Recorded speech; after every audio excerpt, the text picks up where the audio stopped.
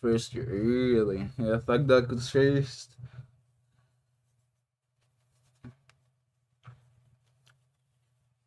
Oh, I feel like shit today, man. Oh,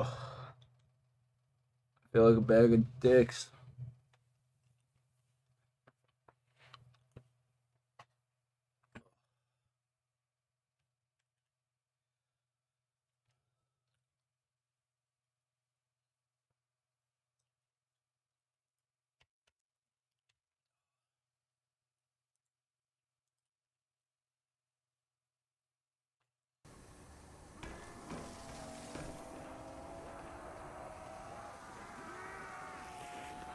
Yeah, this bread, baby. I feel so shitty.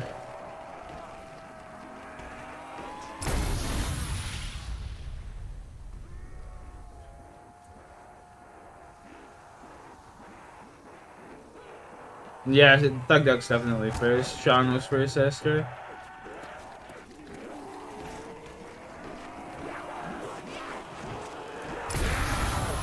First is first.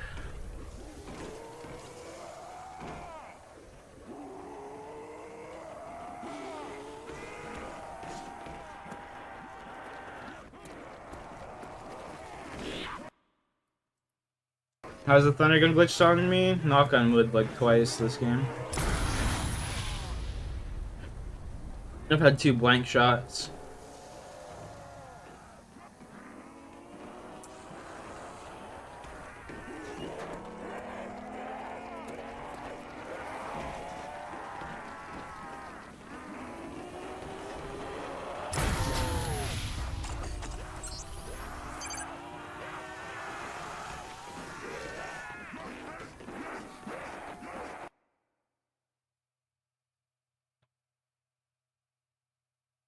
I'm the first sperm to ever make it to the air.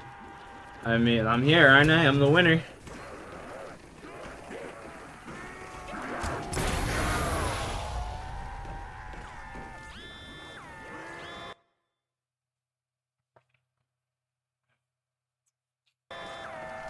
I don't know, it's gotta be some kind of like nuclear fusion or something. It's a reactor.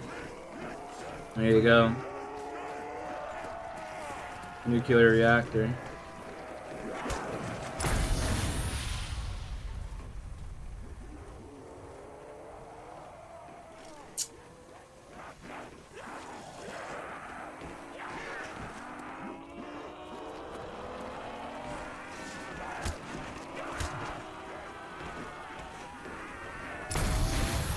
Has me feel like I'm in Spider-Man. It's a fusion reactor.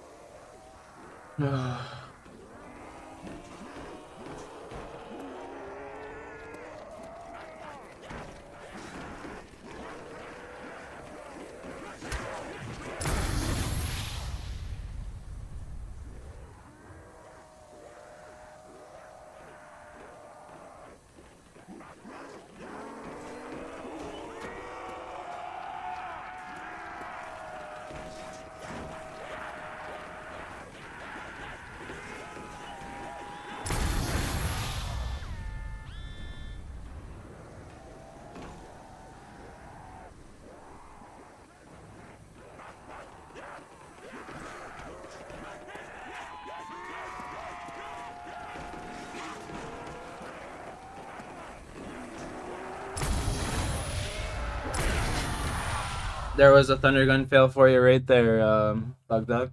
DJ, what's up, buddy?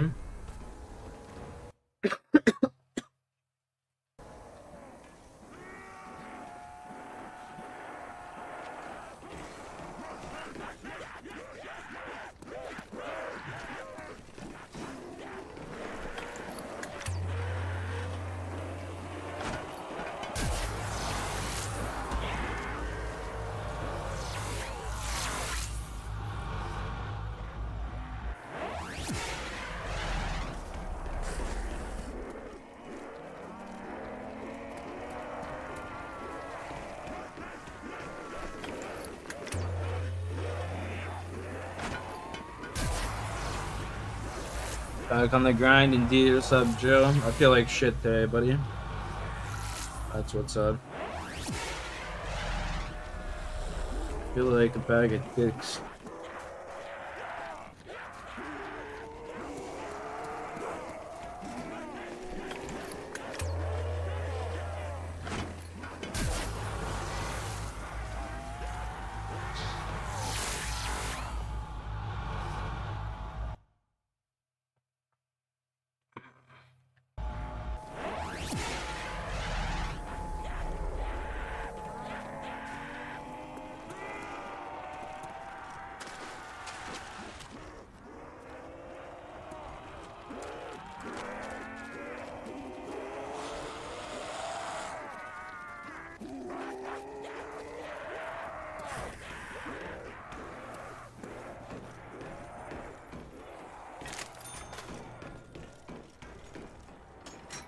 Hey, Rocky.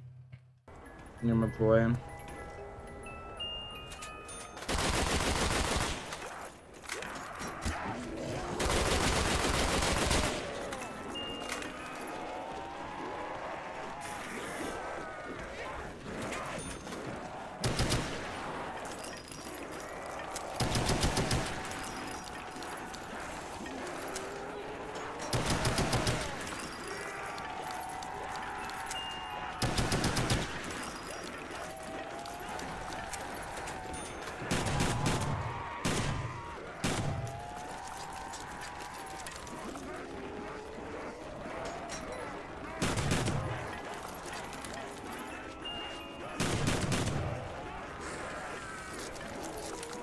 I didn't grab it? What?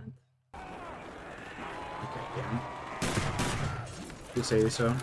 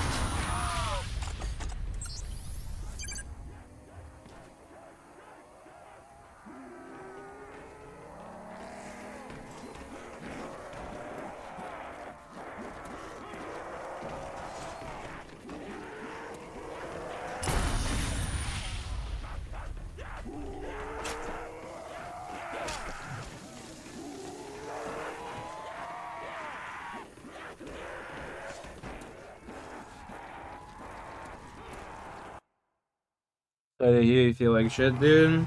I mean, it's the way of life, right? You feel good every day. I just hope this flu or cold or whatever the fuck it is goes away soon.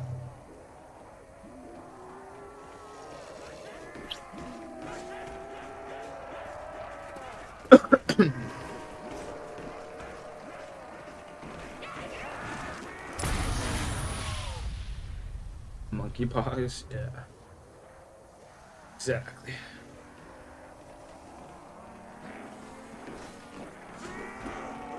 Gorilla flu. Got the bat flu. COVID, baby.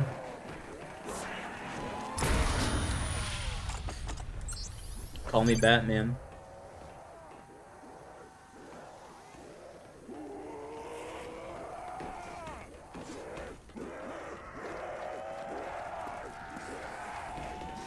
Yo, Reyes is that?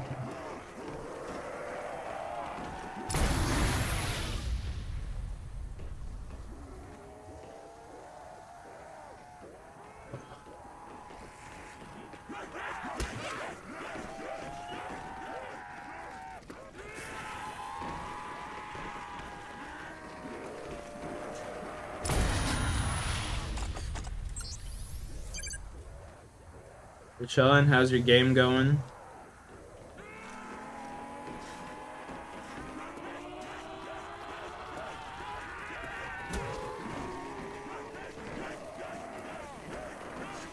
Giraffe fever. There you go.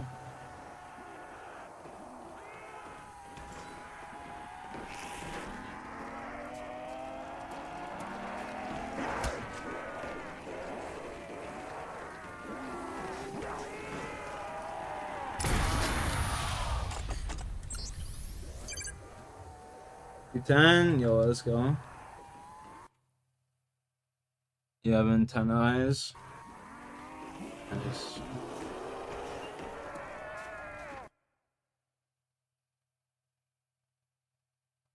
No gambling? I'm pretty sure there's gambling, but you probably won't win. Pretty sure even if you do win with gambling, it just doesn't let you win anyway, so no point. Almost died right there. More than tragic.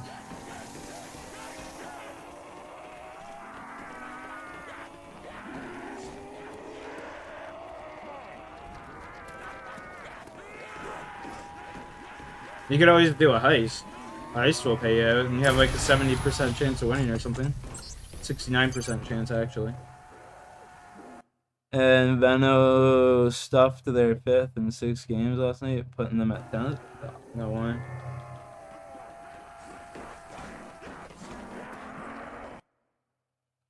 I showed my grandma this cart. What'd she say?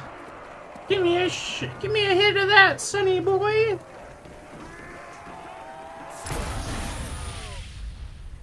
And then she's just like, yeah, your grandma used to party back in the day too. Bet you didn't know that, eh?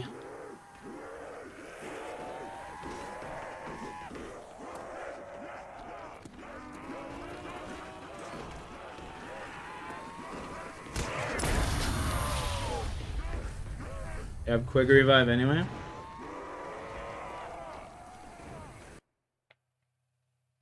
I raffled.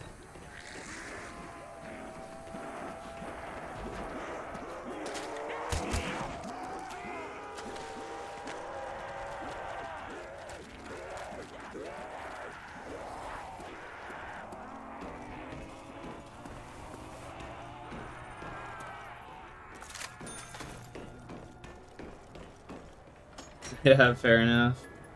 Funny.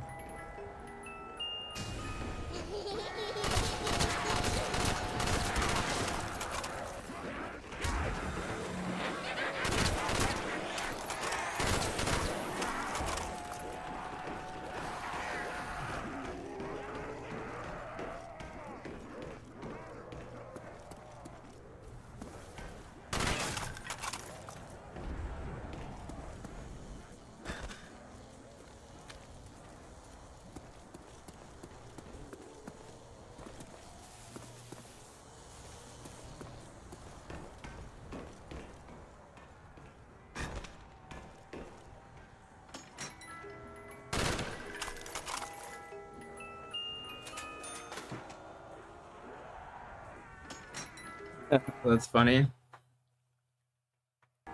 Didn't say that? You thought it though, didn't you?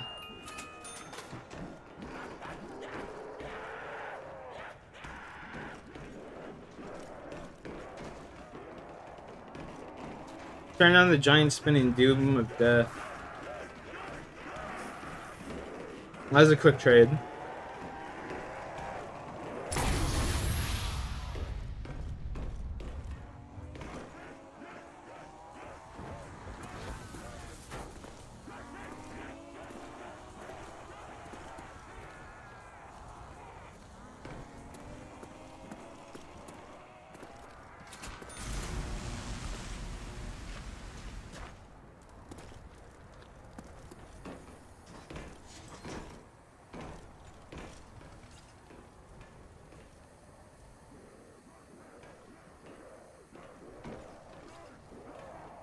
The ideal trade out, yeah, seriously, it's like 3 boxes or something.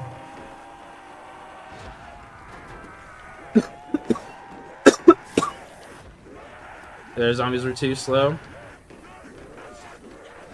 Triggered them up better when I ran through the fire trap. Oh well.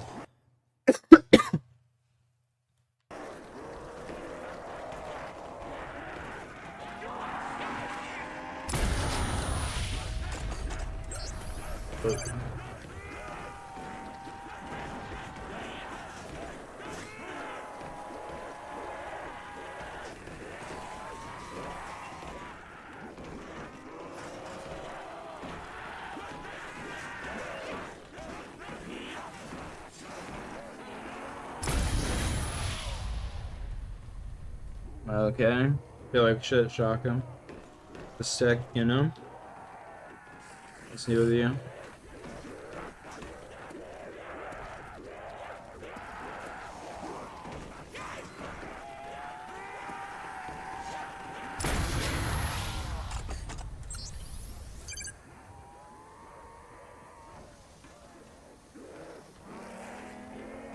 Or jack him. That's the way of life. That is the way of life.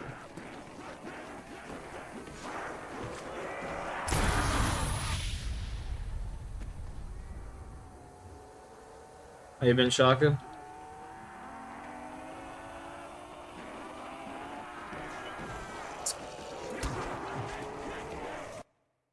Went to the casino yesterday, you win big?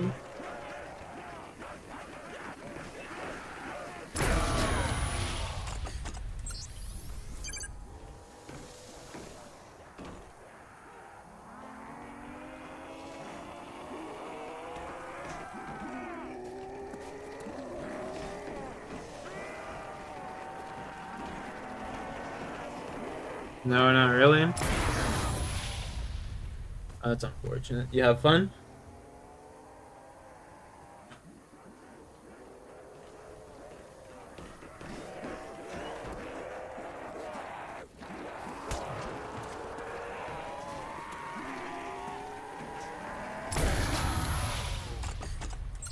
Sure, I did. Well, that's all that matters then, you know?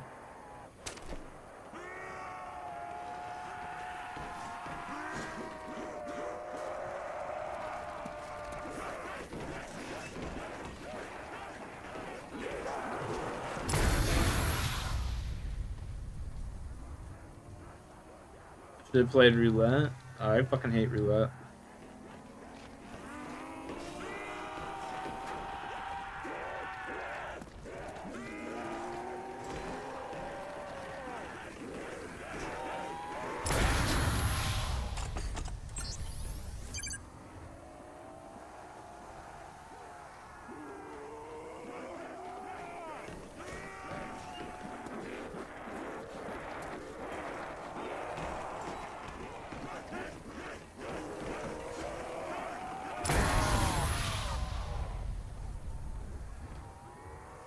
You're an astral being roulette. Why do I hate roulette? I don't know. I just don't like it.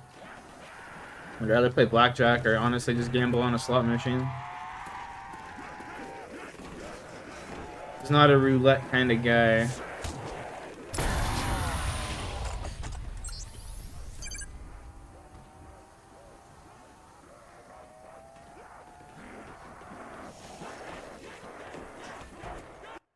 I'll lose when I win. Yeah, for real. Anybody loses when they win at the casino.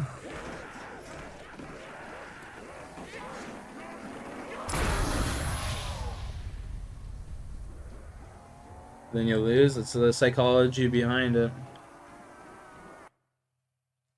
Joe, a nice dubski, brother.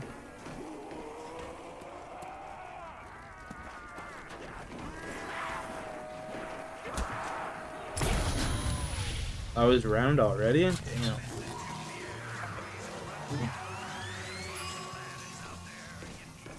That wasn't too bad.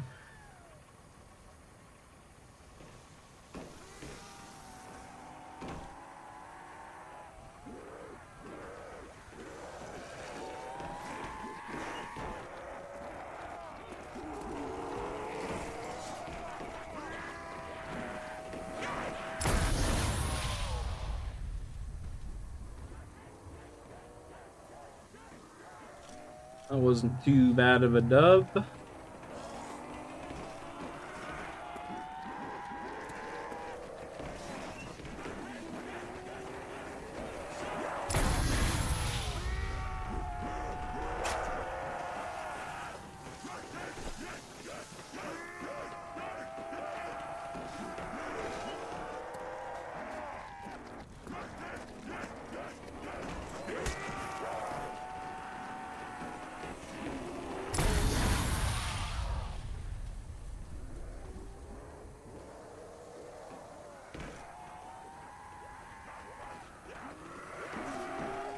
When's the next monkey round? 109, 1010.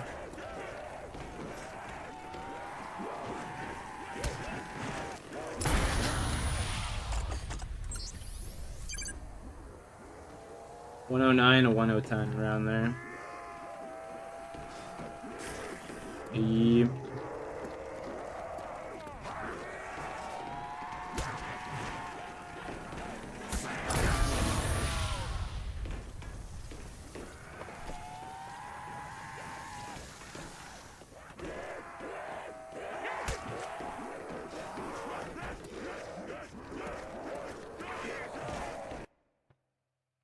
We're gonna do a gear straight out? No.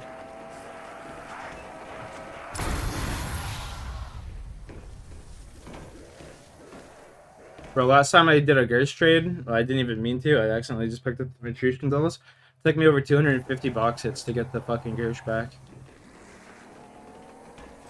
I'll start doing trades at like 130 or something, if I have to do that. You know what I mean?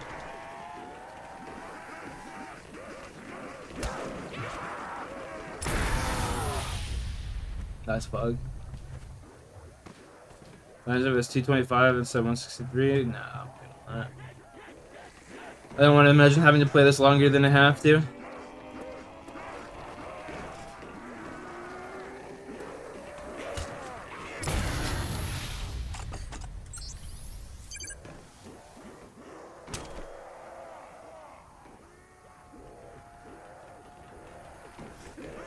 The rounds will be long as fuck, yeah. Especially with the trades. The trades are what make the rounds so long, right? Yesterday I had like an hour-long round just trying to get back the Thunder again, for fuck's sakes. Like 40 minutes or something. Go by quicker? That's because the zombies move faster and you... And like the game just moves faster.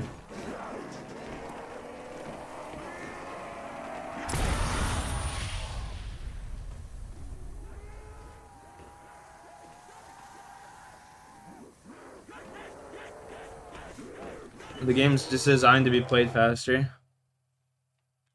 Round robin, all that shit. Yeah, the game's just like, yeah, the game's just designed to be played faster on BO3.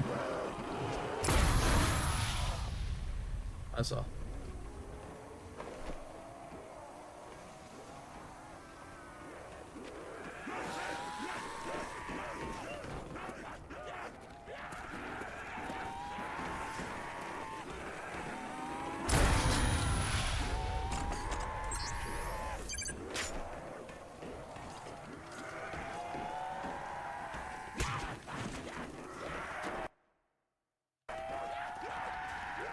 Yeah, knock and suck my dink.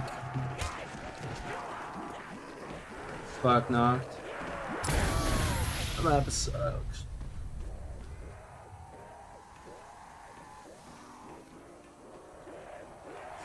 An attorney? Yeah, one little mistake, Sean. That's it. One little mistake.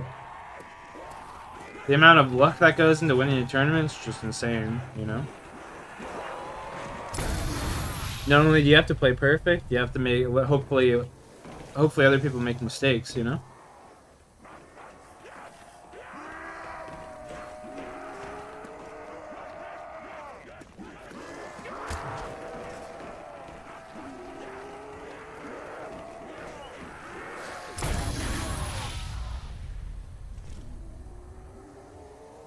Was it grind? Yeah, fuck that shit. Fuck that map, bro. Still mill at that? Yeah, exactly. Some life-changing money.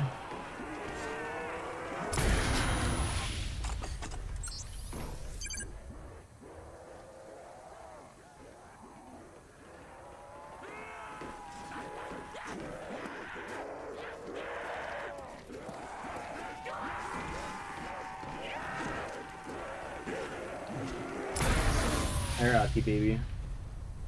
Hey, cutie patootie.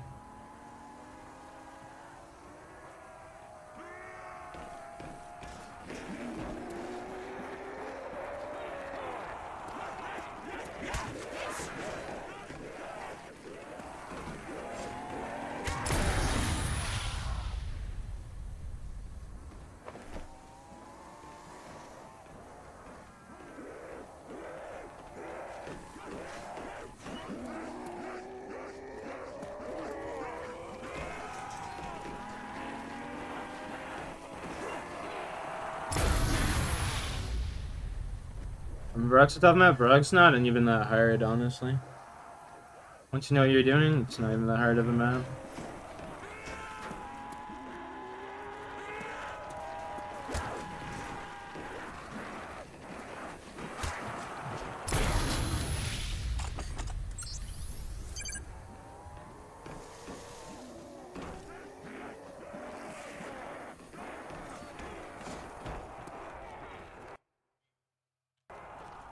Really entertaining. Varrock's definitely entertaining for sure.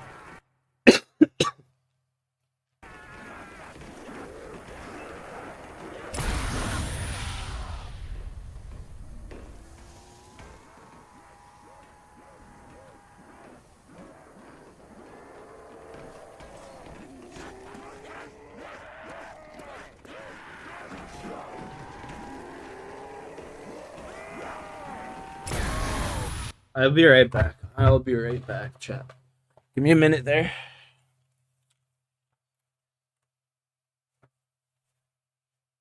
Mom, can you do me a favor? Can you make a tea with like a little bit of honey in it?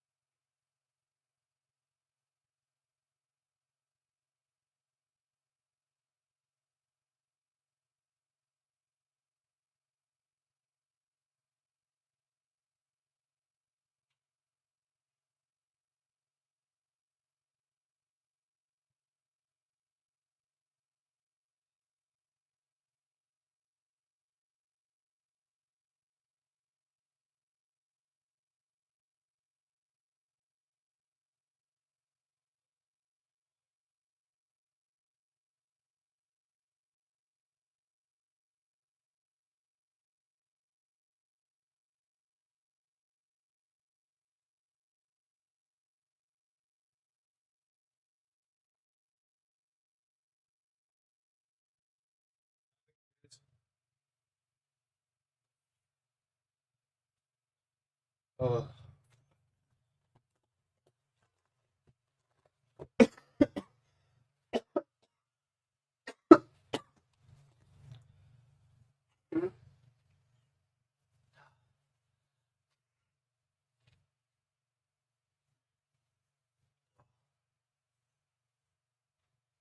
Jesus Christ.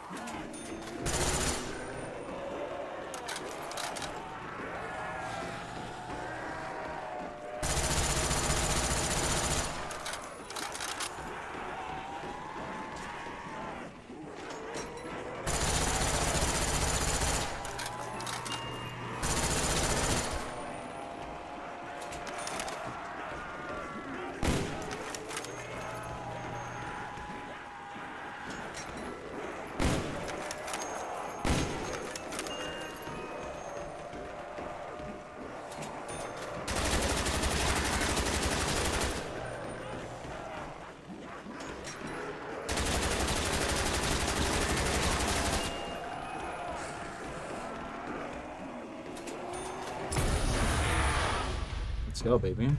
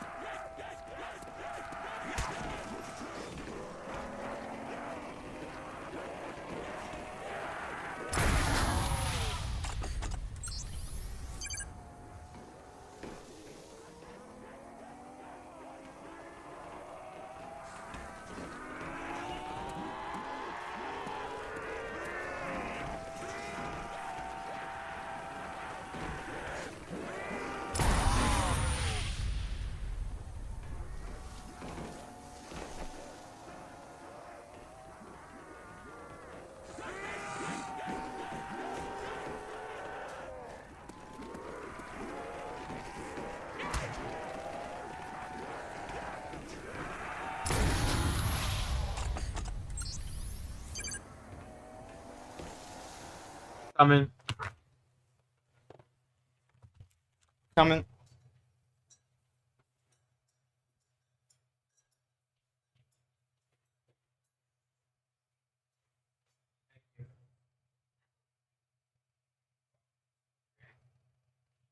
Nice and soothing on the throat, you know. Thank you so much, Mom. Fuck. Bless you.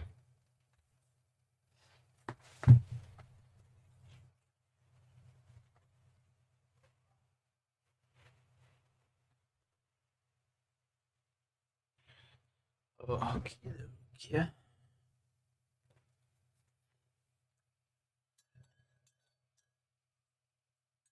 Oh.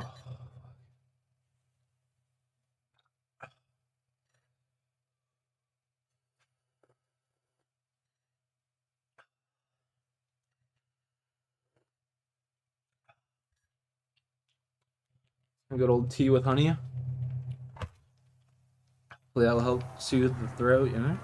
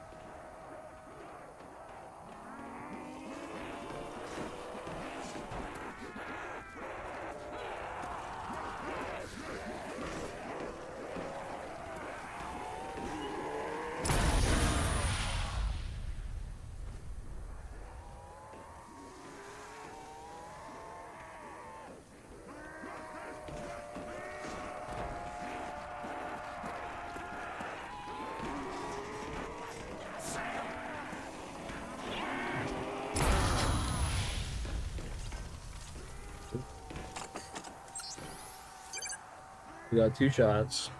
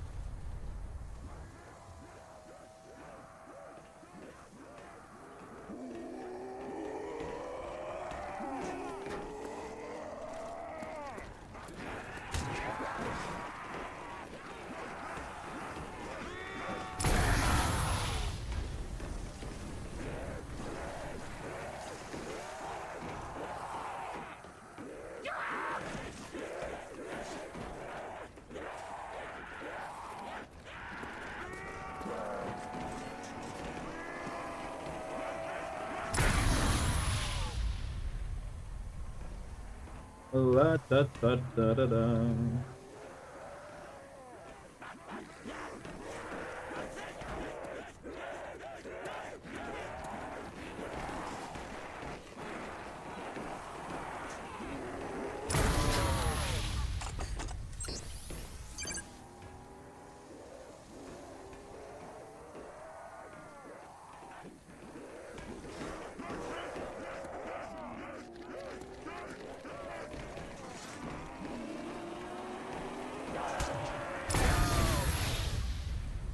Good luck, Sean. Good luck.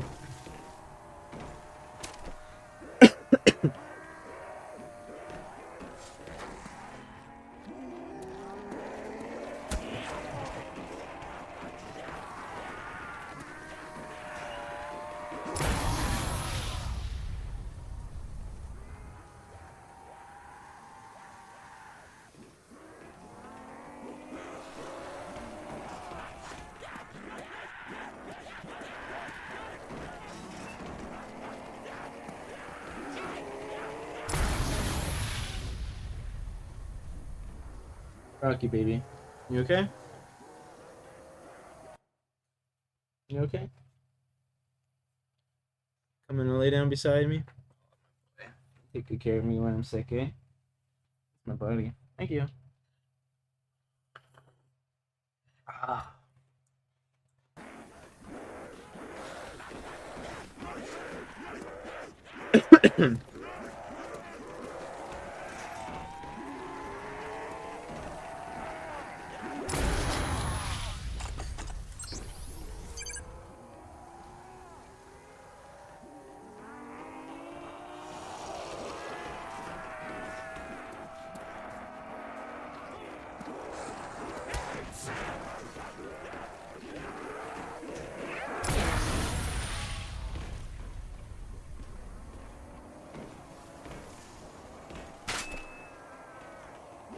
Appreciate the 10 likes on the stream, boys. Thank you.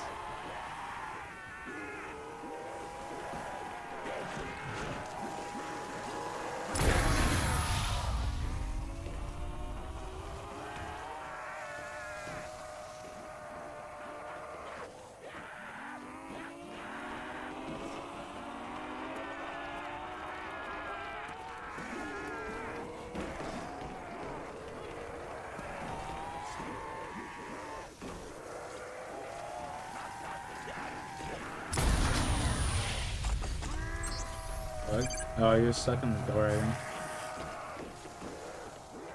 And there's the one that died in the door there. Or window. I feel like a bag of dicks today, Jay. What are you saying?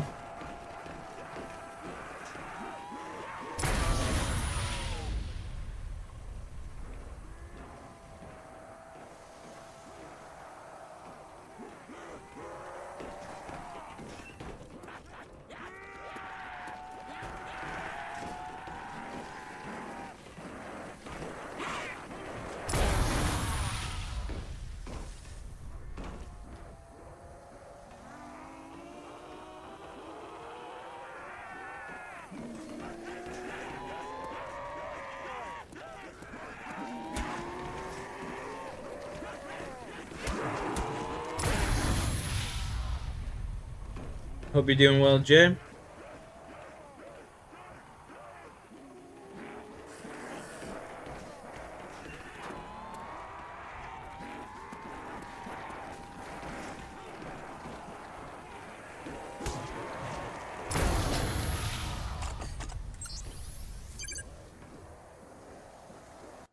What's up, Rocks?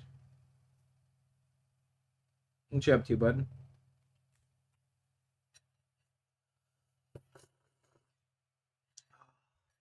It's teas. Very nice. On the throw.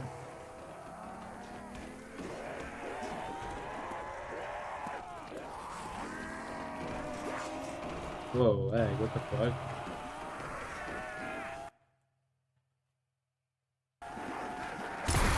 You gonna ingest that cart? Enjoy. Astroneer? Astroneer? What's that about, Jay?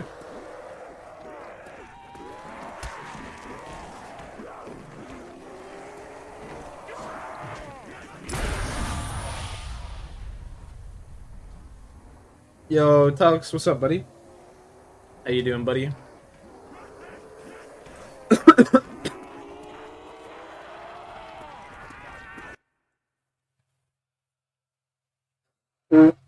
Yeah, I'll be down the game tonight if I'm not sleeping, Squirt.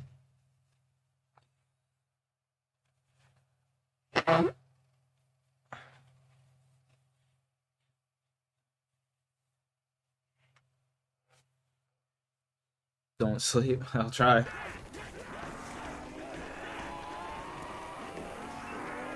I'll try.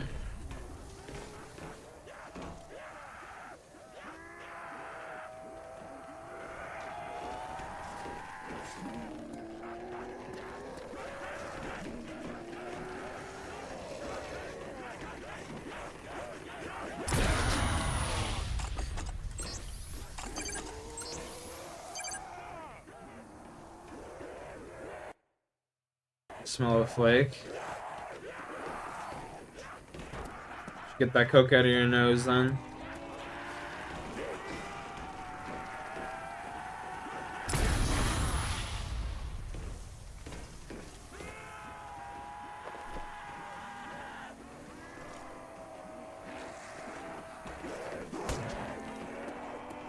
Coke's in your eyes. I use suppositories when I'm doing it. But I sure rap ass.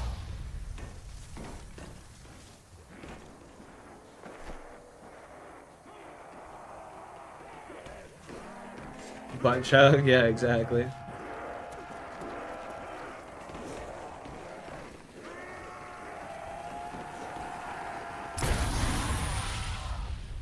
The classic butt chug.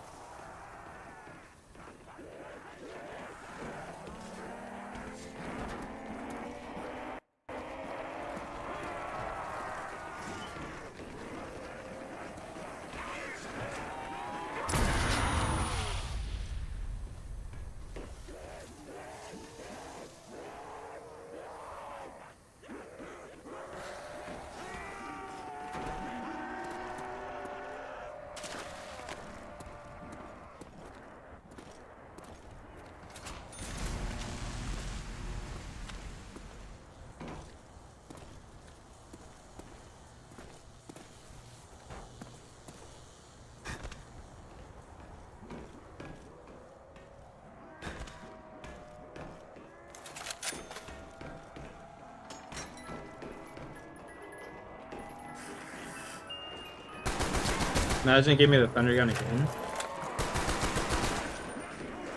That would have been legendary.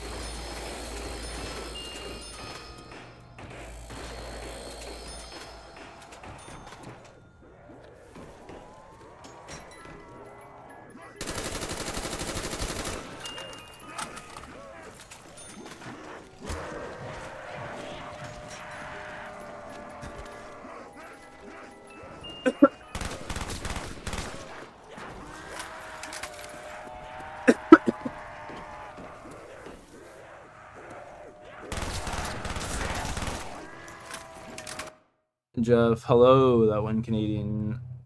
Alright, what's up? What's up, Jeff M?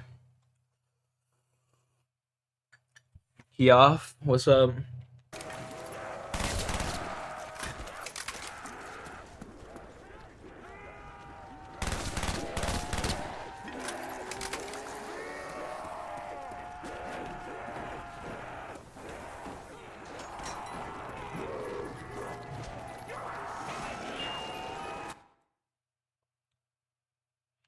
Round 108, yes sir. We out here.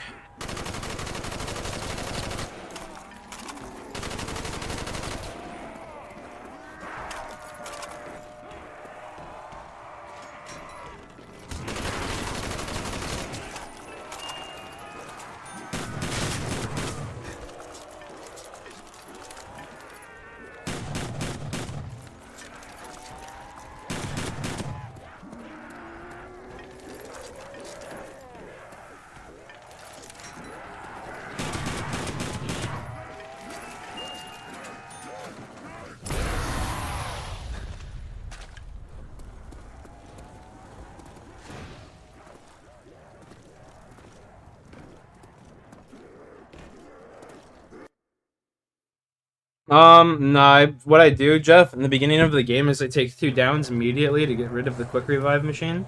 Because it extends the play time of your game, and makes it so the monkeys can't get your quick revive. So this is my last quick revive, but I haven't really taken it down, other than ones that I've self-induced, you know?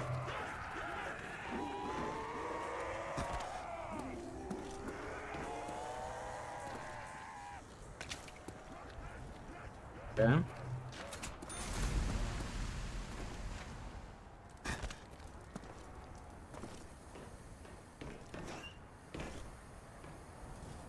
That's hella helpful. Yes, sir. So if you get rid of if you take 2 downs in the very beginning, it will take the quick revive machine out of the map, right? And the monkeys can't go for it. It's the easiest way to make sure you guarantee yourself full perks. Leave the doors to jug closed too, so that the monkeys can't get jug. You know what I mean? And you just get jug from the random perks. There you go, baby. Giving you all the elite strats. I'm dead. Oh, I'm dead. No! Well, that's GG right there, boys. Unfortunate. Unfortunate.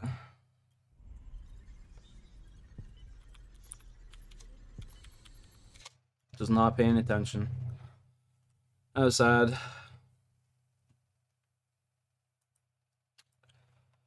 I cursed the run. Nah, it's all good. Didn't do nothing. I should have just been paying attention more. That's my fault.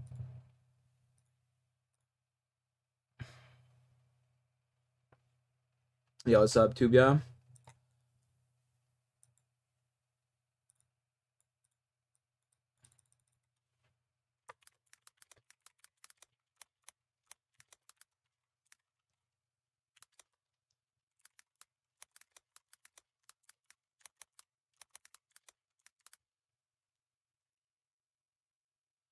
Oh, I like them both. I like them both. They're pretty good. Did you play Shinonuma? Yeah, I made it to around 1,000 on Shinonuma before.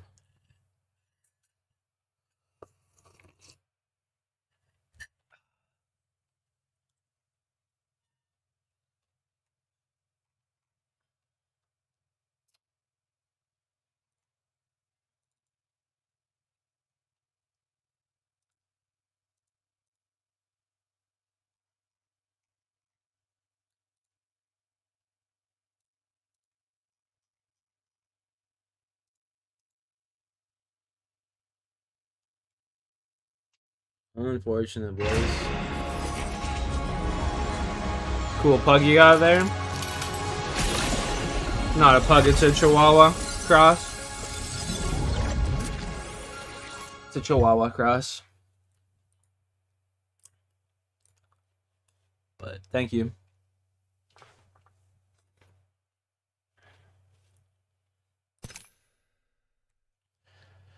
Oh, fuck, man. Feel like shit.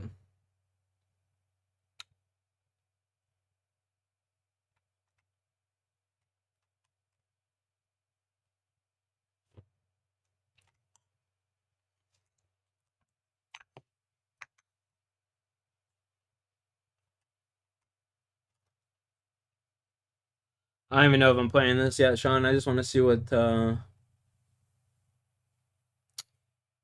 going on with the maps. Oh, man, I feel like shit.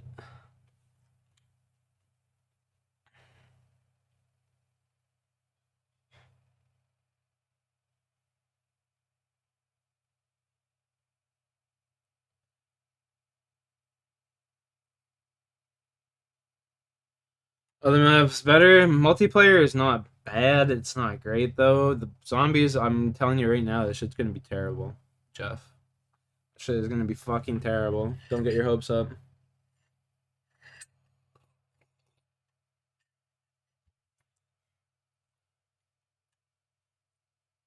Fucking terrible, I'm telling you.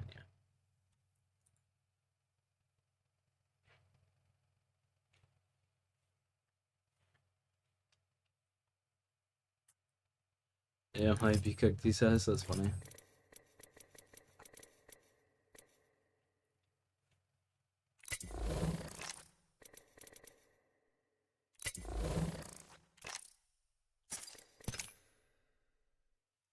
Is this Brazzy?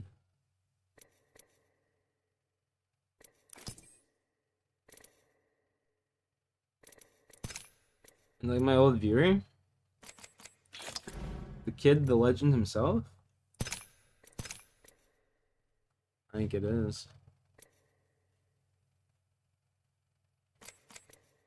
Yeah, it's essentially just gonna be Cold War. E-District. Ooh.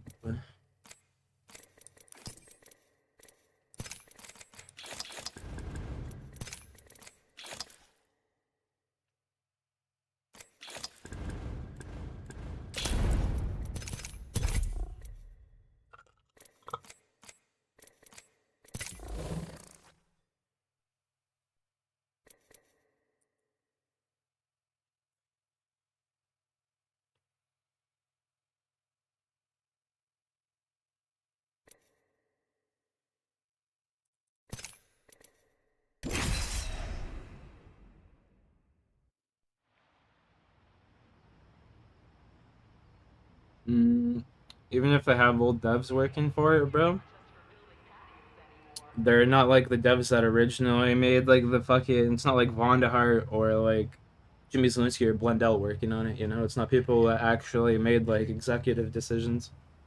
It's just like a bunch of bum ass fucking people working there. Honestly.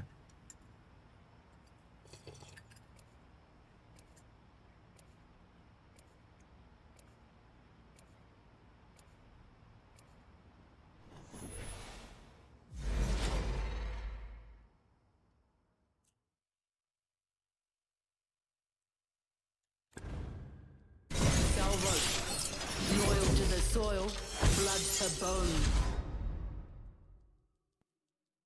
Walter, Ready to go. Roy, Seen? at your bloody service.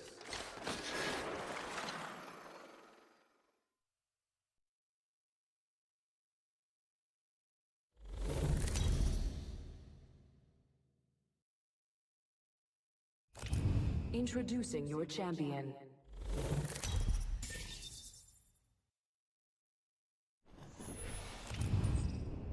I'm the jump master. Follow me. I'm the jump master, boys. Follow me. Get ready. Moving up.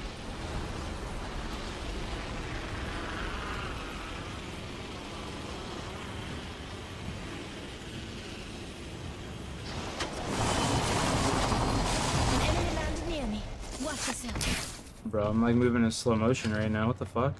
What is this game?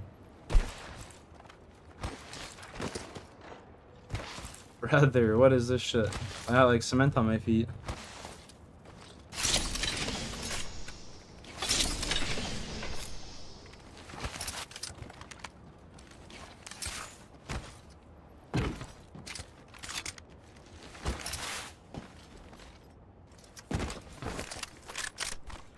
Attention. First blood.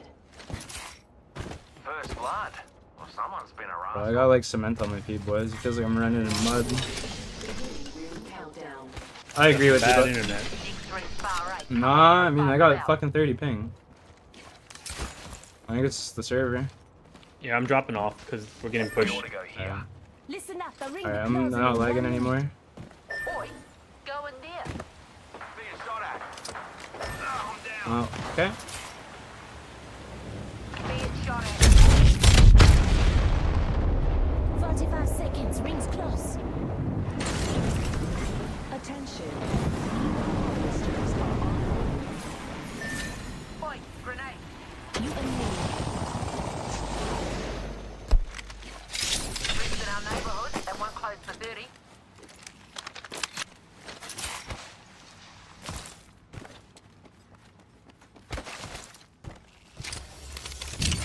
Wait up. Don't worry. I got a squad mate spanner. Give it a tick. Recharging my shield.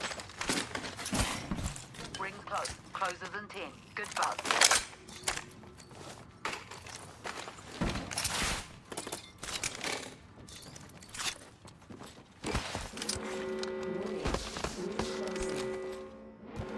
Rings moving.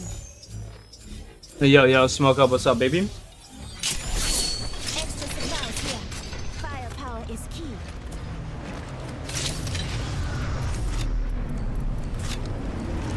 Optics here. Back here. Level 2. Can't keep a hard bloke down. Alright, well, let's not repeat that. Hand lock here.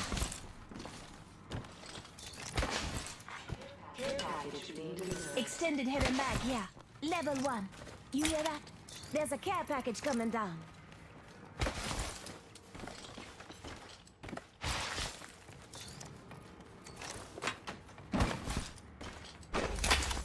Map show was turned out to be much.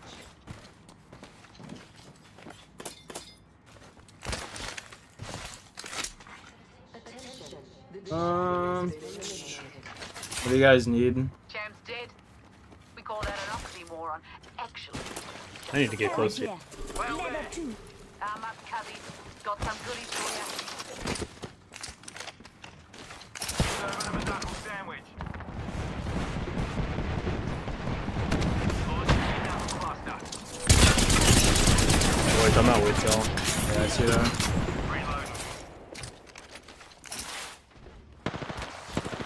Just give me my shield and recharge.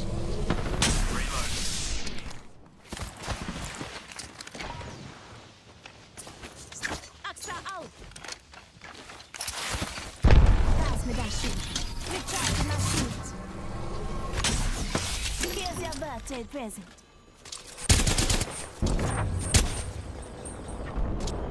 He's ripping this rock.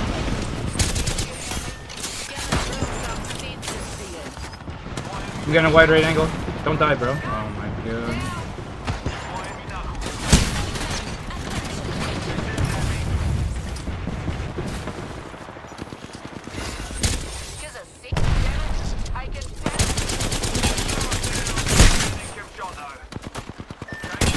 No, bro, I'm fucking whipping so hard.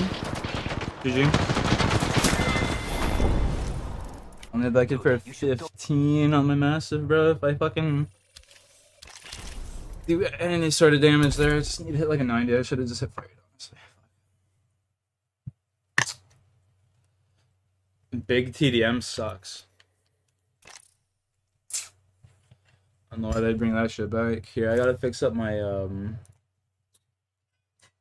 display.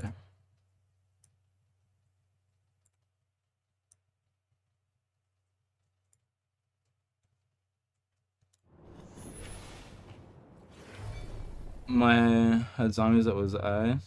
Wait, MW. Yeah, Modern Warfare 3 had zombies that just suck. Instant asleep.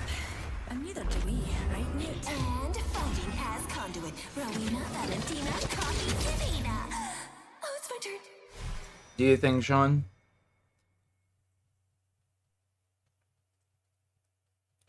Fence them in. Fence them out.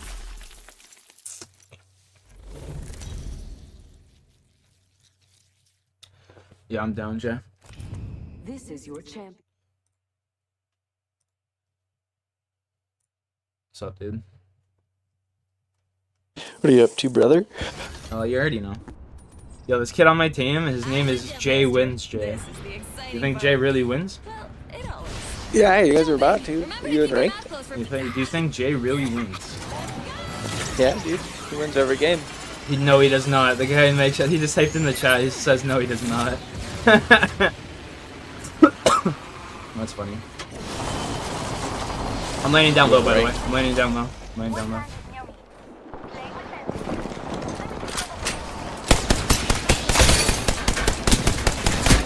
Ah, I'm so bad.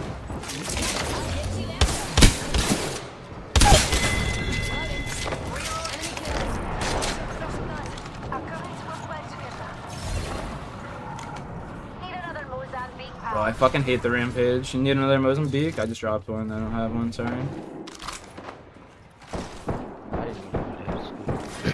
They're up top fighting. There's like one team dead right there.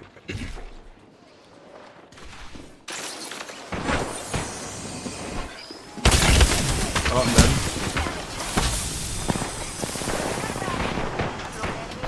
I have no Q. Oh, what the fuck? Bro, I got the caustic so low, bro. Yo, where did this kid just come from? What? Oh, he climbed up the side there. Oh, okay. Try and get out of there, bro. If I you was don't- so hard with the Mastiff. If you don't get it, it's alright. I gotta go fucking play with my homeboy anyway. Woo! Attention. Evo harvesters are online. Oh, fuck. That Loba Lips. That's the kid's name. Kill you. No. That's just the one kid's name in the game.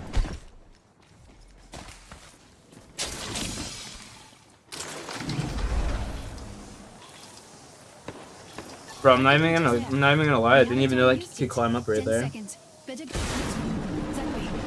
I'll never forget that though now. Guarantee it.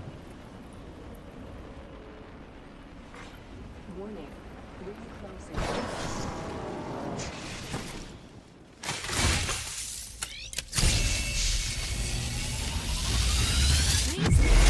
It's on your map. Have a look, s'il vous plaît. I leveled up. With my new upgrade, I shall go Electron. I believe White this Claw is Downer, lots aka of it. Kyle. That's the kid's name? That's funny.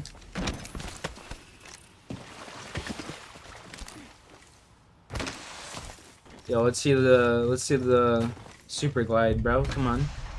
Don't leave me hanging. Care package being delivered. Let's see the 360 wall bounce tap straight cock slab. Come on. Woo!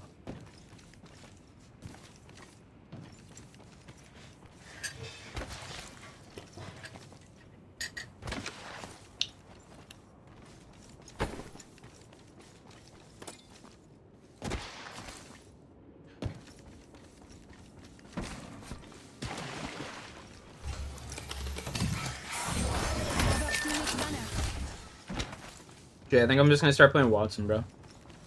You should. Good pick.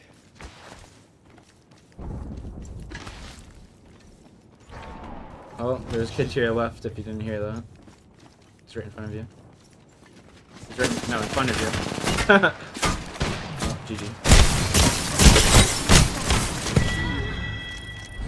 That's unfortunate. This kid was looking right at him.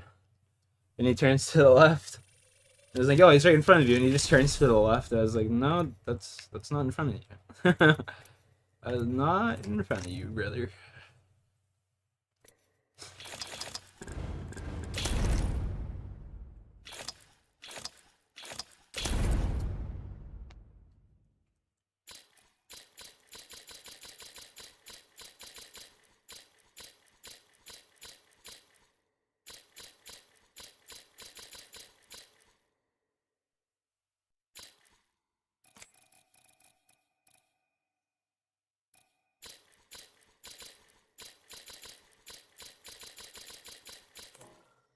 I have 8 favorites. You should be able to put as many favorite skins as you want. That's stupid as fuck.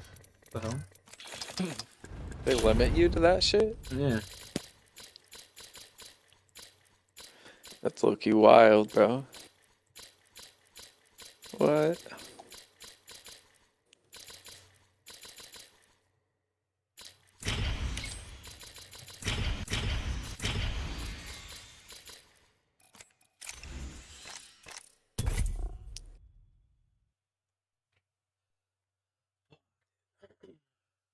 What you been saying? Starting fucking sheetrock tomorrow. Oh, that sucks. Fuck yeah, it does. Yeah, oh yeah, I know. My fucking boss is trying to price us out for like a 5-week meeting. I don't know, he's being a cunt. Trying to price you out, what do you mean? He's trying to like set us to a set price on it. Oh, yeah. He's trying to say like, here's your salary, get it done. Here's 30G, get done in 5 weeks, or whatever the fuck, you know what I mean? Yeah, he's not paying for your time. He's paying like a lump sum. Which I'm not a fucking sheetrocker. I'm a carpenter. Yeah. So Yeah, exactly. he's just not thinking rationally there. I'm an engineer, baby. Deadass. Yeah. Petroleum engineer. That's sick.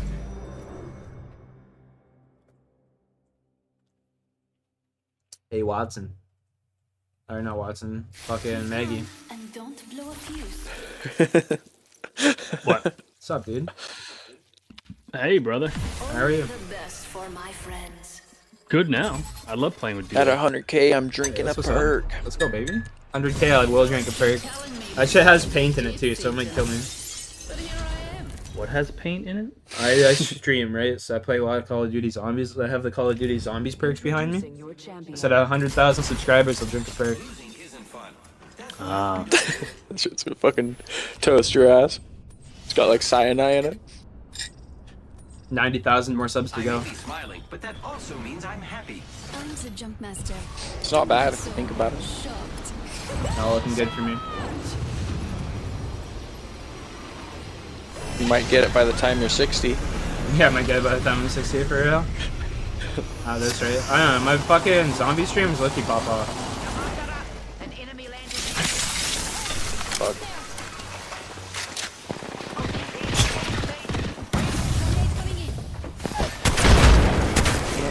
You got a guy right behind you. Behind. Yeah, they're all on me, buddy. Well, just run, Jay. Just crap this. mended broken hearts. I said I ended them. You guys fought valiantly. Did I still have the perk redeem? Yeah, redeem perk, yeah.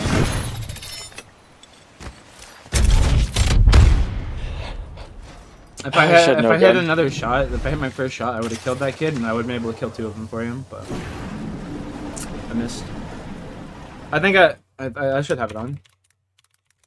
Well, I got balls of steel if we're going Lotus. It's kind of Still scary, ever. huh? Still ever. Doesn't More matter. time to gather supplies. Oh, there's kids to your left. I hear him in that building.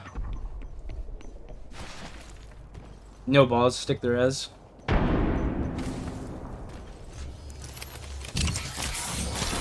looted our teammate's banner. I actually like the blue bolt mastiff the most. Believe it or not, Alex. It's like the perfect fire rate for me. Nice Q. That was actually huge. Don't hit that. Alright, yeah. Later, bitches. Boom, headshot dead. 1 sentinel shot to the fucking no one. This could suck. I didn't mean You're to do dead, that. motherfucker. No, I didn't mean to ping Quit that. That was my pinging. fault. I was trying to open up your like stats on the side. You're almost at 4,000 kills, Jay. People to my right, too. Yeah, Sheesh. Cover me. I'm using a field. Yeah, like you're heading towards like center circle, so it's gonna be probably pretty populated.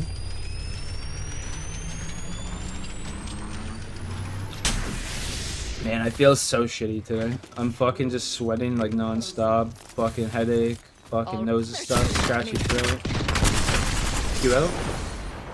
Activating jump drive. Good shit. Well, getting you guys here. Hope you're ready. I'm ready to fuck, dude. Let's go. These kids are gonna be ass. Crouch. Crouch. Crouch. Crouch. Never mind. Boom, headshot. Bro, they're rezzing us through walls. What the fuck? We're getting like aped. Yeah. Yo, homie, fall down on this kid. Fall down on Wow, this kid with dude. me. Okay, you ready? Big boy? I got up hits. Oh, it's alright.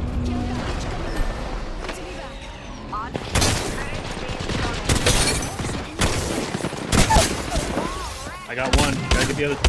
Oh, it's just one. Yeah, I didn't do shit. Let's go, baby. Demon! Killed the champion. All those years watching matches is paying off. Reloading. Upgraded and good to go. Look at me now. Let's go, Papa. baby. Hold on. Let me help you.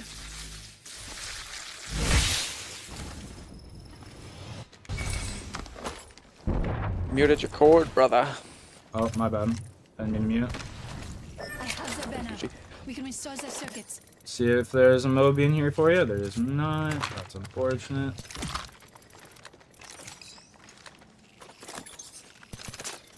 What a bunch of shitters those kids are, for real. You like the Loba shop on the door? I didn't really do anything off of it, but...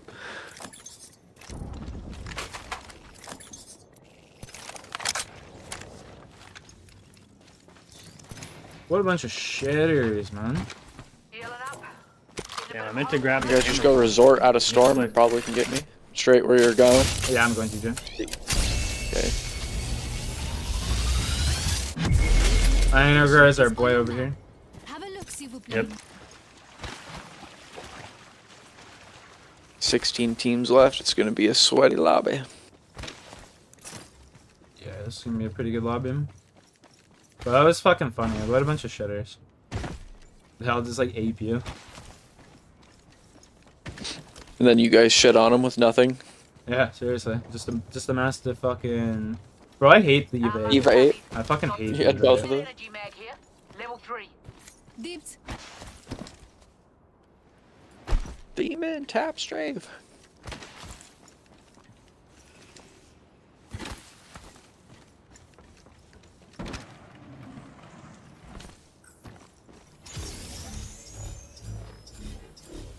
Look who's back in the game.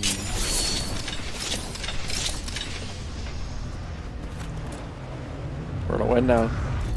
Should. F10. Who is that, Alex? I don't even know who that is. I couldn't leave so many treasures behind. Yo, I'm gonna go grab that evil harvester over to our northeast.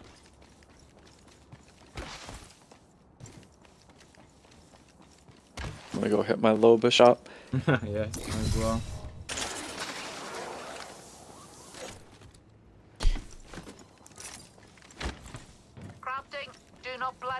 Let's go here. Allons-y. I didn't mean to do that. I take that back. Oh, okay, Alex, yeah. He used to play at Pulver X. True, yo, that's a long time ago, oh my god. Level 2. I'm crafting. Patience. You're welcome. Ah, I leveled up. Now to select an upgrade. I believe this upgrade will light Wait, the what way. is the other upgrade? Fuck. Doubles ultimate charge and recharges allies faster. Well, I'm a fucking idiot. I should have went for that. Rip. Well, better enjoy the havoc before it gets nerfed. I mean, the nerf's not even really nerfing it really that much. Like, they're already super good without the turbocharge anyway. We're already in the next ring. Yeah. I'm just saying, that purple mag that I had thing just went away. So someone might have grabbed that. I did out of my shield. Oh, okay. It's raining replicators.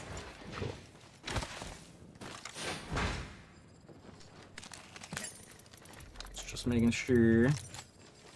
Gonna hop up here. Hammer No point. point. I don't know where that is. Yeah, I'm trying to find it. I thought you could ping the market and Do then. the Lobo You can cheese. ping it in the market and it will show you, like, it will, like, kind of bleed, like, an arrow to it. Yeah. Yeah, I'm trying to figure out how to Hop do up it. here. Hands Hammer off. point. That's Maggie's.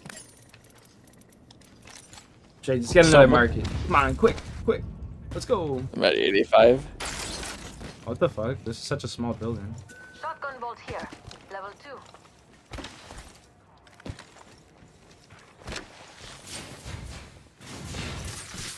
Fence place. Fuck, I don't even know how to do the Loba cheese, and I main Loba. What the fuck? Laser sight here. I've done it before. I haven't fucking done it, I guess. That's crazy. I'm a scrub. Yeah, I you need a new both. main. Fence them in, fence them out. Gotta hop up here. Hammer I bloody point. want it. Remember who hooked you up? I've got your back. Hold the ping on the item. Alright, Alex just told me. Hold the ping. You just hold the ping on the item, apparently. Let's see. Nah. Hands off. RE45 here. That's Maggie's. I'm just gonna yank it at this. Yeah, just yank it. I was just testing it out with other shit. Interesting. I thought you had to like pull up your emote, Will. I don't know. 30-30 repeater here. I don't know. I don't either, bro. It's tripping me out. Well, we should go for somewhere in circle. So like a house in circle or something like over here. There better be some Let's go good there. loot around here. Go into your house, yeah. Go ninja, go. Kids above You're us. not alone. Look over here. They're fighting. Come Kobe. Supplies coming in. They're up another one. We are not alone. Look Go. over here. The horizon's open. Fight an enemy over there. Ooh! Engaging the enemy. There's a full trio Yeah, crash yeah, one. just back up, here. There's two teams here. New kill leader? Interesting. Cracked Where are conduit. they at? Can you drop a ping? They're like right around this corner. Oh yeah, I see them. Past this corner. Here's a sink. Recharging my shields. Horizon coming up. Horizon fried. Horizon One dead. shot. Horizon dead. Push this, push.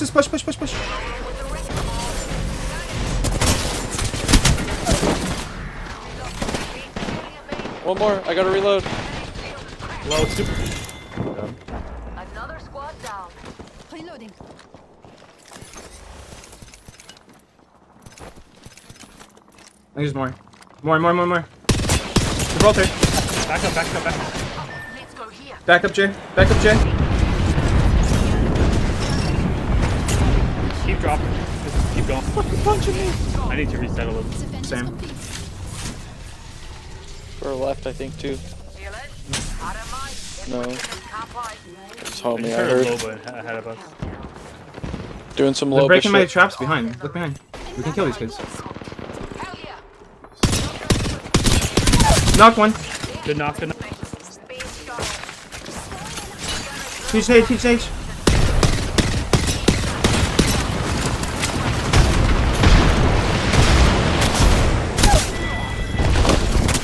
They're both there, bullet. I got a Both shield swap. dead. I got a shield swap. He's a bullet. He's so weak. He's so weak. He's... One shot. Dead. Get the gold resin res me. Get the gold resin res me. Get the gold resin res me. Get the gold resin res me, motherfucker. I'm getting it. Oh, I don't see it. No, he got it. We have 45 I was talking to my buddy, and the sorry. next ring's right there. No, you're good. Don't leave anything drippy. Shop's open for VIPs only. She's a light. Level 3. Don't mind if I do. Hell of a time to go shopping. Taking a moment. The fuck is there no energy in this bitch? Oh, 270. I'll be Gucci. That kid's gun shield saved his life. Legitimately. Here, yo, someone take this. I'm taking the I'm Moby. stopped there. We have an evac tower here. Super. I got an evac. We just want to take one? Yeah, I got Moby, so make sure you guys got evacs or whatever. I was just wondering if we wanted to pop an evac. There's people up here somewhere. They were shooting earlier. That's fine. We're all outside the ring, and a wall of death is coming our way. Planting fences. The fence is complete. And fencing.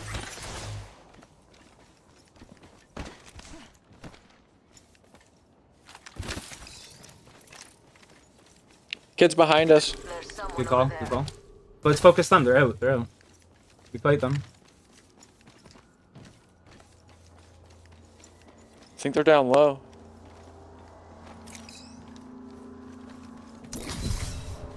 Drop down.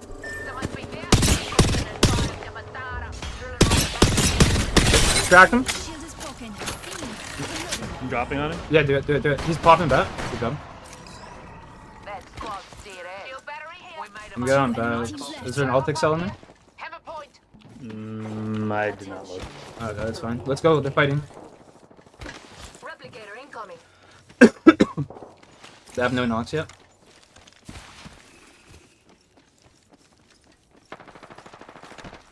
The one's just Horizon. They're...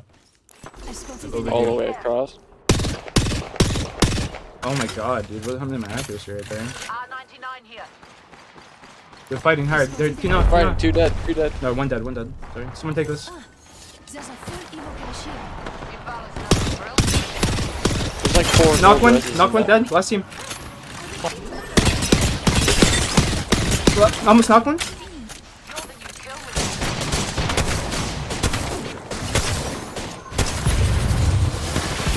Cracked him. Horizon's weak. I'm dead here. Shush now. Just topping off my shields. You guys, The you guys resin, gotta push the together. resin, the You gotta resin. push together. Scramble that in. Almost cracked Horizon.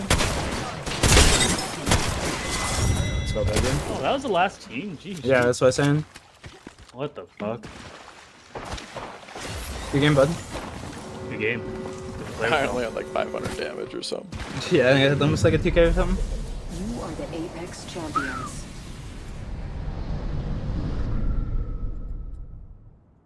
Maybe 1500. I'm not sure. I wasn't really doing fuck all that game. GG's, boys. GG's. Sheesh. Fuck all that game.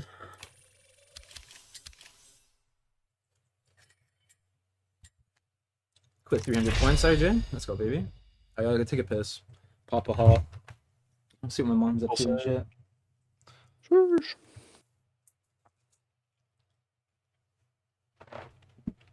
What I should have done there, and when we were fighting that last team, I should have put down a Watson Gen out in the open there, just so I could block all of the Horizon's fucking nades and ults and shit. Oh yeah, you would have been set. I could have used it as cover in the open too. Yo, Jay, also go to my stream. Alex posted a link in there. Check that out.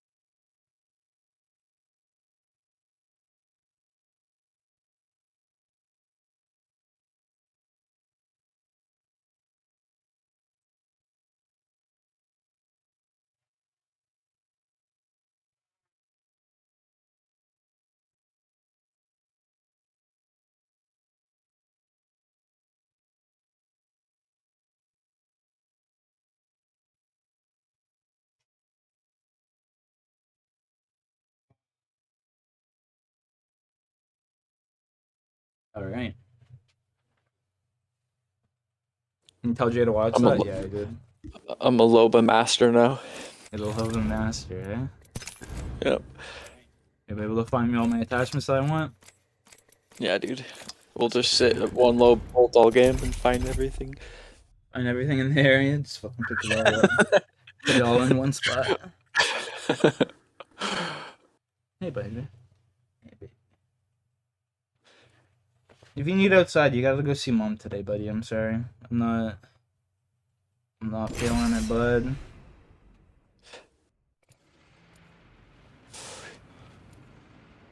Ranny's bitch.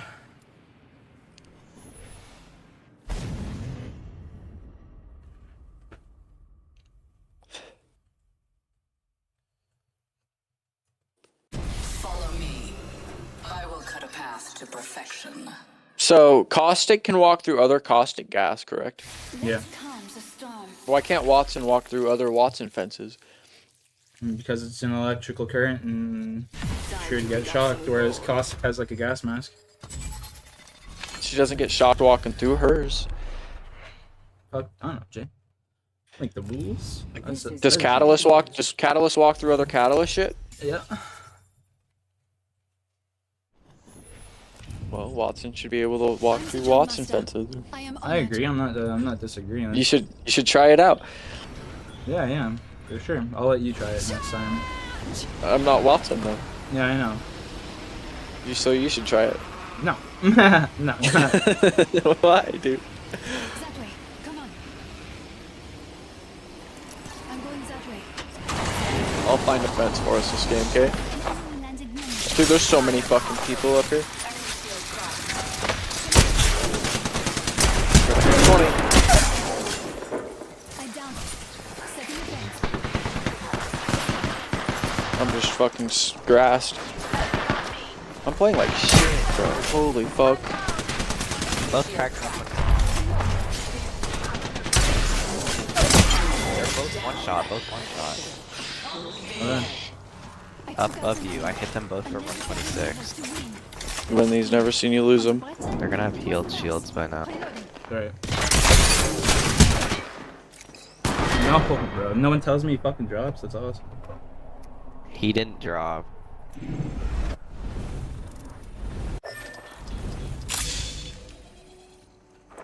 Oh, yeah, he did.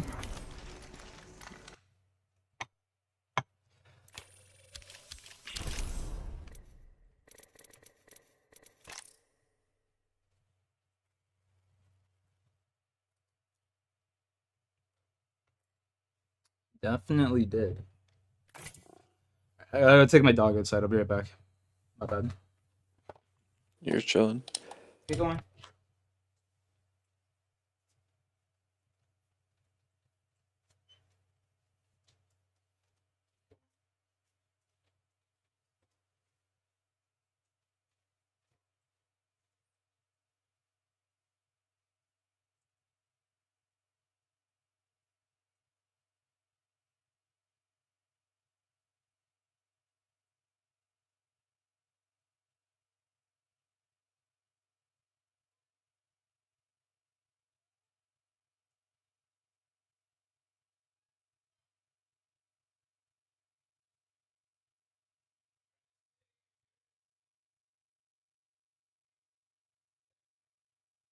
Do it right, it's good.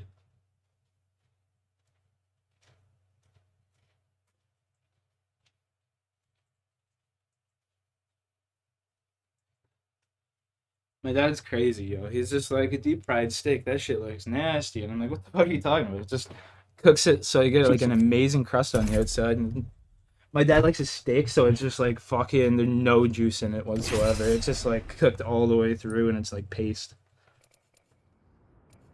Did you guys still eat it? No, that's how he likes his steak. That's how he eats it all the time. Like overcooked? Like Or so overcooked to the point that it's like fucking chalk in your mouth. You know what I mean? It's like the charcoal off the sides and shit. Yeah, but it's just like so dry. There's no juice in the steak whatsoever. It's just like meat fibers.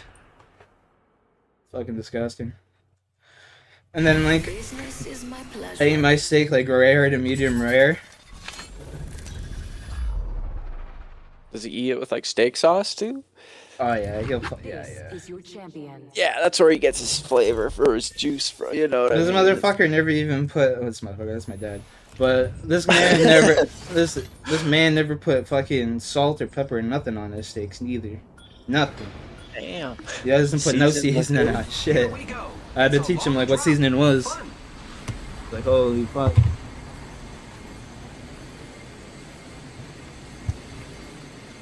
It's like back in my day, I walked 10 miles to get Dude, to I just school. flew off the fucking edge. Like, I don't even know how I I just. found a little something I don't even know. extra.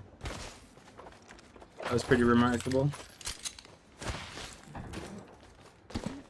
This game should never be on Sunday, bro.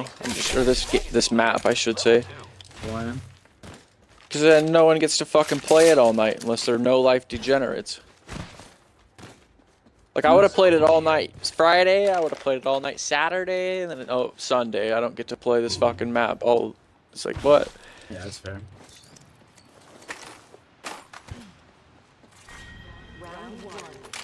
So, yeah, I'm salty, bro. Shitty map rotation this week, cocksuckers. All of us are inside the next ring. I'm pretty sure it just gets pushed back a day every week. So next week, this will be like. It's gonna be Friday. Saturday. It'll be Oh, like yeah, Friday.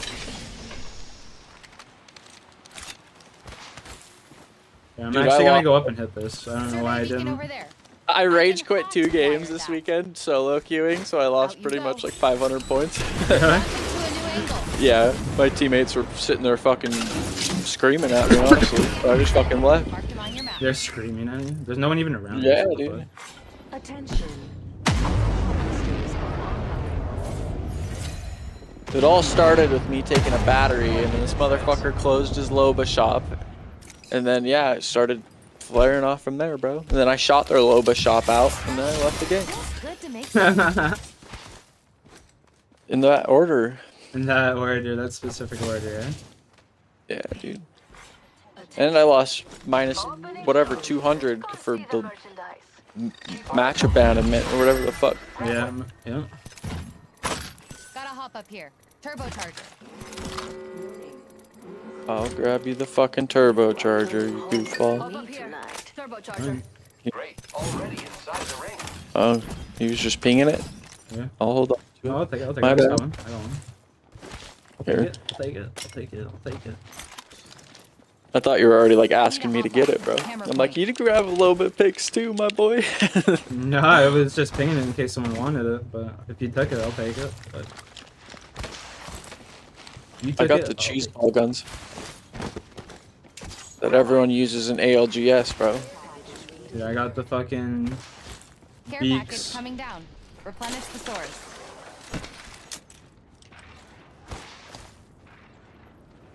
Been watching fucking fade videos, bro. You see my movement now? Package over there. Get that. I'm on like a 3-3 sensitivity. I can't even like look around in a circle. Yeah, can we go hit this? Let's hit this. Pick You up can your hear. feet. Let's go here.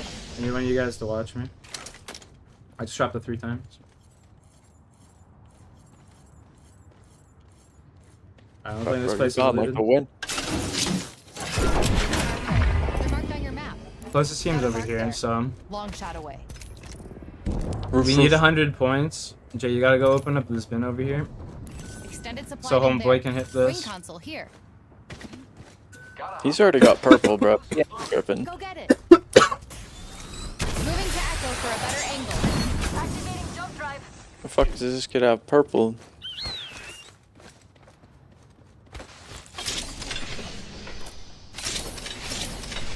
Something extra. Got to the next level. My bad Should I take room. Echo? You have a bat? Not 3. He stole him from me. I've grabbed my upgrade, team people. Ring console there.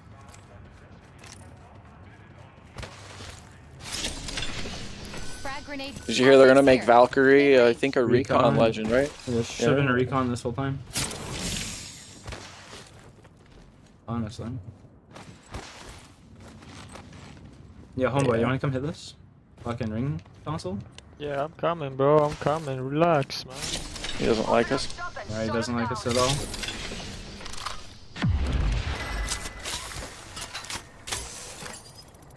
No shotgun bolt? Nice Crazy. choice. Got good taste. You are coming home with me. Nobody wants to come hit my low bolt, huh? Yeah, seriously. Seriously though, Jay. That's funny. There we go. We're pulling down, Next yeah. ring. Check your mini-map. Let's go for over, like, back I'm here going that somewhere. way. Come if you want. Looking for Yo, optics wasn't for it times ultimate. 3 somewhere? Okay. Yeah, there's like 4 of them around this area. I got it. You need it? Okay, cool, cool.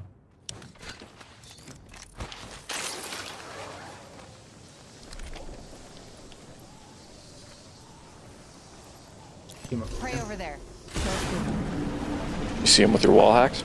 Yeah, I seen him with my wall hacks for sure, bro. Oh shit, I just landed on a kid. Yeah, you did. Opening fire on our prey. He's up aping you. Yeah, they all are. What the fuck? They have white armor. They have blue now, probably, but that's sick. I'm burning 2 of them. They're just on my body looting it. They're just on my body looting it still.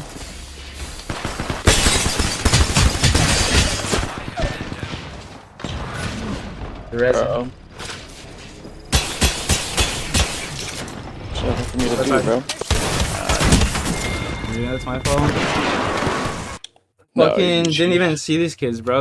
I was looking at my shadow when I was flying. I was looking at my fucking shadow because I thought that was someone, and then I started to land and I seen them all just come inside. I could have killed them too if I was actually paying attention, but I wasn't. I was literally looking at my shadow. I was like, what the fuck? That kid's moving so fast. And I realized what it was. Fuck, dude, I feel like shit right now. Jesus Christ. Just sick. It's fucking ball sack. Yeah.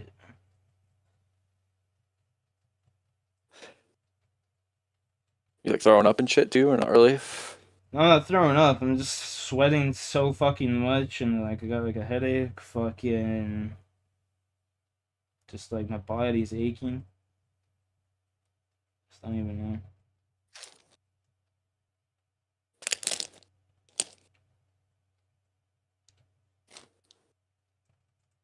There's some good old American football today.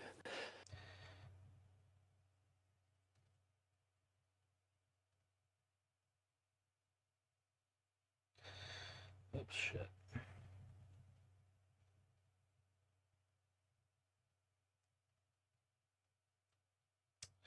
Not bad. I'm not ready to that. Not bad. Not bad.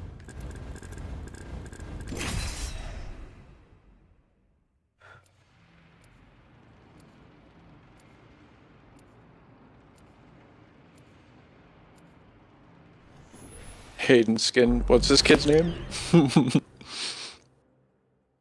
Sky Jerker. I'm dead. I think we're going to do great, friend. You like Star Wars, eh? Anything for my family. You like those sky jerkers, do you?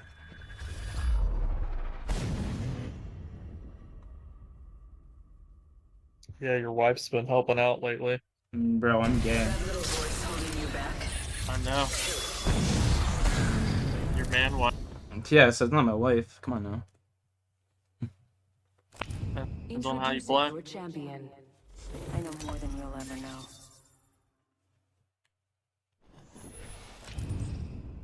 I'm the jump master. Jump this way.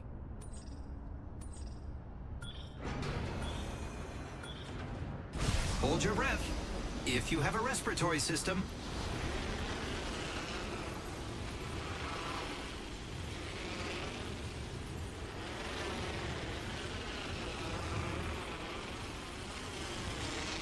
You going, Jen? No, I'm following you. Loki. There's like one squad landing on The us. sky and landing you. What the fuck? They followed us? A bunch of weirdos. I literally came over this way just so they wouldn't. Whatever. Fuck them. Taking fire. That's My advice: don't die. Knocked one.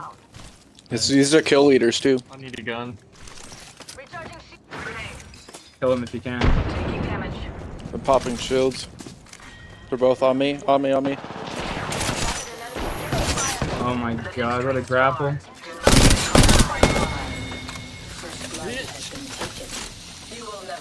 shitters.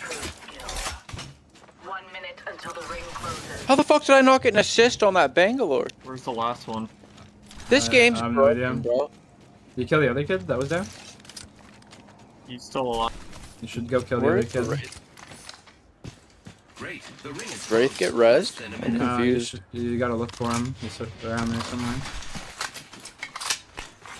Evo harvesters are now available. Hopping his ass. Using Right. grapple. I don't know, motherfucker's gone, bro. Enemy over I here. got him. Mirage and a Seer. Timed. 8 enemies Mirage down. and Sears, that's gotta be another team. Another squad is on us. I've been snared. Oh, well. I think He's that killing one him, was he's dead. killing him I for me. need to say, grenade, move. They're pushing hard, they're pushing hard. I'm coming, boys, I'm coming. I have to hold this heady. Fire. Yep. Enemy shield cracked. Dude, what a fucking grenade. 3 of them. Oh, and died. Oh, Did I kill him? Yeah. They're both there. They're resin. Just run down. He's getting res. Just run, pussy. Run it out. That's unfortunate. Are they there still? Yeah, they're still just chilling. Come on, Handikin. Just- Recharging my shields.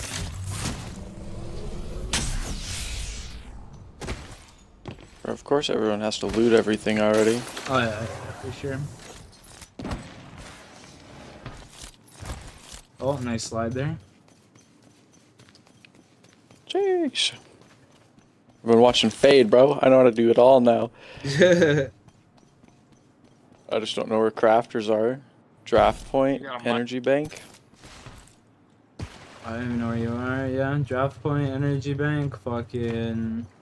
You could go all the way up to heights in the top east. Slap that ass. Get in it. Alright, I gotta mute this kid real quick.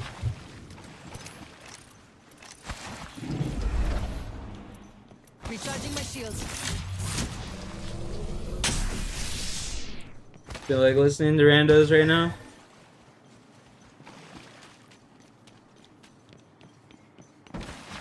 I'm eating cookie. Nice. Mm-hmm.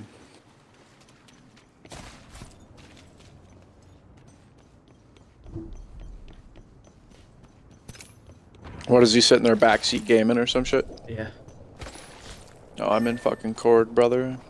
Can't hear you, dude. So Nick calling you pussy because you're in a way. Scoreboard.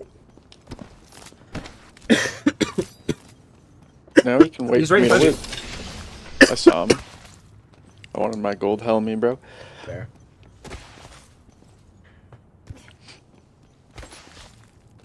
Scoreboard, young Skywalker. What does Yoda say? Hate leads to anger. Anger leads to whatever. Darkness. Yeah. And darkness leads to despair. There you go. Don't go down the dark side, Sky Jerker. It's beautiful because he can still hear me. You know? That's funny as hell. I just can't hear him. Young Sky Jerker. Jump drive in position. Whoa. Nice cube, bro. You gotta reload your gun. Which one? The hemlock. I looted out. Ah, what a calm. Still not reloaded, bud. Fuck There you you. You are a former student of young Sky Jerker. Yeah, young Sky Jerker. I used to be one of his students, and then he sexually molested me. He jerked me off in the sky. During Order 69. Yeah, he commenced Order 69 on me.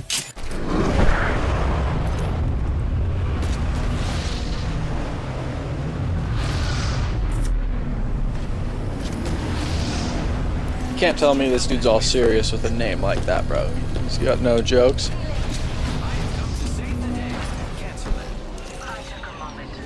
You want to throw a shot back at the crafter, bro. There was shit over there. Havoc here. Mozambique here. I like the path he picked, bro. It's probably my favorite out of the ones you've picked so far. Those energy zips are cracked. I haven't even done anything as pathy. We literally won a game as fucking when I was watching everything. I like this pick. That's funny as shit. Let's reunite here, friends, and talk about how much we've changed. You were fragging out wasn't because of what character you were playing, bro. Mama's got a brand new bag. I wish that was true. Best reset character in the game, baby. Activating jump drive. 1 minute, friends. Dude, how come every supply crate's hit? Look out, The fuck am I playing? I'm leveled up and ready to upgrade. I've chosen an upgrade. Be very survey beacon over there.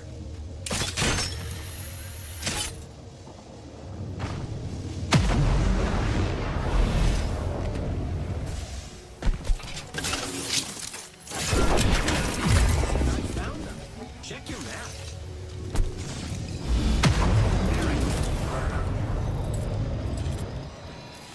What? Ford? Am I muted? Am I muted?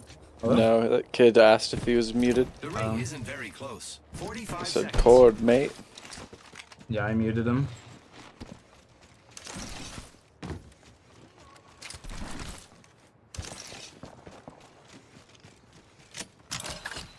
We have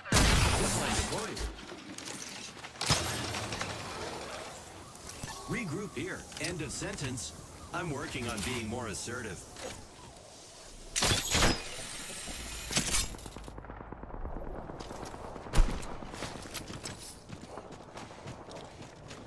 Seconds. The ring is fairly close.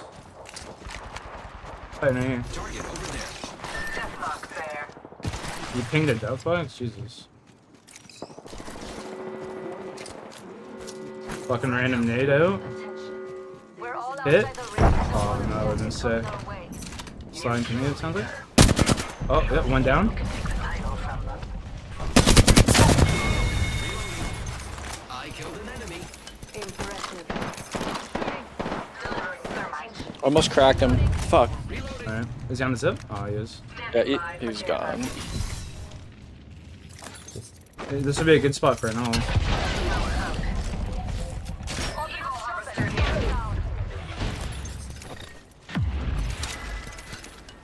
Marks pinpointed. Don't mind if I do. I should have grabbed attachments. Whatever.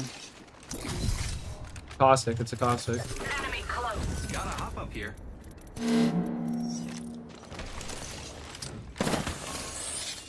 Pinpointed the target. Don't let them escape. Come here, little caustic bitch. Shield core here. Gotta hop. Did he leave? No. Pinpointed.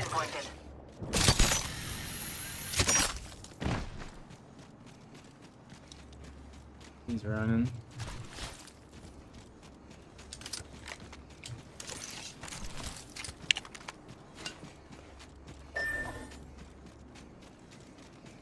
Let's regroup here. I don't want to lose touch with my How friends. clever. I'll go too. Deploying an evac tower. New kill leader? Interesting. It still says this kid's over here. What the fuck? You see that? Where is he? He's he's above us? He's in some rat spot somewhere. Bro, where is this kid? What the fuck?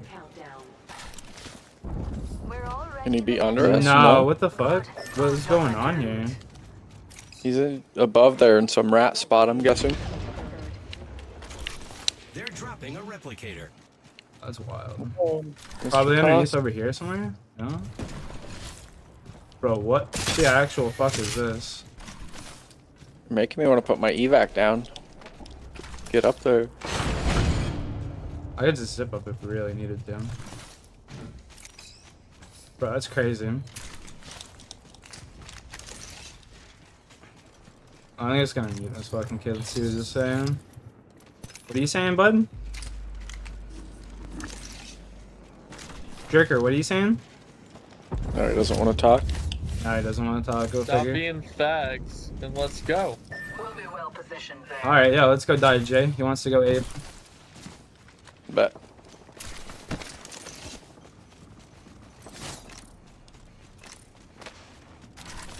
Death box there. I'm going for this. Might be something good this way. Right in front, right in front. Here.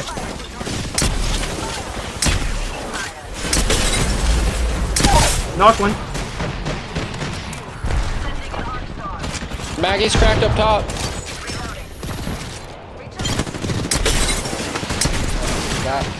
Knocked another. I knocked another.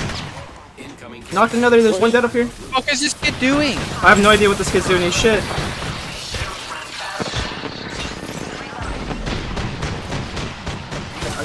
I got a knock shield here for you, Jay. Oh, let me pick him Fuck up. this kid. He's throwing, bro. Don't rely on him ever again, please. No, I won't. Just watch that kid sit in a death box while you were fighting. Like, good lord. They don't know I'm here. Tip. He's not even putting his shield up for me, dude. Like, Oh yeah, I'm dead.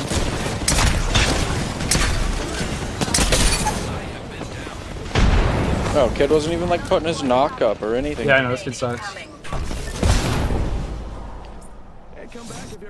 Oh boy. It's on Borch. That was just every team all at once. Yeah, I know this kid's not that good. Alright though. No, like I'm. That's what you he's get not with a putting his name knock- Handikin Skyjerker, you know what I mean? You can't expect much. Goes down first and then doesn't even put his knock up. Well, technically that's down first. And I fucked I think up he with it. died first. I rezzed you though, so I don't know. Is what it is. He wouldn't have got down if he wasn't in a death box, bro. I mean, yeah, if he was definitely shooting the people that, you know, were right in front of us, it would have definitely helped.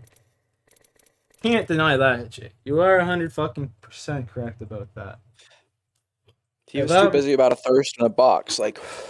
Yeah, I don't know what the fuck he was doing. I genuinely don't know what the fuck he was doing. Cracked that Maggie twice. Like we should have ran through those kids, low key. I was running through him, bro. I was hitting hundreds. With I every know. PK I saw you were. I was just clear back there with my hemlock, beaming them. I grappled in, and I didn't know there was another team there. I grappled in and just fucking dummied the kid with my PK.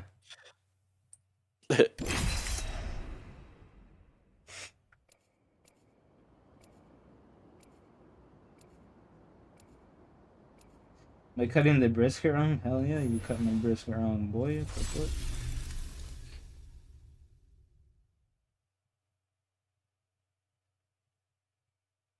And hide. I'll enjoy doing the seeking. Ready to go.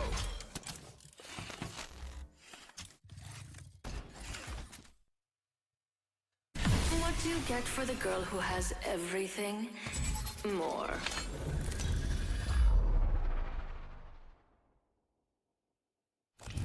Introducing your champion.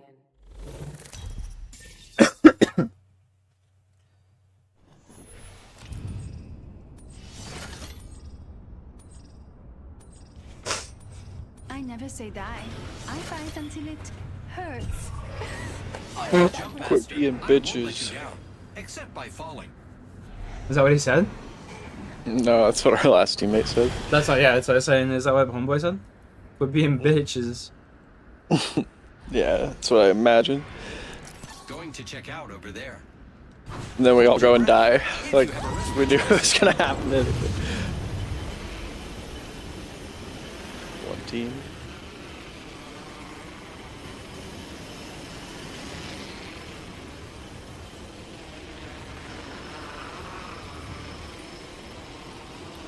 There's two teams now.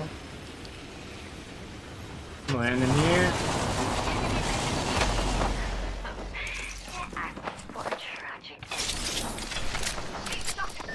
I've been Oh my, our teammate just landed on my shit, took my shit, and then died, dude.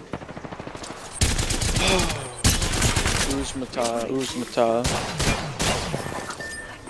I hate this fucking game, bro. This kid takes my chest and dies, bro. Knock one.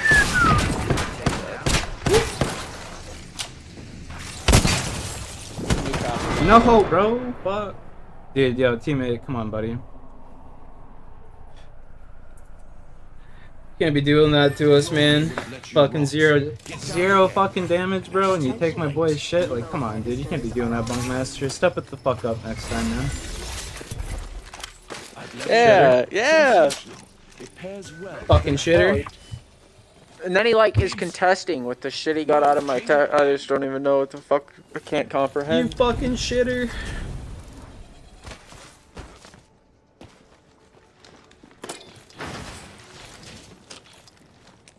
Like he could have queued us inside, bro. Super low key. He could have done anything. He could have queued you inside. He could have done tons of shit. He just doesn't know what the fuck he's doing.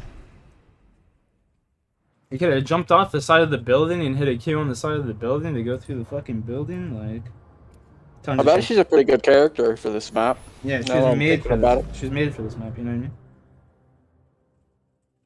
What I'm saying. You can like queue people under the map in Olympus, bro. Yeah. Like off the map. The girl with the cold hard cash is always Miss Right. All right, that's 0 for 2 for teammates in the last 2 games. I've been dreaming of this moment all day. I've also been asleep all day. This kid's on a freshy 321. Introducing your champion. A pilot stands before you. Respect is due.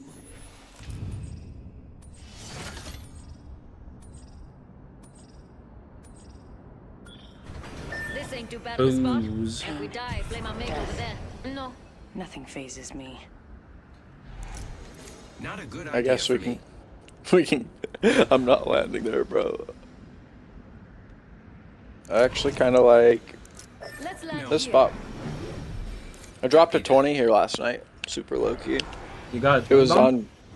It was on the rebirth game mode though, so I didn't get it. That sucks. Dump. Remember, eyes on the prize. That sucks, man.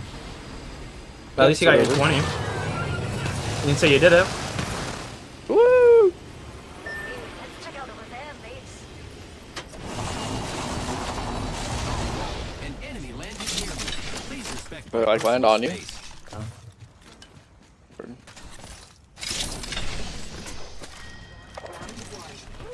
Nothing doesn't better than an LMG. In my design and calling it the Nemesis.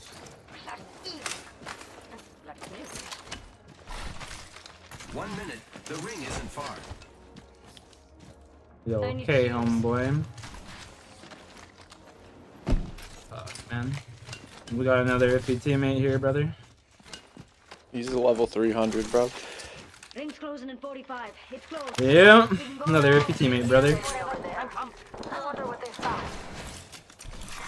Evo harvesters. Just making sure my gun works, I guess. I don't know how none of this hit. Oh, I what? need light ammo. You and me both. Push this building with me. Which one? You're alone, dude. Oh, he's coming with you. Getting shot at. Where are they? Right here. Charging my shield. Little He's mag, jumping you up, jumping up, got jumping up. Jumping up on you.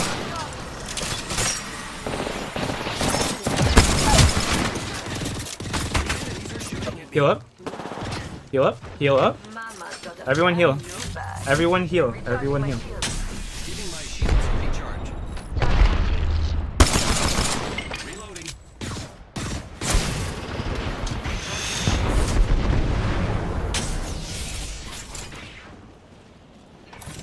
I'm cover for you, mate. Let's push in. Let's push in.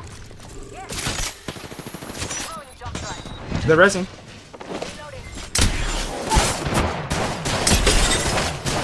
Weak. Last one. Last one. 11 back. He's so weak. He's so weak. He's so weak. Good job. Beautiful. Were we getting third party or is that the same team shooting at us with the No, it's the Nemesis? same team. Okay. Get an upgrade. Optics here. Close range. I didn't know if I was tweaking, sorry. Oh, Be good. very afraid, non-friends. Recharging my shield. Bro, what's going on? I'm You need a lagging. medi? I'm lagging super bad. Medkit here. I'm lagging super bad. Yeah, you put those bats back in the box, bro. You didn't even take them. Oh, what the fuck? I didn't even take my other Mozambique either. What the fuck? Dude, I'm lagging so bad. I watched you put those back in. I didn't even put them in. I took them out. I swear. Survey beacon over there.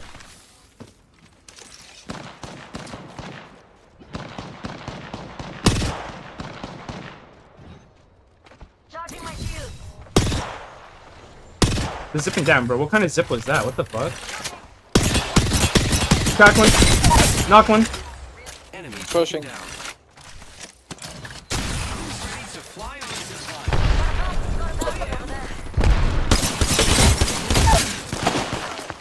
line? Was he lagged out, bro? Yeah, I think so. He's hitting his grapple away. He's up here. Also right here. Optics here. Close range. I don't know where he went. Let's go back. Go loot these kids. You have an ult, Jay? It's a recharge. Yeah. Throw it down over by these kids' bodies if you don't mind. Grappling. Walk right over here. Something good this way.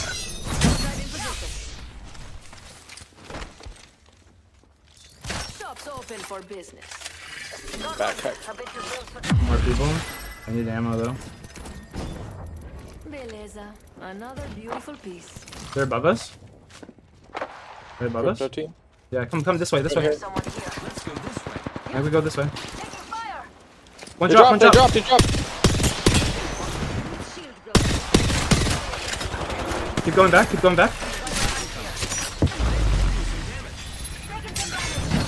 Rampart walls, yep. I'm cover for you,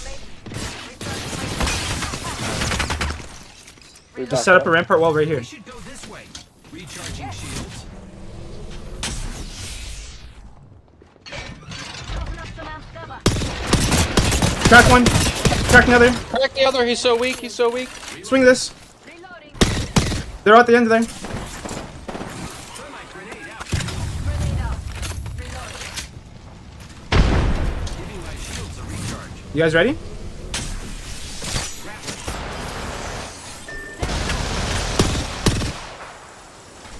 Reloading.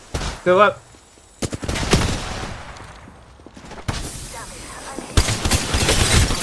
One's up top. I'm dead. Almost cracked. One's behind. One's up top, Jay. You win. You gotta win that. Let's go, baby. Last one in the squad. Look out.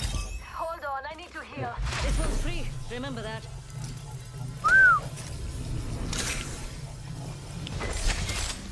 Shield right here for you. Point here. Level 2. You have a Phoenix kit? Heal enough. Hold on. Yeah, you need 2 of them. No, I just won. Using my Phoenix kit. Phoenix kit here. Make it here. We're already inside. If you have another ult. Actually, I gotta go use that one. I haven't even used that one yet. Just hang on a sec. Attention. I'm gonna go use this one. I have 0 shield cells. So there we go.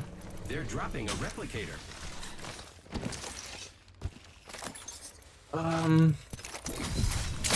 Using grapple. New kill leader. There we go. Whenever you get another one, toss her down, I guess. Can we go have Homeboy hit this over I see a here? ring console over there. Setting up shop. Yeah, let's hit that first.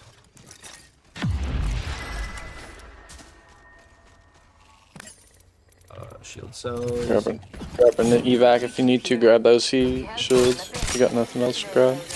Another beautiful piece. I'm gonna go this way, grab this Evo Harvester. Should put you in purple, right? Hey, mate. Ring console Yeah, I'm 172 off. With 800 damage. This game doesn't make sense. We just haven't hit a single evo, have we? No, we haven't. I haven't hit any like beacons or anything either. Yeah, so we're pretty much purple off of just. You stay with damage. him. You stay with him. I'm gonna go hit this over here. Let's give this a little synopsis of where our teams are. You stay with him though.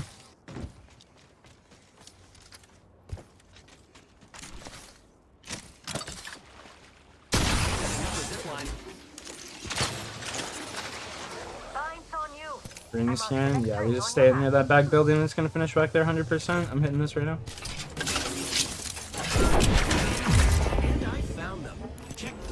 You go over there. Solo at square. It's probably a full team. That's probably, yeah. It is a full team. Okay. It is a full team. He should be able to hit the ring again after this. Oh my god, I just fucked up my grapple, I might die. Never mind. Got a care package coming in. Take a piss so fucking bad.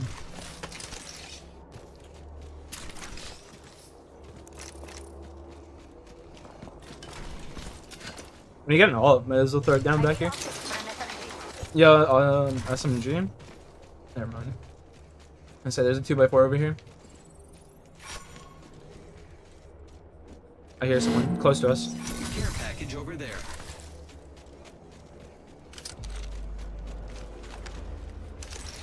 I heard someone to our east near this building. Enemy spotted. Yep. You should set up rampart walls on our roof here, buddy. Just saying. Almost cracked Gibraltar. Almost cracked him. He's literally so weak. He's so weak.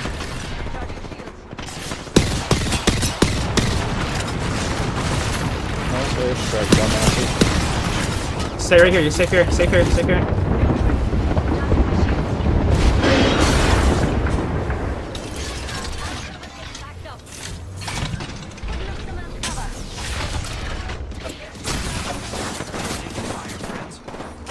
Almost cracked. Alright.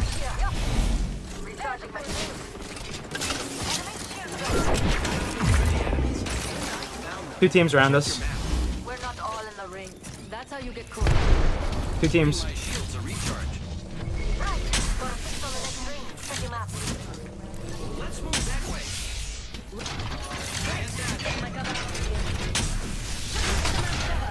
Giving my shields a recharge. One right down here. Watch up this nade. Recharging my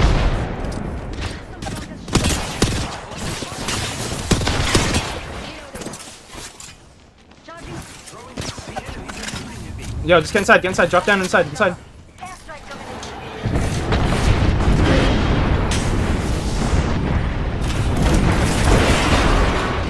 in. Watch this door, it's broken.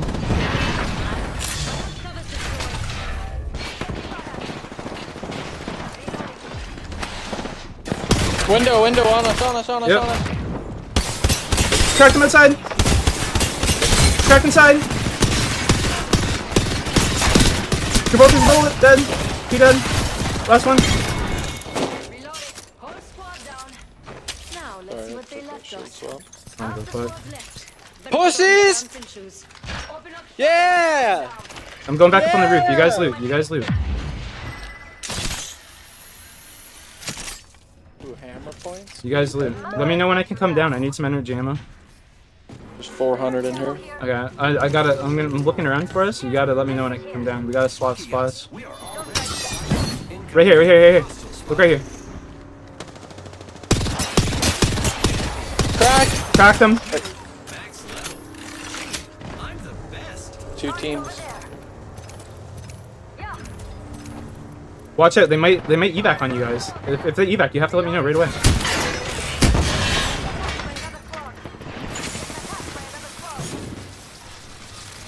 I think we're good. You also have to set up. No, we just chill here. You also have to set up a bunch of walls when you can, homeboy.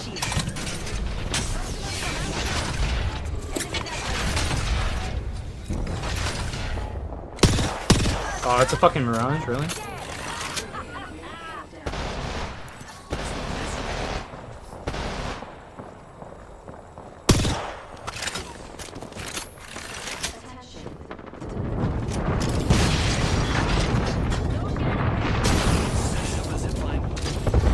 maniac. Alright. Not yet, not yet. I'll tell this one. I'll tell this one. We could go over there. Package over there. How many teams? There's still 10 teams actually? That's not the play. Hitting that zip is not the play. We have something good here. Yeah, I agree. We're gonna want to play for that. We're gonna want to play for that 100%. Eyes on you. I mark the next ring. They're watching us from this building. Yeah, I see So, that. like, Yeah, we can't. a zip. Nothing I can. Should I go hit this gold bin? Gold bin, go for it. Yeah, go for it. Actually, no, don't. It's pretty far. Yeah. Cancel that, mates. We've got 30 seconds to be somewhere else. If They're we don't want to flying be in. I'm cooked. gonna go hit these gold bins down low. Actually, you're Yeah. enticing me. Defend here. Knockdown. This shit. Extended heavy mag here. Level 4.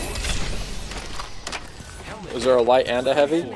Yeah, wait. They're heavy. resin. Level 4. Resin. Just let him. Just let him. Just let him. Just let him. We gotta. Yo, come to the right. Come to the right. We go in this building here. Putting up some armed cover. They're over here. Look over here. They're shooting at me. Get attacked by another squad. Recharging shields. There was just a bunch of knuckle clusters going off over this way. I take that back. Giving my shields a recharge. You guys can come up onto the second floor here. It's probably better. I'm holding it off angle. Recharging. There's a team up here. Yeah. Hostile. I've been snared. I got Ash snared up there. They're to the right, north more. I'm cover for you, mate. What the fuck? How does that snare me?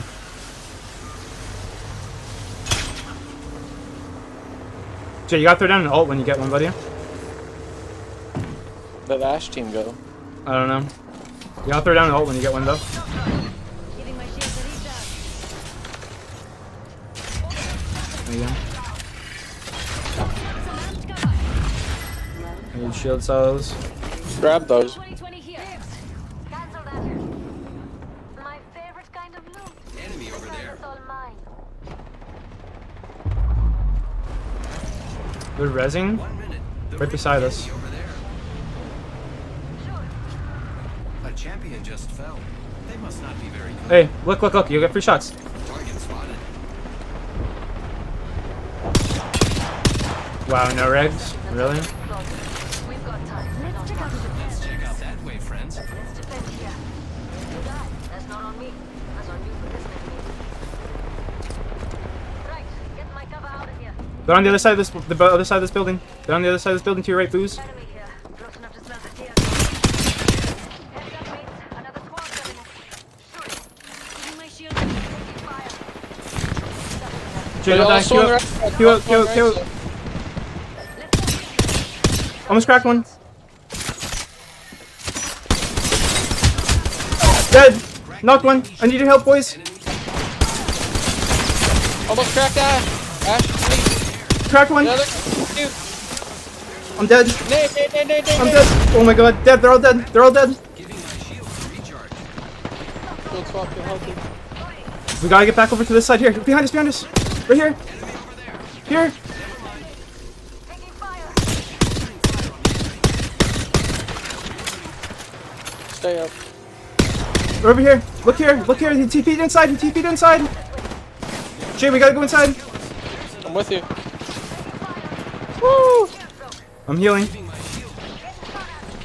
Homeboy's gonna die.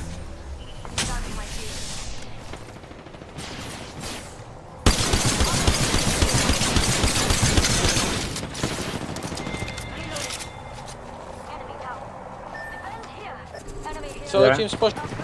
So other team's pushing up. He's so weak, Bangalore.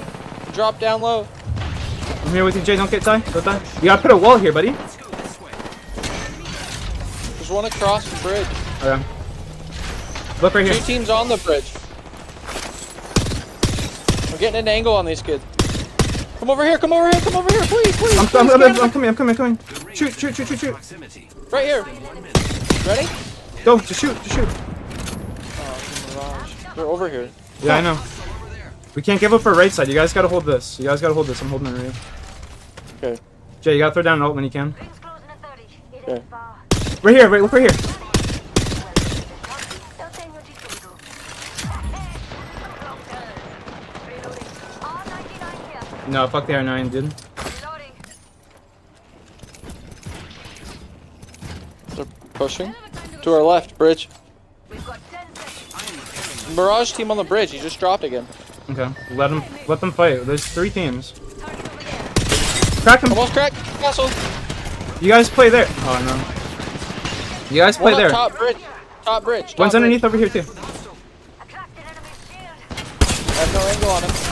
He's running. Yep, I'm frying him. I'm up here. Storm. I can't go back there. Yeah, I have to. I got a bat.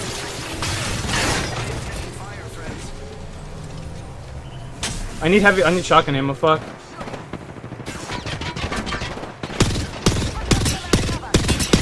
Newcastle almost cracked. Bangalore's one. Not one. Office. Newcastle's bullet. Newcastle's so weak. Newcastle's dead. Newcastle's dead. You gotta be aggressive on that. Yo, wall down and res. Yep. Stick it. Bangalore's down low. We're all up here. No, dead. I need help, boys. They're so weak. Don't drop, Dave. Don't drop. I need you guys' help. Kill this kid. One team's dead. Last team. Get him. Right below us. Right below. Dropping. Drop. Let's go. Dude, we just went nuclear, dude. Let's go, baby. GG, boos. Yo, Rampart, you're actually super good at this game, buddy. I just wanted to say thank you so much, bud. You're a G. You're good. You're really good at this game. Good shit, buddy. Thank you for listening and not getting over aggressive and just like chilling. Like, that's proper. That kid played that so good.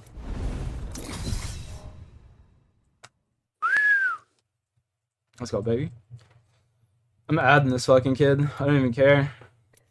Don't do it too often, but I'm adding him. Fucking A.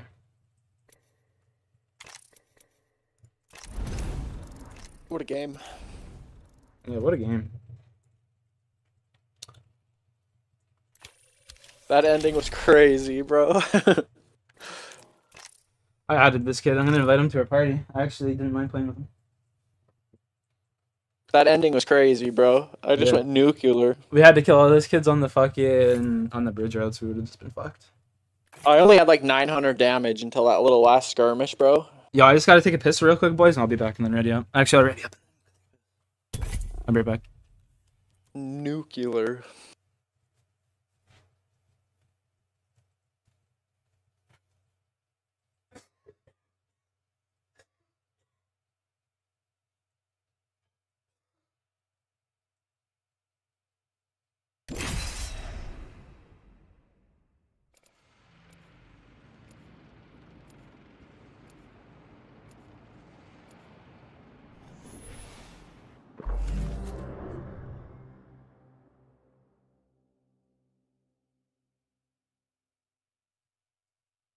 This is my favorite part.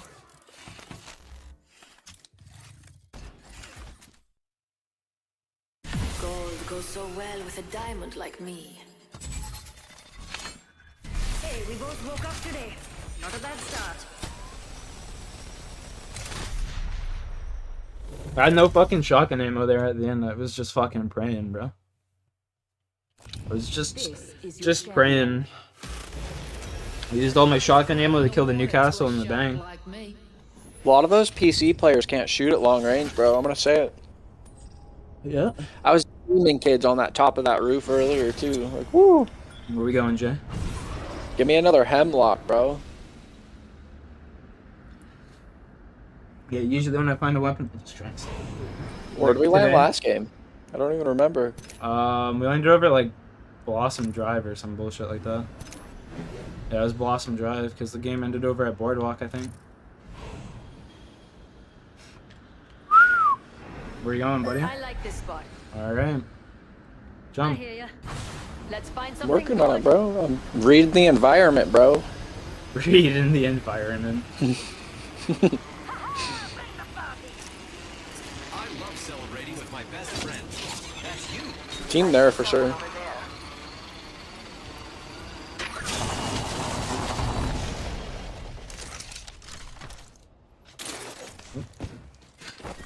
I found a little something extra.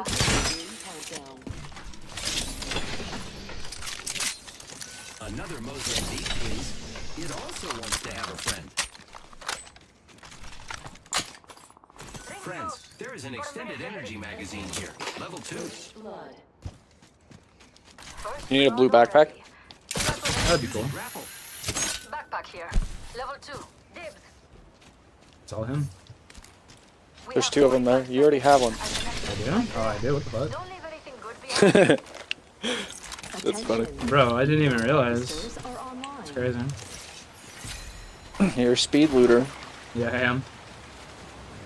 We've got 30 Shit's not even like spawning in and you're picking it up.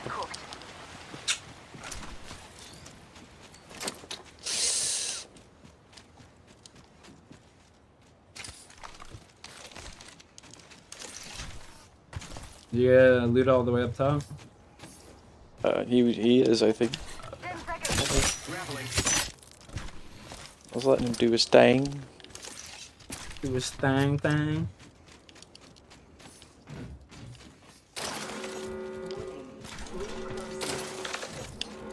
The ring's moving, friends. I didn't even know you could go in right here. What the fuck? Now you know. Did you know you could go in here? Yep. I literally No, just you looked didn't. at it. Nah. Literally. Nah. I'm walking here somewhere? Let's go. Give me that 2 times. You want a 2x4? Mid-range. Sure. Remember who hooked you up. I've got your back. Incoming care package. I love loot. Half the squad's left. Better put Care on package over there. We're headed to a funeral. We gotta go for an Evo Evo Harvester. harvester here. I hope we can be friends. There's one at Heights. Right? Evo harvester Okay, here. let's go there. Leaving it full with You ready? first aim. Dope. Dude, where'd the lobby go? What the fuck? Dude, what? There's a cheater in here for sure. 100%. Dude, yeah. That's a nuts, huh? No, there's definitely... We just went from 18 teams from like last game at this time. No, dude, there's honestly a cheater in here for sure. There's no way there should be 9 teams left. Like, that's crazy. Wow. That's next level crazy. These lobbies are so fluctuating. We've got an Evo harvester here. Yeah, that's fucked. That's fucked. Yeah, I got a zipline. I'm just looting this building real quick. 4 kills. Alice is the kill leader. Maybe the cheater died, but there's definitely a cheater in here for sure. Yeah, I agree. Blue shields, baby. I leveled up. Friends. Games like this, we already have a comp legend. Where is it? They should be on Oh, your I fuck with this comp, bro. Yeah, it's a pretty good comp, honestly. I ain't gonna lie.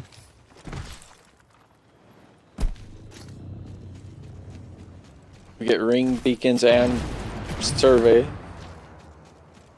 We get zip lines and Loba shops. Like, Yeah, we tell got me anything better than that. unlimited loot, and we got like the extra damage from her fucking shield. Charging my You know? shields. Yeah, there's no better comp, I think, bro. Probably. This is our ALG squad. Put me in.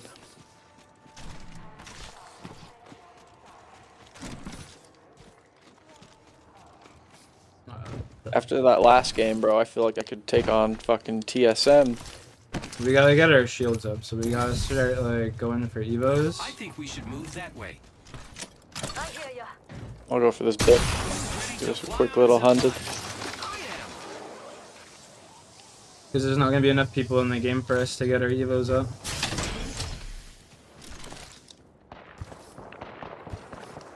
Got a full OT. Yeah, they're fighting Extra there. treasures here. You're welcome.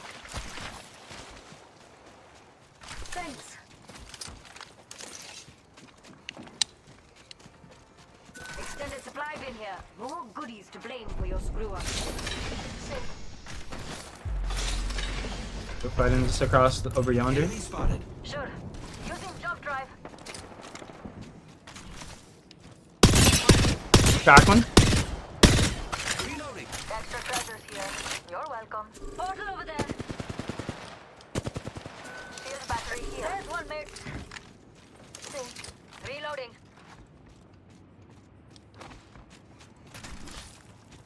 Enemy spotted. I'm looking, I don't see him. Using rapid. He's not here.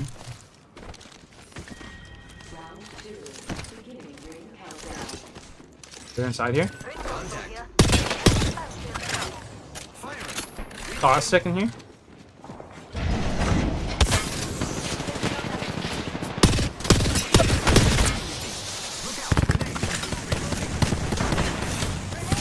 I don't think we fight this. To our right, vantage team. Yep. I'm dead.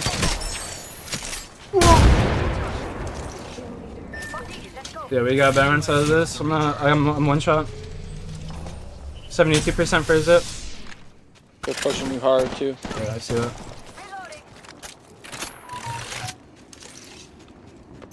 I got him off you. Let's I gotta pop a medi, yeah.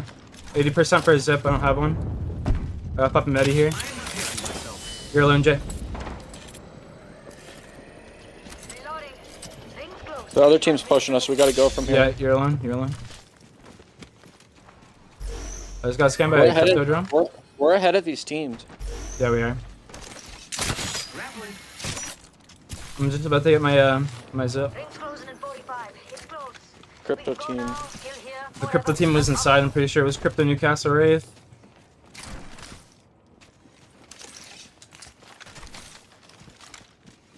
Optics here.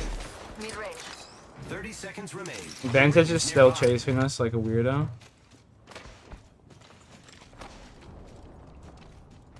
Just watching here for a second. Yeah, you should put a wall right here. Let's explore this way.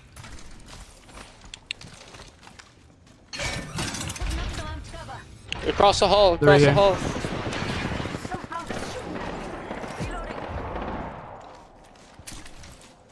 Giving my shields a recharge. Vantage over here. Spotted. I'm cover for you, mate. Good. Fire! Batty! Recharging shields. Yeah, I'm gonna creep up on this.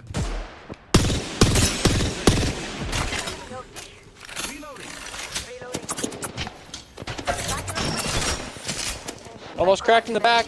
Cracked vantage. I have to heal. They have blues, bro. I think vantage has purple. Rev's pushing up here.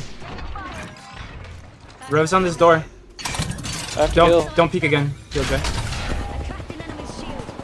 Nice, he knocked one. Oh no, Rev's up in this window. Fuck. Rev up in the window. One's not. He's pushing you. He's pushing you, Boost. Nice. 2 dead. 2 dead. I'm rezzing. Bait rezzing. He's pushing. You win these, baby. Bro, where are my bullets going? You guys gotta finish this fight soon. There's gonna be a third. He's dead. Reloading. Hey, squad's wiped. If you were hiding, you found out. Pop a bat right away, Jay. I got you. Shield battery here. That's the next here. Recharging my shields. Horny ass vantage team, bro. Let's do some shopping. Ooh. Phoenix kit here.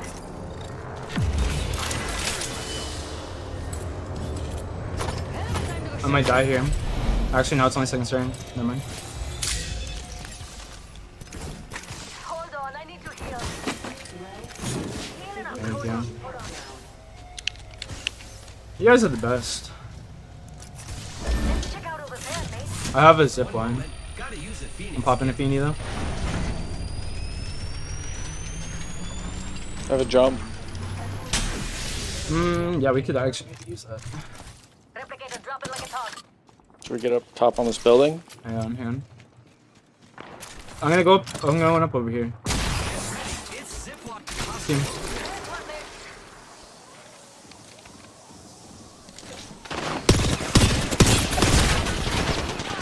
Whoa, I'm dead. Oh, crack. I'm dead. Caustic everywhere. Just run. Just run. Just run. Just run.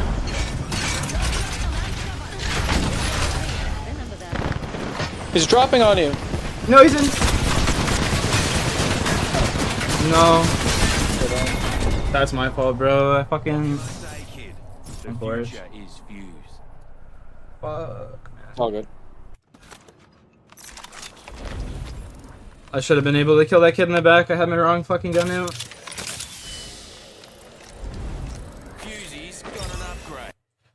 I had the wrong fucking weapon out, bro. I had my Nemesis. If I had my fucking Mozambique out right there, I would have literally knocked 2 fucking kids. It's fucking shameful. It's all good.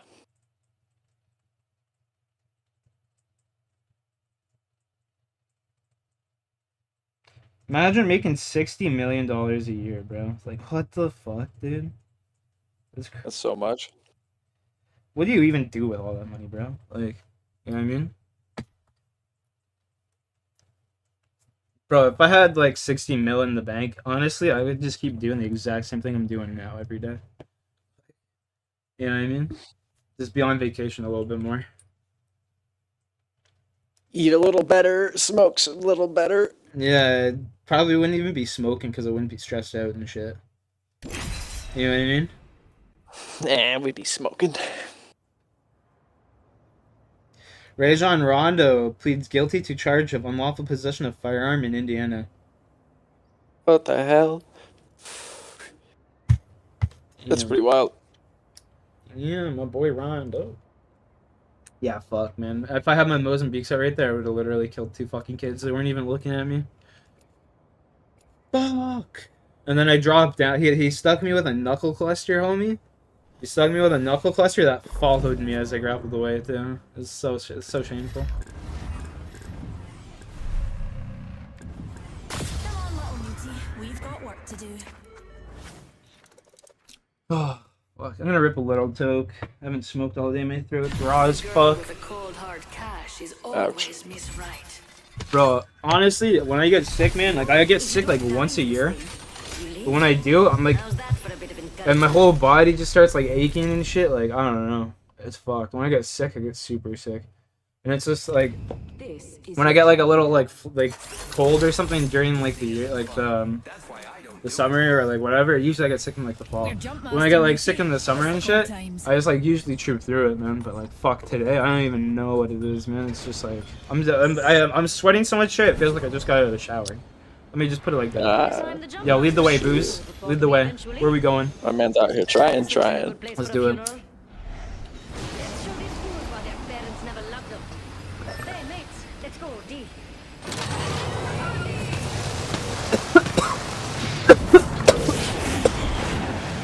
Oh, careful, homie. I'm going for this lifeline package. I don't even see anyone here. Imagine if you could actually hit someone with your Rampart gun when you're flying in the air like that. That'd be crazy. Just fucking knock someone, just randomly spray them bullets. You take whatever you want here, homie. Yeah. But I don't mind them actually taking out the turbocharger for the Havoc, or simply because the Devotion's not in the ground anymore, you know? So taking out the turbocharger will kind of open up loot spots for more bats and more heals, more attachments, you know? Yeah, makes sense. So I'm not even really worried about that. And like the Havoc's already strong enough. Like, if you know how to use it, and you what's the word? You fucking like tap it, you know? You keep it charged, semi-charged, like keep going. Oh, hey. There's a new jet. Attention. Evo harvesters are online. Sniper stock over here. Level 3. Taking fire. I just Of course, they these were kids. over I there. just got ratted on. I know, I was pushing one of them. Jump drive in position.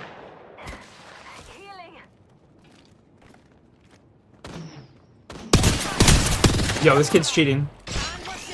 This kid's cheating. 100%. 100% that one kid's cheating.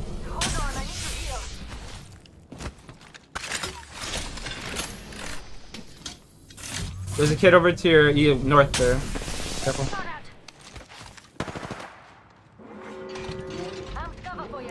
Right here.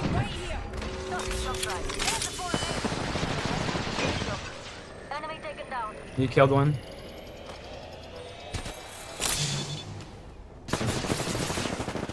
What a G. Yeah, this kid's a beast. No, there's one kid over here still cheating. He's just sitting there. They're fighting another team. There's one split dead. You pushing? Yeah, I knocked one. Cheater boy's still over there, I think.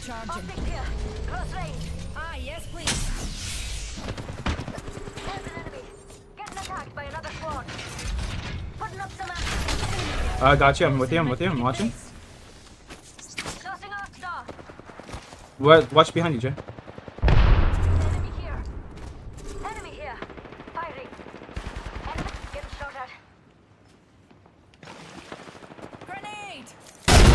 How is that, dude?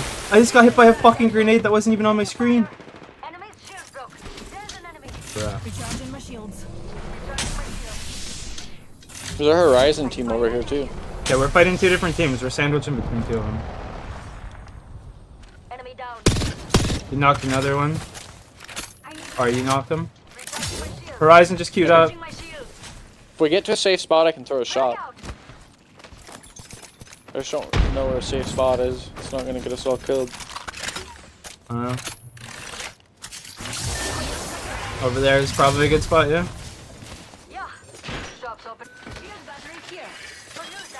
Oh, my bad, bro. Here, take it. Shield battery here. Shield battery. I got another one for you, homie. Here. Shield battery here. I dropped the bat on the ground for homeboy there.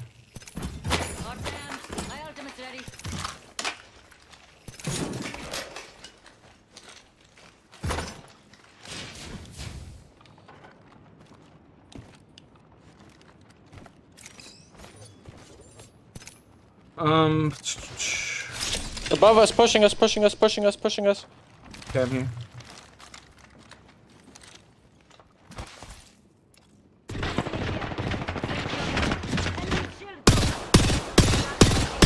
Watch out for the mega jump.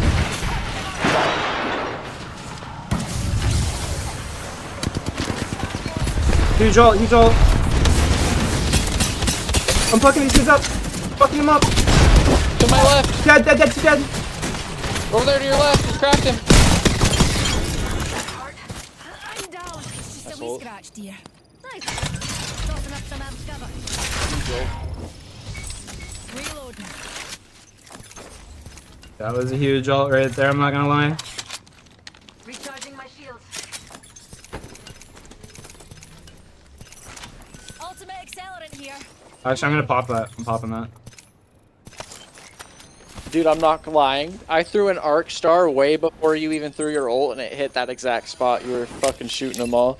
That's perfect, bro. That's what I'm talking about. They were super weak, so I was wondering how they got so weak. They all ate a fucking arc star I threw straight in the air right before I went up your ult queue. Yeah, that was good. That was good plays. Backing up my cover.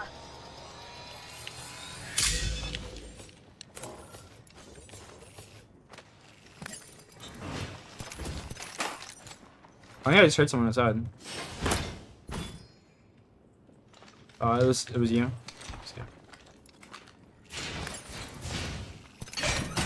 up some amped cover.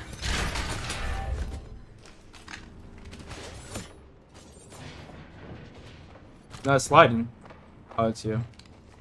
Bruh. You're fucking tripping me out, bro. Your character's so loud for some reason. Cover's getting backed up. I have 5 bats. You guys need a bat? 2. You here. I have another Loba shop too. Shield battery here.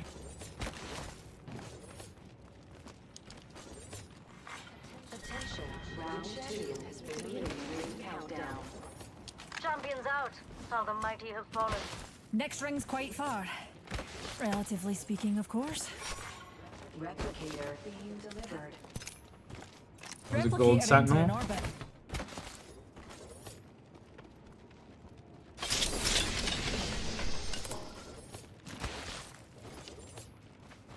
Right. Got a fix on the next ring. Check your map. Oh, dude, what the fuck is this? There's so much unplayable area in this circle. Look at that. What the hell? Like, dude, look at all the purple area. That's literally like over half of this circle is just unplayable. That's crazy. We gotta rotate early then. Optics here. Sniper. Is that? Oh no, never mind. We've got a minute until the ring closes. If you want it, There's a res bag behind it. us. What? Okay. They're fighting out to our west here over on the other side of this canyon. Shield battery here. 45 seconds until the ring closes. We've got time, Shotgun but bolt not here. much.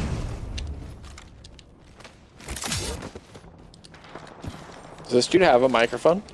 No, I haven't heard him talk yet. Defend here. Yes, I'll be right back up. Be right back up. Newty and me are on our way. There's a baddie.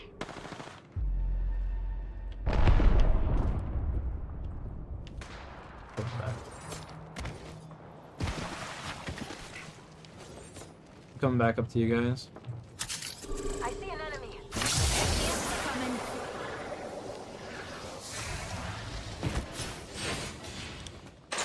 There was a team that rezzed over here as That well, way so calls to just me.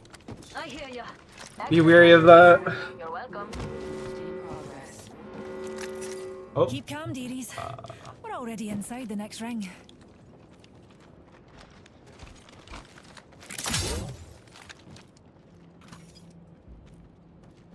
They just Loba ulted. ulted.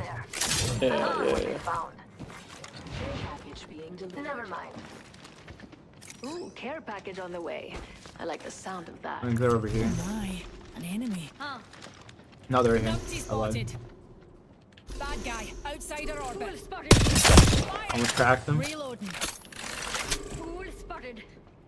Someone just hit a ring console near us. Enemy OT. Over that way.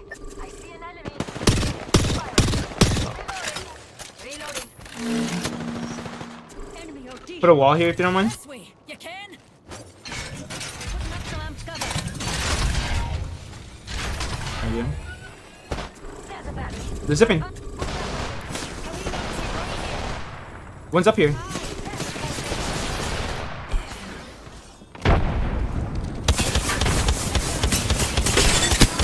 Knock one. Throwing an arc star.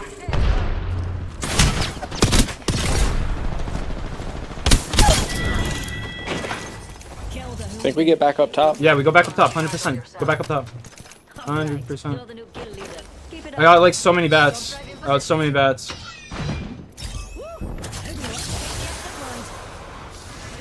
I got 9 bats. Homeboy, do you need a bat? They go in for. They just immediately rezzed over there. Push next storm. Let's get Right here, out. Billy, right here. That kid's so weak. One so shot. weak.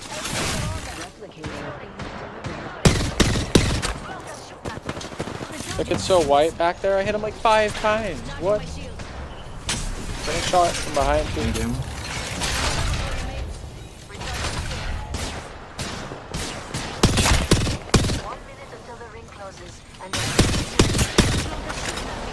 Reloading. I'm nading that kid back there. 100 on him. Charging shields. 45 seconds. Yeah, I think we're gonna have to evac out of this spot for the next circle. I think we evac. Jay, heal.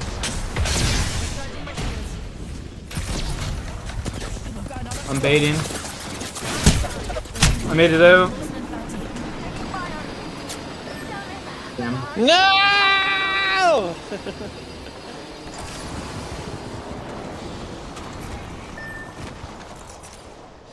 Fuckers. Shields recharging.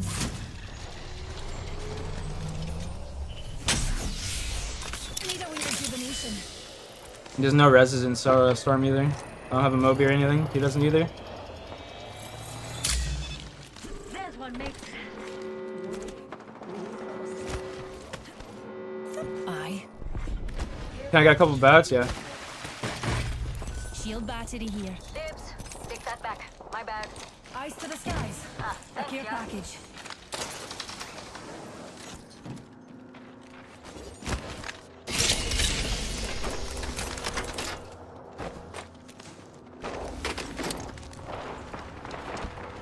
They're inside. There's one, mate.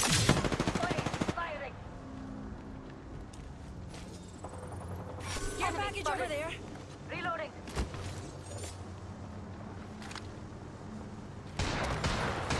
There's the back.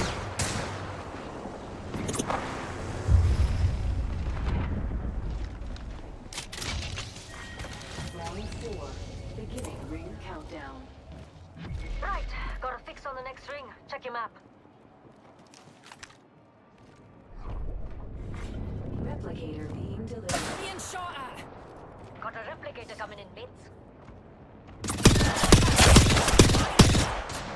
Reloading. Shields recharging.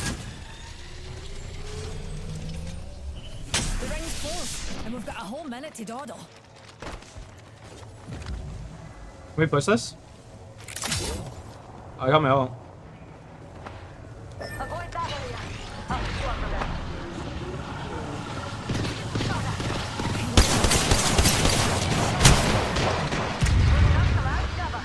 There's 2 teams there. Singularity. There's the formation.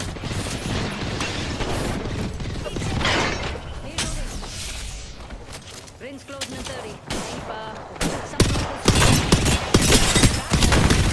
Oh my god, he's one shot. He's one shot too. He's got a bill.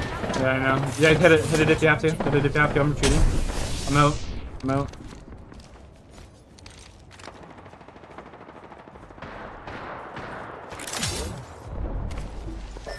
Let's go.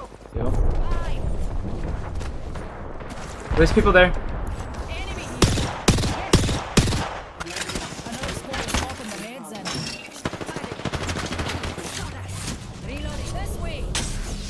Yeah. Giving my shields a recharge. Shields recharging.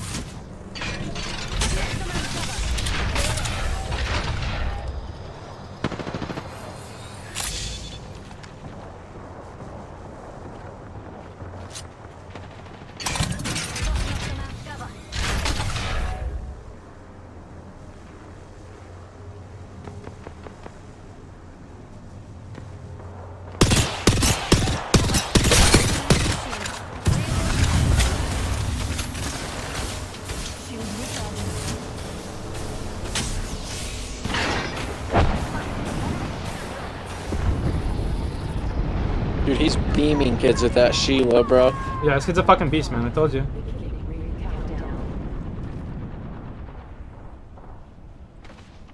Yo, homie, if we hold this spot, we'll be able to kill any team that comes in from this side. Do you understand? Yeah.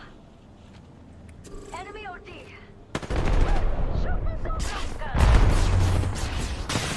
Getting attacked by another squad.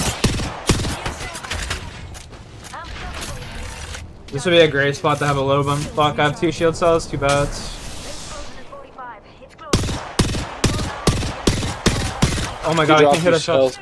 Oh, you're the bat. You're the best. I gotta conserve ammo too. I got like no energy.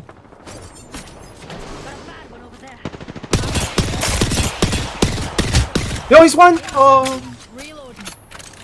I can't shoot. I can't shoot.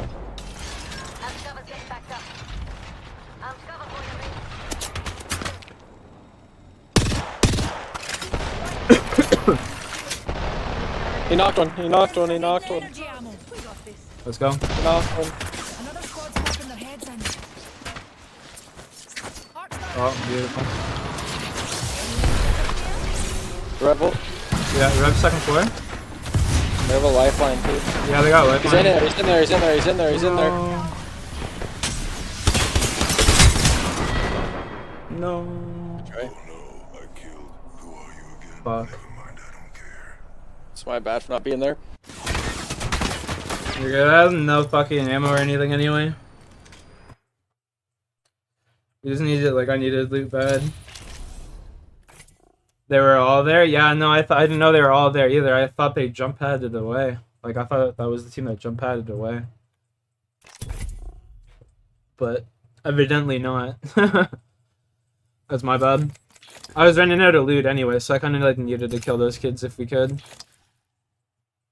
I had fucking like 14 bullets for my energy.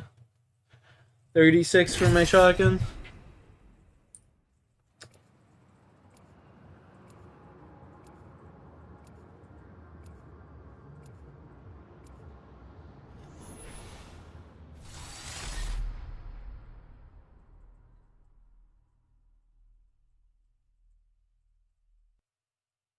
If I get taken out, it better be with a rampa.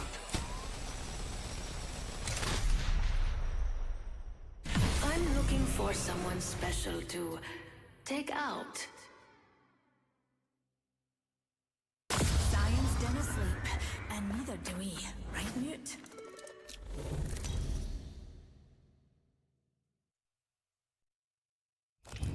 This is your champion. Hope you're not afraid to get your hands dirty. Should have played Pathy. Should have played Pathy again. My bad. A little bit more versatile for moving and shit. Like when we were on that fucking roof there, instead of bivouacking, we could have just ziplined away.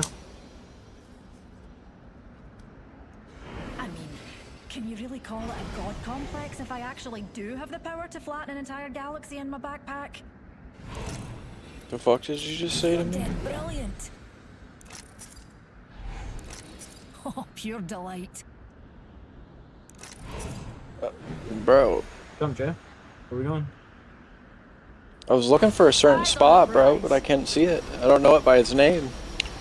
We were talking about probably over there. That's where you landed before. Was it? Yeah.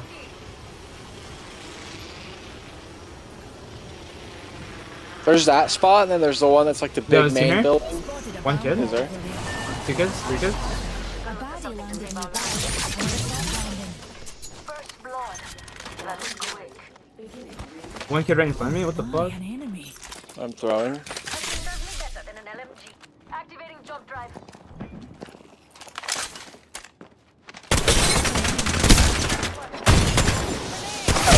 Last one. Target here. Another one on me. Looks like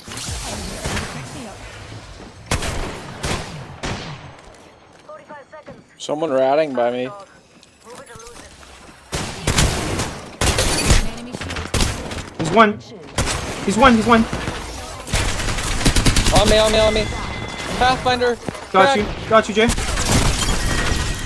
The ring's near and closing in 30. That kid was lagging everywhere. Yeah, he was skipping in the air. That kid was literally skipping through the air right there. Reloading. Yeah. It wasn't just me. My whole server is lagging now. Yeah, my shit's lagging pretty bad too. I wanna say I'm 90 fucking ping right now. No, that kid was literally skipping through the air right there as I shot him. Picked out a wee upgrade. I'm out of heavy ammo. I got 40 here for him. Heavy ammo here. No, you're good. I'm teleporting. These kids are like dossing me, bro. No, the whole server is lagging, buddy. It's like 80 Oh. ping for me as well, 90 ping right now for me, and I got like the... Dude, I can't even move, bro. Here, Jay, take these. Here. Shops open. For VIPs only. Healing up. Yeah, you look like you're running in water right now. Nice choice. Got good choice. Beleza. Another beautiful piece. Attention. Delivering care package. I'm back, baby. Care package. Dropping from low orbit. Somewhat back, yeah. I'm not lagging That anymore. can't stop me. Nothing will. These kids are mad though. There's a heavy ammo here. Need them? Hemlock here. Light ammo here.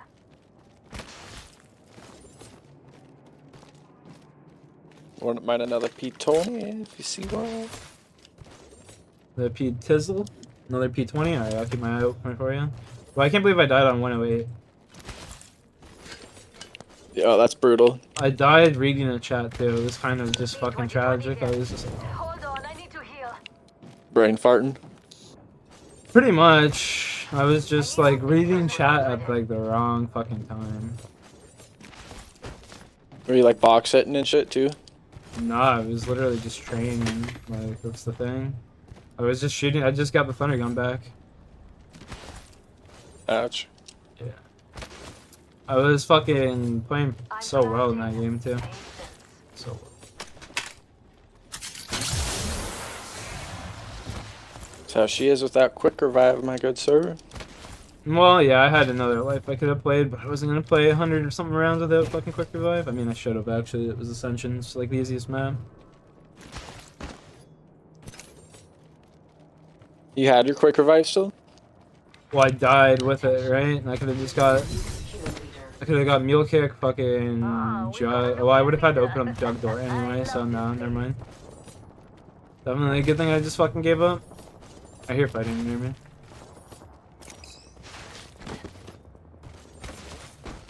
Yeah, you would have had to defend jug too. Yeah.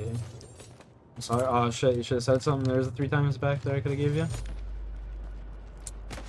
Damn. Recharging my shield. Oh, look at that. Ask and you shall receive. Pop a shield cell. Shields recharging. Alright, here we go throwing. With portal here. Disappeared. Ah, thanks, Yar.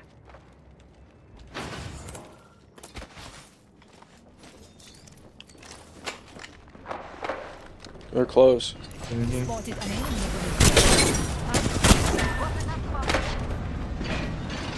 We've got Rampart.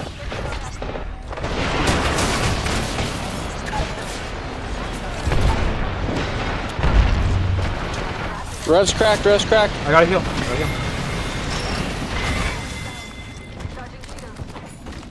Jay, you got an ult? Yeah, give me a second.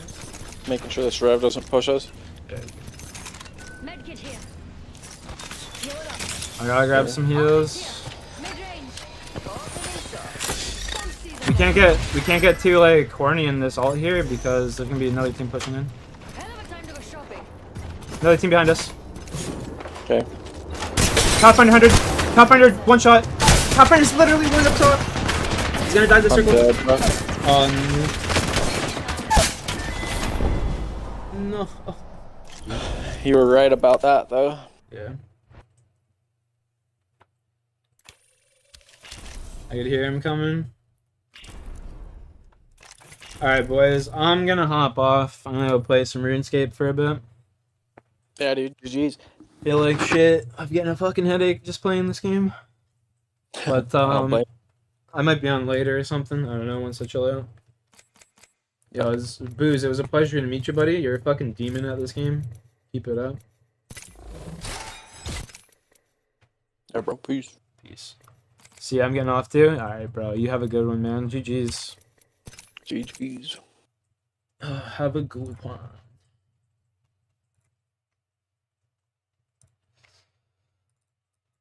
OSRS it is.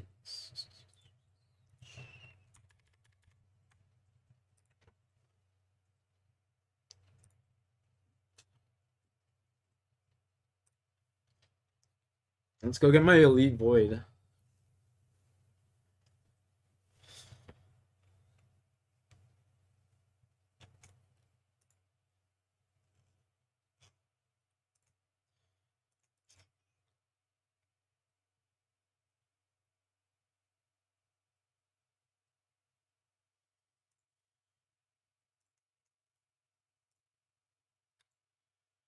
$248? Oh my god, nah, fuck it, we're staying here. We're staying here and we're just mining these, fishing these motherfuckers.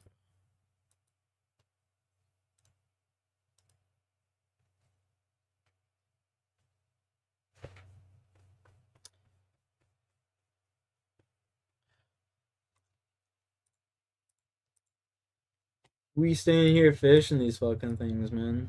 I swear to God.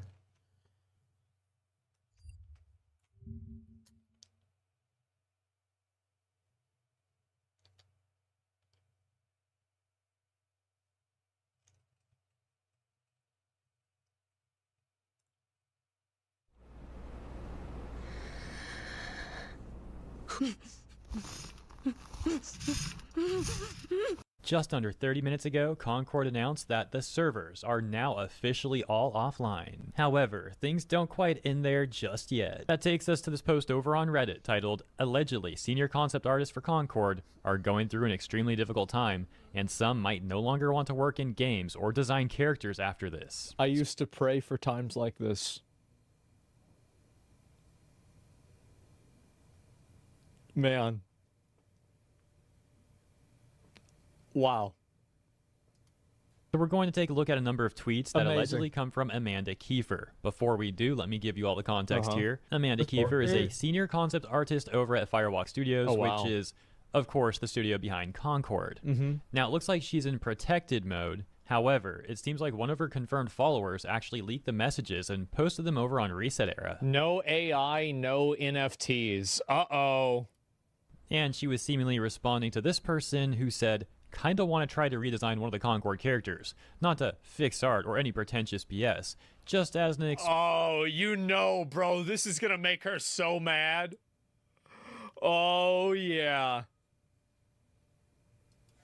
experience to see if I can find where it went wrong in the designs. Also, it sounds like a fun thing to draw. I love GOTG looking stuff. I'm just assuming that stands for Guardians of the Galaxy, but correct me if I'm wrong. Yeah, I think they look great as background characters in the movie or something. They're just missing the hero part. Yeah, you know, the part that's pretty important for a hero shooter. Yeah, look like background characters. It's pretty funny. All right, with that context, let's take a look at this set of messages allegedly from Amanda Kiefer responding to that artist whose tweet we just read. I was going to DM you after seeing this, but this site makes me pay to do that. So at the risk of getting dogpiled, I'm just going to— Wait, you can't send DMs on Twitter unless you have Twitter Blue? Is that true? Yeah, I only if he activates it? I didn't even know that. It's crazy. The fuck? It's a filter type thing? To say this here. A lot affected the art side of Concord, including design by committee, failure of some leadership to listen to the art team, etc. The character concept art team, including myself, is going through an extremely difficult time emotionally. And some of the team no longer want to work in games, design characters, or even do art anymore after this. Because of this, posts like yours, though understandable, are unfortunately ill-timed. None of us know which way the wind will blow with the studio. We are worried sick and terrified of the future. Not only that, but we have been shouldering the brunt of the emotional labor as executives/directors dodge most of the blame. Behind the scenes to be fair, I mean, they weren't the ones that wrote the characters, right? I mean, it was you that did it. You made the, like, it was the executive standing behind you and telling you to make this character. Maybe they were, right? And I mean, I think that she's right about that kind of to an extent. But, like, I don't like this narrative that the only people who are at fault are, like, the executives, because I think that fault probably goes all the way down the line. I bet there's people that are actual artists that are incompetent and bad at their job. I think there's executives that are bad and incompetent at their job. And I dislike this otherization of executive leadership because it's like, you always are like, oh, well, it's the people that are in charge who are at fault. Well, it's their responsibility, you're right, but it might not necessarily be their fault. Can't really guess. No, it's their responsibility to make sure that they publish and market the game. That's all their Like, you know that if you have a problem somewhere, the problem is usually a systematic problem. It's not like there's one person. All this talk about Concord and character designs, people's livelihoods are at risk. And there are very real financial consequences that might hurt us even more. That's just what I can say from our point of view. I'm not saying change course or anything. Us artists like being able to use social media to promote our work and get more jobs, but I'm saying we see that. That's something that I would do the opposite of with Concord. Like, if I worked on Concord, and especially since we just got his teeth kicked in. What did you do between those 8 years? Nothing. Nothing. I didn't do anything. Yeah, I was in jail. They're like, oh, okay, thank God. All right, I thought you were an artist for Concord. It does absolutely affect us, since we just got our teeth kicked in. Okay, so if those messages are indeed true, then here's my thoughts. I do agree that the executives, the directors, the suits at the top should not be dodging most of the blame. Clearly, they all wanted this sort of like modern audience approach for Concord that ended up being a terrible decision. And that, of course, will reflect on the character design team that they I'll take hired. a small win at with the you, same buddy. time, for all I know, a lot of the character design team may have also wanted to take that approach and had no issue with it. There's really exactly, and that's my perspective on it too. It's like the idea that it's all the executive's fault just sounds like bullshit to me. context that we don't know about. And it does seem fair to say that the character design team probably could have done a better job. Like, there wasn't a single design that really looked good in that game. And pretty much everybody, including myself, won't always do our best. And also, like, even if you want to have a modern audience feel to it, it doesn't mean it has to look like shit. Oh man, I feel like shit right Sometimes now. we mess up, sometimes we make mistakes, and that's a normal thing to have happen on occasion. So I do think it's a little tacky for this person to bring up like, oh, our livelihoods are at risk, as if no one's allowed to criticize the character roster of this AAA game. Like, I don't want anyone's livelihood to be at risk, but come on, that's like a guilt-trippy, tacky move. Oh, it's so pathetic. It's like this parasocial relationship that people feel like they want you have to feel sorry for them because they made a product that nobody likes. Yeah, cry me a fucking river. Like, do you know how many streamers there are that try to go out there and they put 8 hours into their stream every single day, and then they get 6 viewers after a year? Like, you know what? Sometimes things just don't work out. Ouch, he's attacking me right now, chat. Streaming to Nightbot? Yeah, and it sucks, man. He's attacking me. I only got 4 people in here right now. It's not the world's fault that, Ouch. It's not the world's fault that you're not able to do this. Right? Like, don't expect other people to, like, go along and let that happen. If a movie's bad, do you blame the cameraman or the makeup person? No, it's the director's fault or the writer. It's the person who's in charge who's at fault. I think that it's honestly probably, most of the time, I bet it is a team effort. With any sort of a big failure like this, I would think that it's a team effort. It's not like one person or like one group of people did it. I think it's just a large group of people that all did it together. We all need to make an income. That doesn't mean that if we do a bad job on something, no one's allowed to say anything about it. That's what's so crazy. That is the most annoying fucking thing that I hear, is like people that are saying, well, these guys, this is their job. If it's your fucking job, then shouldn't you have done a better job? What's this idea that, like, now you're gonna do a shitty fucking job on something and everybody's supposed to be okay with it? What? In what other universe does this work? If you go and you get an oil change at the fucking mechanics and they replace your oil and, oh, fuck. Said oil? Oh my God, I put Mountain Dew in it again. Oh, jeez. And it's like, I don't want to pay for that. Not again. Stupid fucking mistakes. Oh, wow. Oops. Yeah. Larry. Did you do him? You at least gave him code red, right? It's got more caffeine and it'll make the car run faster. Nobody gives a fuck about this. You're never going to go back there again. So I don't want to fucking hear this shit. It's so pathetic that people try to guilt trip and say like, oh yeah, you shouldn't have this feeling. It's crazy. Surely get the point, so I'll leave it there. Let me know what you think about this stuff in the comments. If you enjoyed my coverage, consider liking and subscribing, and I'll see you in the next one. I think that it's so... That was it? Boo. I was expecting something greater. Kachi?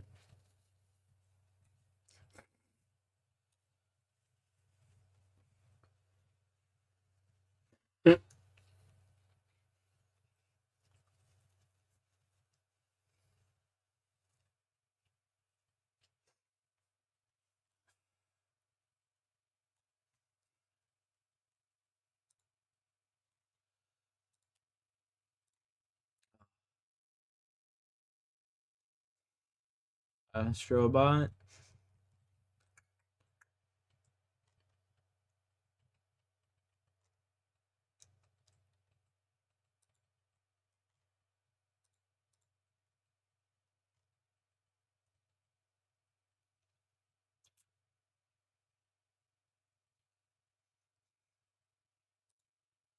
Any more Iwu videos? Damn. Unfortunate, bro. Concord is saved. Lifeline.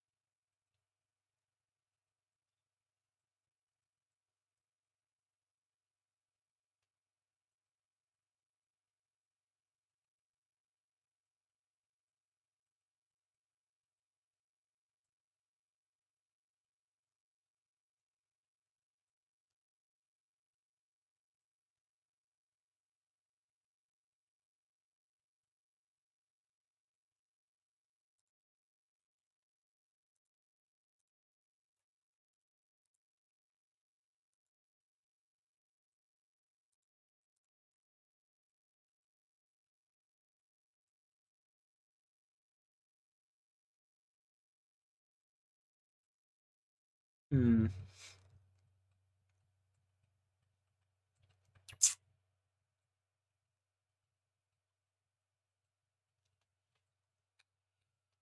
Blah, blah, blah, blah.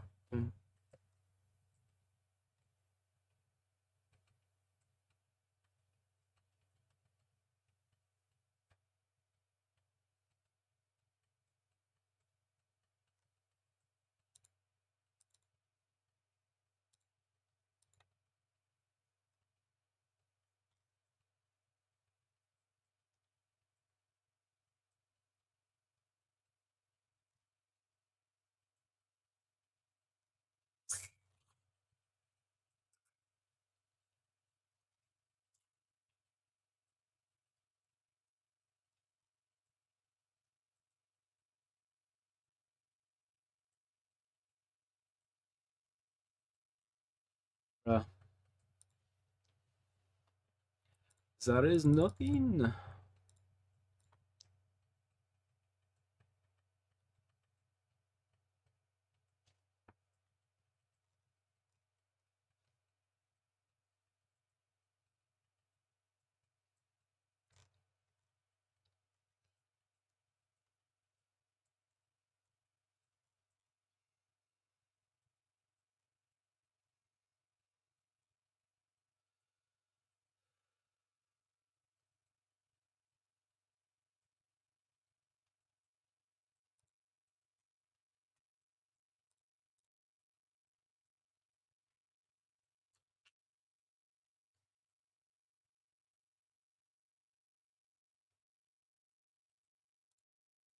Our client sold this house for $50,000 over the list price. We used our proven all-inclusive team to get this house decluttered and market ready, and we showed it everywhere. If you'd like the exact playbook on what we did to sell this house quickly and for top dollar, click the button below now.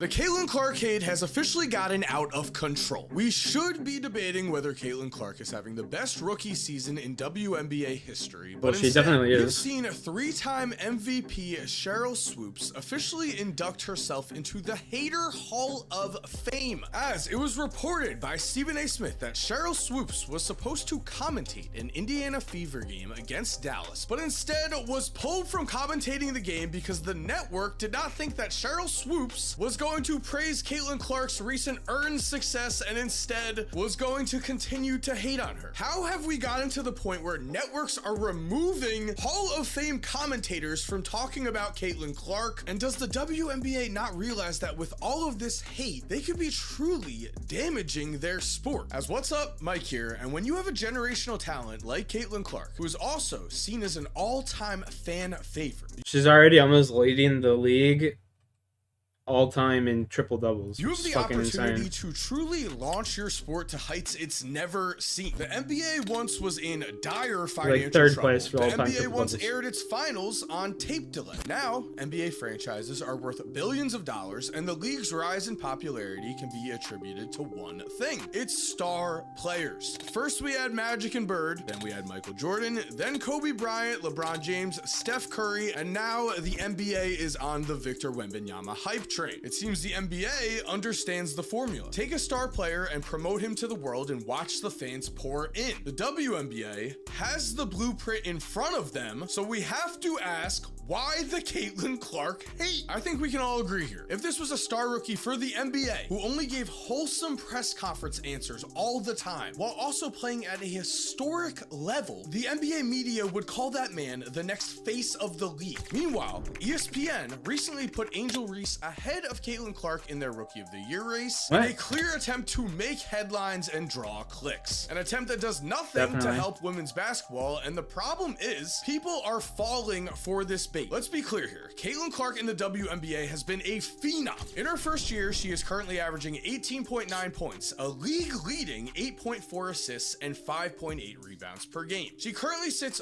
5th all-time in assists per game in a single season. Yes, 5th all-time in WNBA history, and the only woman to ever average more assists in a single year is Courtney Vandersloot. So no disrespect to Angel Reese, who has been a rebounding fiend, but in terms of the Rookie of the Year race, ESPN is literally making this narrative up. If we follow the money, which never lies, we find that DraftKings has Caitlyn at a minus 3,000 favorite to win Rookie of the Year, which means if you were to bet $10 on Caitlyn Clark to win Rookie of the Year, you would make 30 cents in profit. AKA, this award is a wrap. The media might lie, Vegas's odds never do. But guys, before we continue, I'm very excited to say that this video is sponsored by SeatGeek, where sports fest order. So what are you waiting for? Open your SeatGeek code Mike10. Time to get back. Attack from Reese on Clark underneath.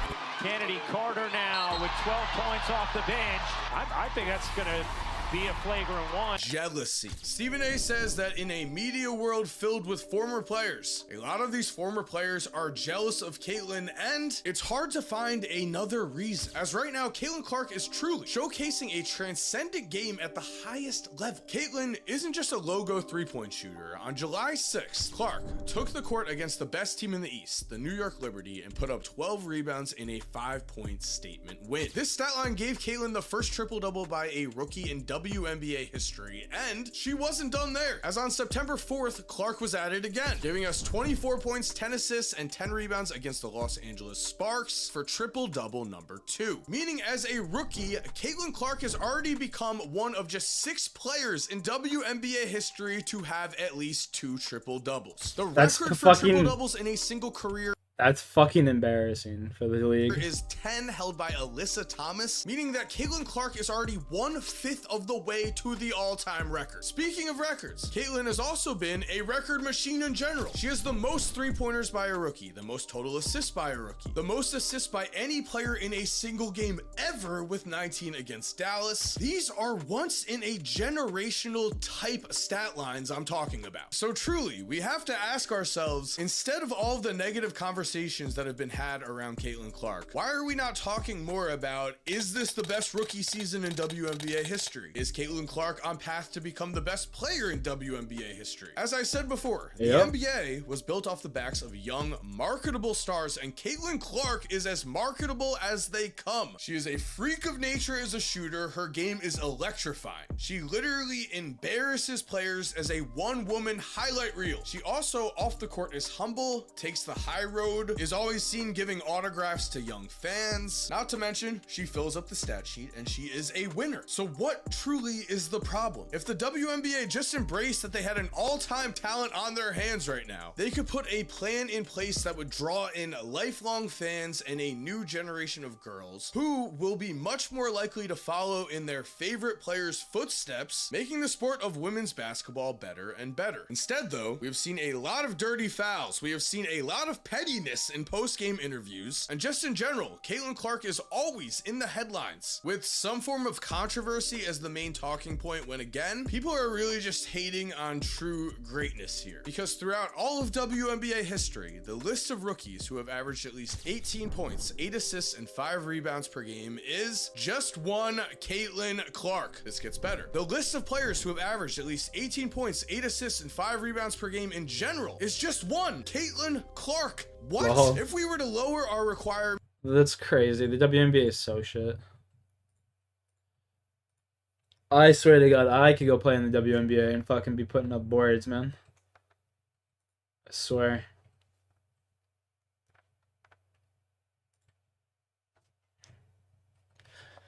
I could be an all-time great in the WNBA, for fuck's sakes, man.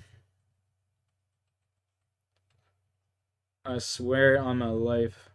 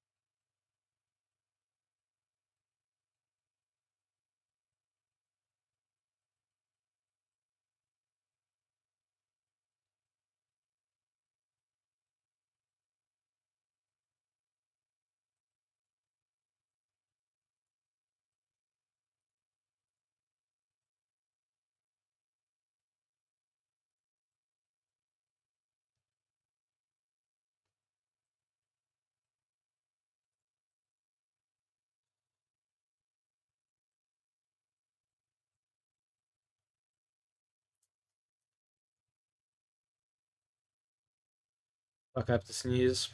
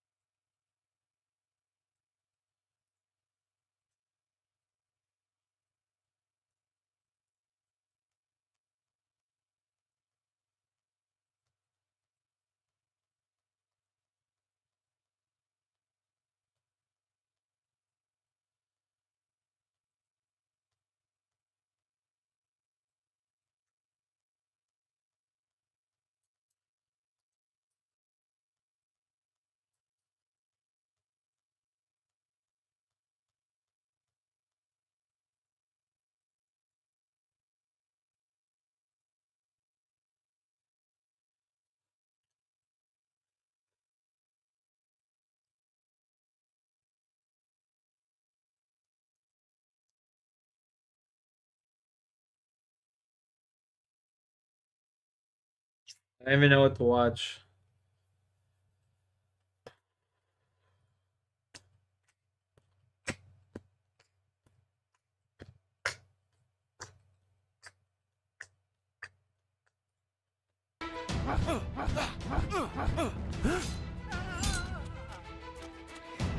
Oh. I've been out for a few days. Okay.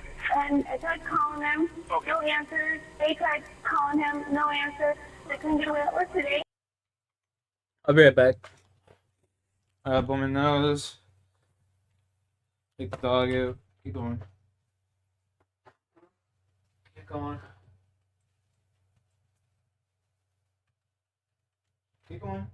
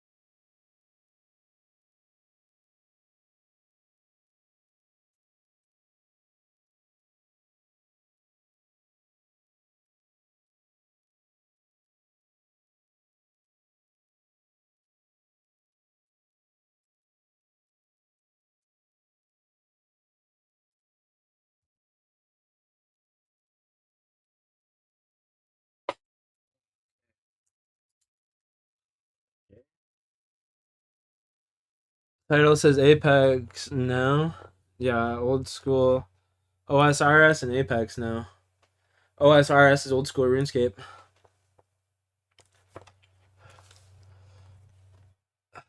And I'm coming out now to the off work, and you can't get out the door, and when I look, everything's black. Like, guys, I want to go in and check. Fuck, dude. Nikki, calm down for me, okay? Nikki. On Wednesday, January 2nd, 2019, the snow-swept town of Bismarck, North Dakota, had their New Year's excitement cut short. When was the last time you had contact with Chad? Monday. Monday? Okay. Yeah. Was it? Did you have contact with him at this address? Oh, we talked on the phone. On the phone? Okay. At 5 p.m., Mickey Ensel placed this distressed 911 call from outside her home. She had arrived at her house after a long stay out of town, only to find that a fire raged inside and that her husband, Chad Ensel, had been trapped in the blaze. I remember this. I remember this. She's a liar.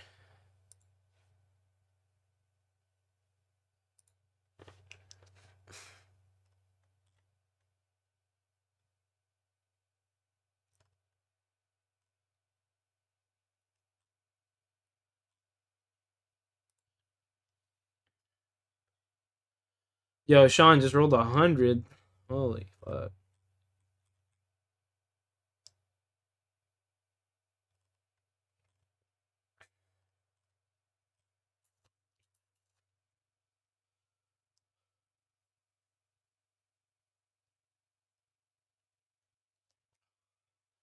Some of this liquid here. Oh, nice and spicy. Nice and spicy broth.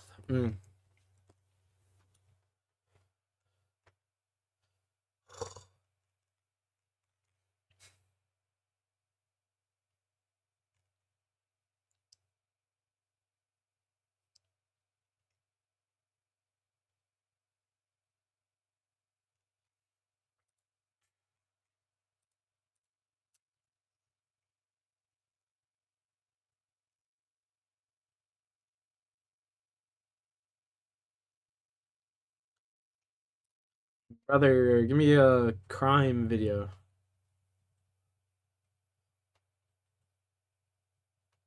Give me a good one.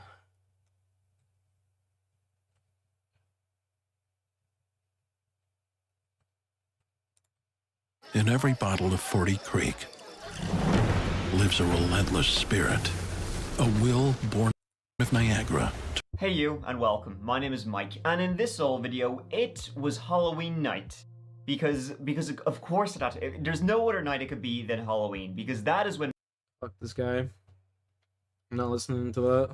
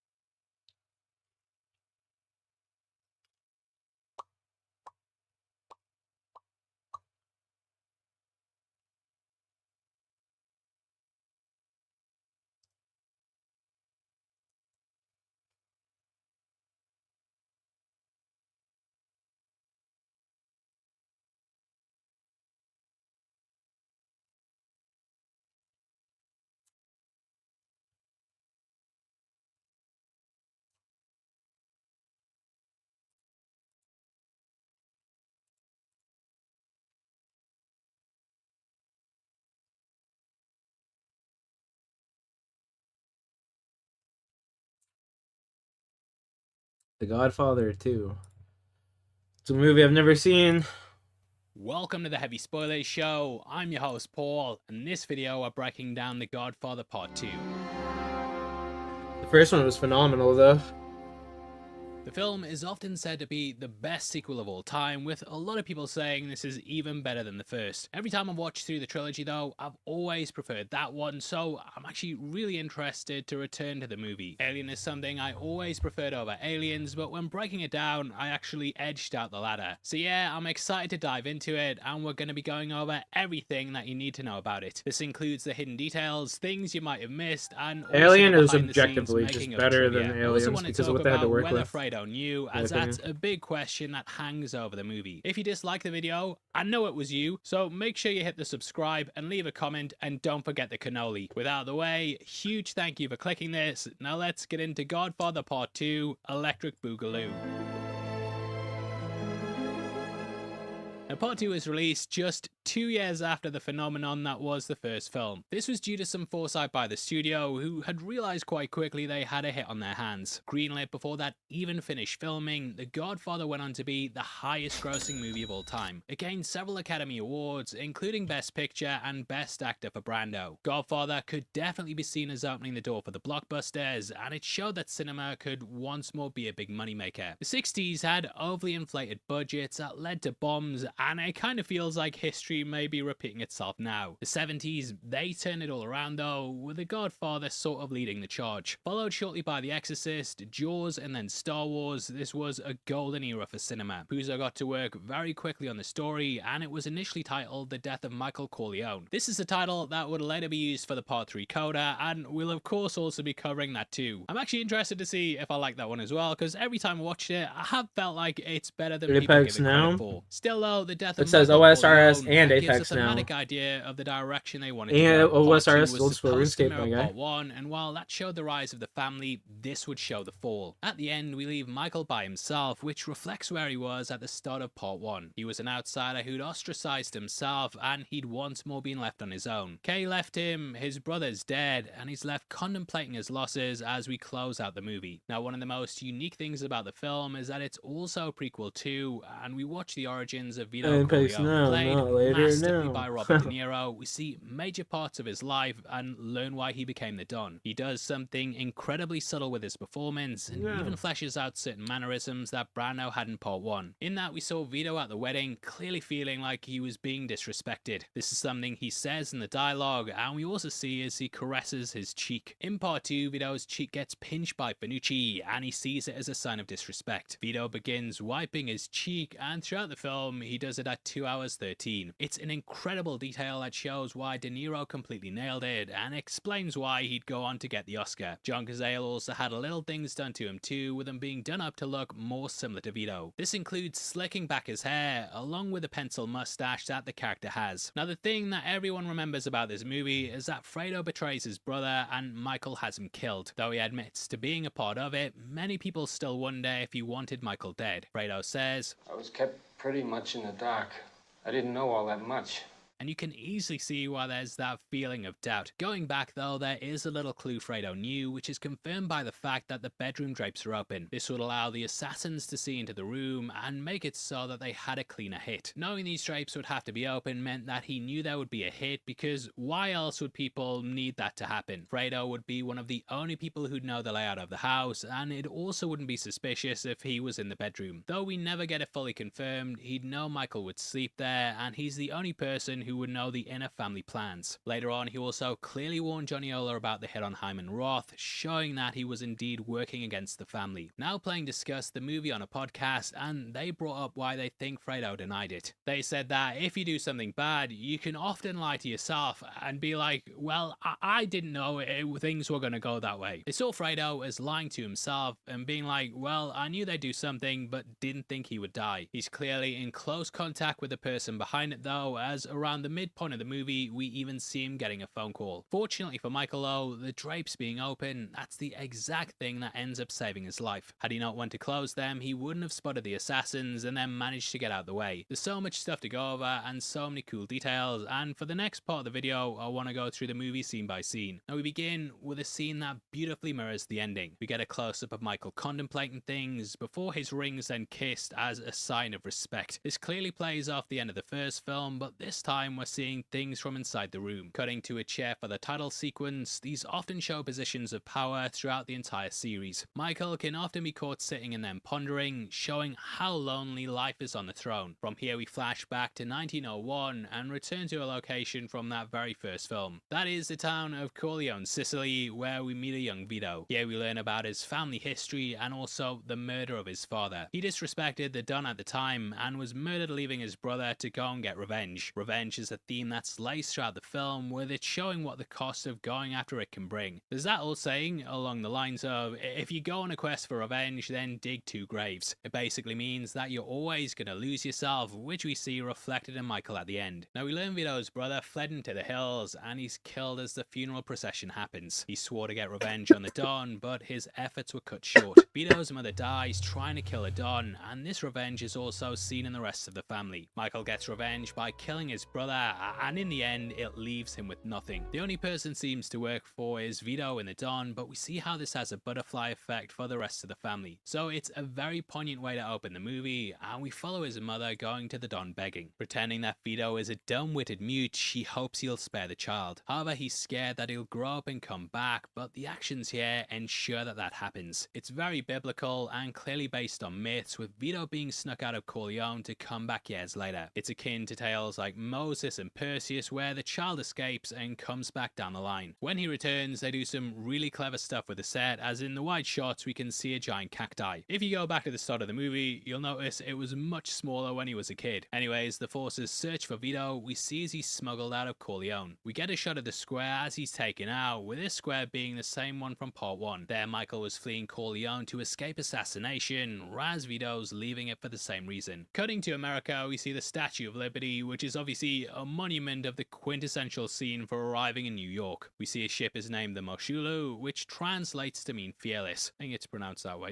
It's probably not. You've corrected me already. I know you have. When he's inspected, an X is put upon him, and Frank Rizzo on Reddit broke down what all of these codes meant. An X high up at the front side of the right shoulder meant that the person had mental defects. An X further down on the right shoulder meant disease or deformity. An X within a circle means some definite disease, which is what Vito gets, and this is why he's quarantined. Carrying smallpox, he's forced to go into a cell until the disease passes. Other ones such as B meant back problems, with H meaning heart problems, and PG meaning pregnancy. Arriving in the country with nothing, this is your quintessential immigrant story, and we see as he goes from rags into riches. We then get what I think's an outstanding shot and can catch Vito looking at the Statue of Liberty. However, he's viewing it from behind bars, showing that the true idea of the American dream is always going to be away from him. This is something that plays throughout his life, with Vito even starting off as trying to be an upstanding citizen. Being behind bars, of course, represents being a criminal, and Vito becomes an outstanding one in the country. So we have the shot of the Statue of Liberty, surmising wealth and opportunity, but the only way he can achieve it is through doing nefarious things. This is something later brought up by Michael to the senator, who says they're all part of the same corrupt organization. It builds off the back of the first film, in which he too told Kay that she was naive for thinking senators didn't have people killed. Senators and presidents don't have men killed.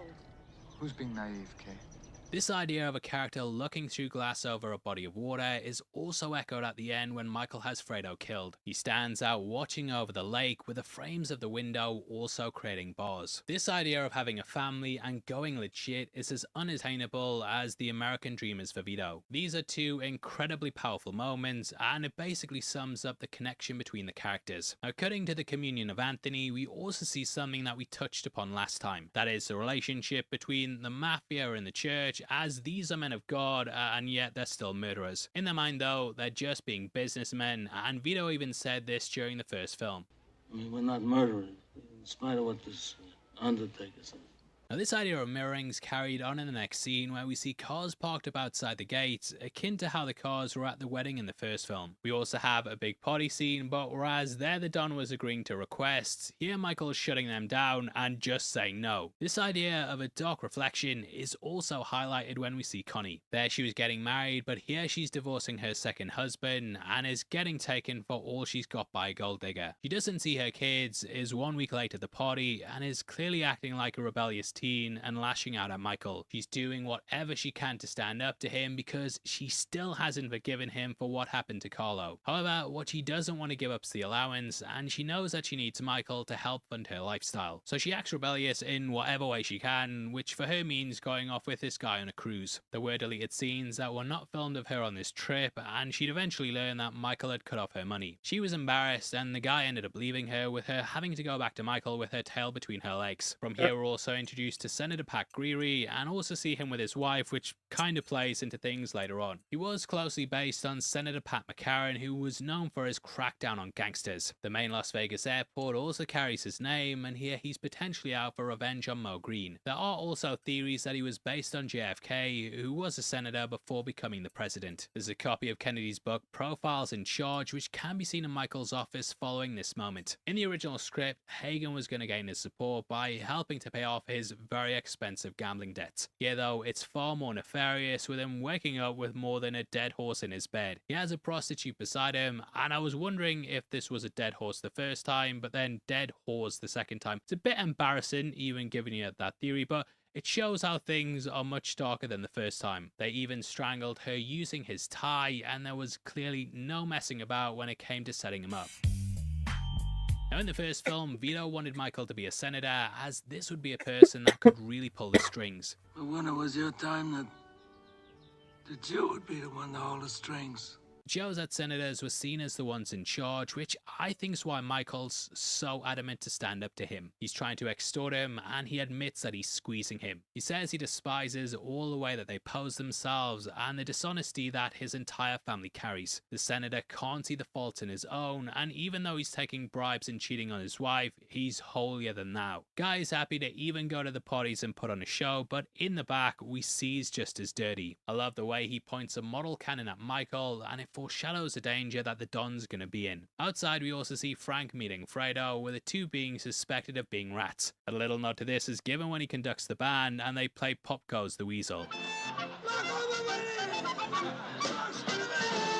Frank ends up being a weasel, and his death could be seen as him being popped. He mentions Clemenza's death, which we learn was seemingly down to a heart attack. Richard S. Castellano played him in the first film, with a younger version being here in flashbacks. Originally, the Frank part was going to be Clemenza, with it being him who was going to testify against the family. Castellano apparently wanted a much larger salary though, and to be able to rewrite his lines. So they swapped him around for Michael Vigazzo, who actually got an Oscar nomination for the role. Now, whether this happened or not has been disputed, with several people saying Castellano refused to gain the £50 Coppola wanted for the part. This is all on IMDb trivia, with lots of accounts saying what happened. Apparently the weight refusal was down to health reasons, with him having lost weight since that first film. So Coppola apparently created another character rather than dealing with the thing Clemenza, but like I said, we get a younger version. Played by Bruno Kirby, he ended up donning a fat suit for his final scene to show the character's weight gain. Now at this point we also meet Johnny Ola and Rocco, with the latter of these playing with an orange. In our first breakdown, we discussed how orange was thought to foreshadow death, with the colour appearing right before somebody died. That was eventually debunked though, with them saying that they used them to brighten up the dark scenes. However, I wonder if it was purposely put in here as a reaction to that, and either way, I still think it's worth discussing. Rocco brings one in before they try and kill Michael, which could reflect how his dad bought oranges before the attempt on his life. Don Fanucci eats one before being killed, and Vito buys one before carrying it out. Lastly, Michael eats one when he's planning on killing Roth, and outside we see a fire blazing brightly orange, which is when the plan starts to go down a bit of a reach that. Alfredo ends up pulling his wife off another dude, and she says that she did it because that's a real man.